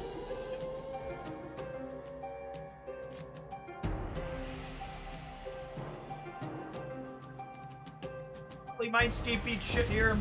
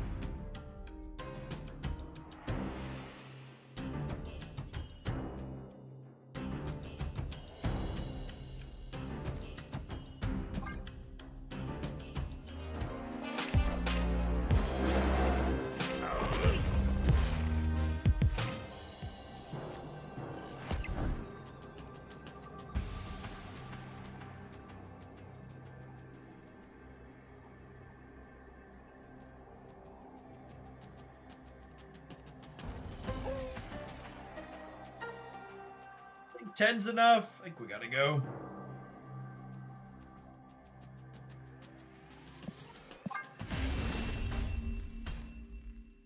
Escaped.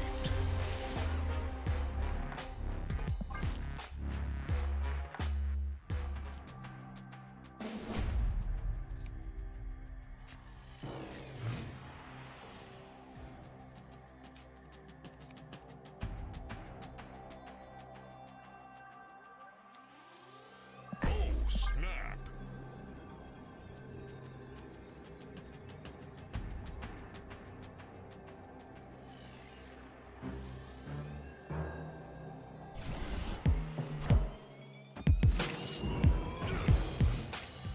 Siam is certainly better for us than them. Quantum Tunnel too, yeah?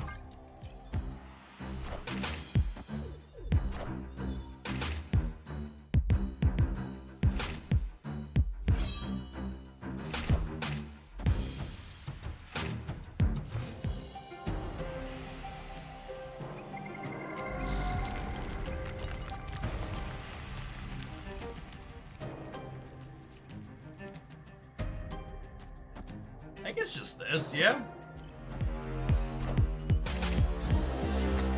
Giganto.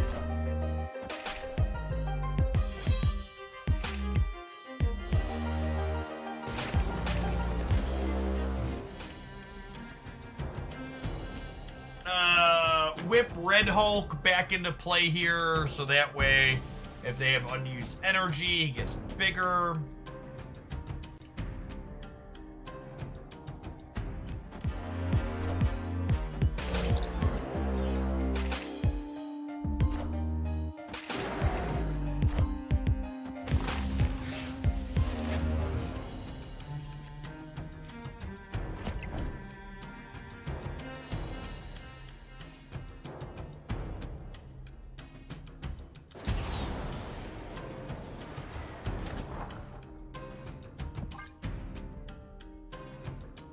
Whoa, like War Machine and input on here.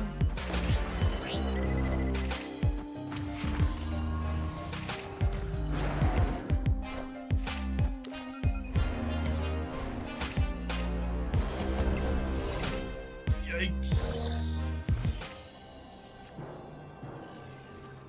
If we're dead, gamers, I guess there's a world where we win the center. I think I can win the right side though. Do this. YOLO, YOLO.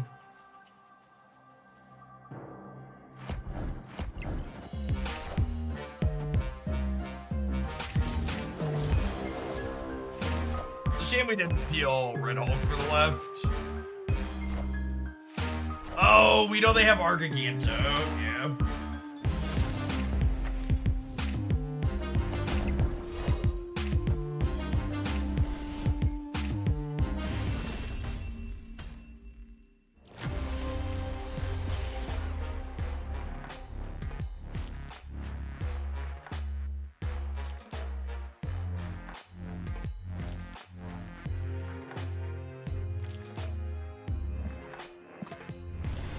Alright, gamers. I think I am going to go ahead and call it a day. 7 hours, a solid Sunday for me here. I plan to be back bright and early tomorrow morning to run it back. We'll be live every day this week, Monday through Friday, with some snap-a-lapping. If you're looking for more stuff from me, be sure to check out my YouTube channels at the links in chat. Who are we rating here on the Twitch side, though?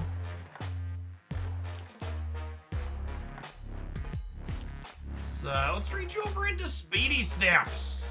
Check them out if you're looking to do some more drop-in your day. Drops don't end until next Saturday, or this Saturday. So we're still basically an entire week on them. Looking to finish them out today, though, check out Speedy.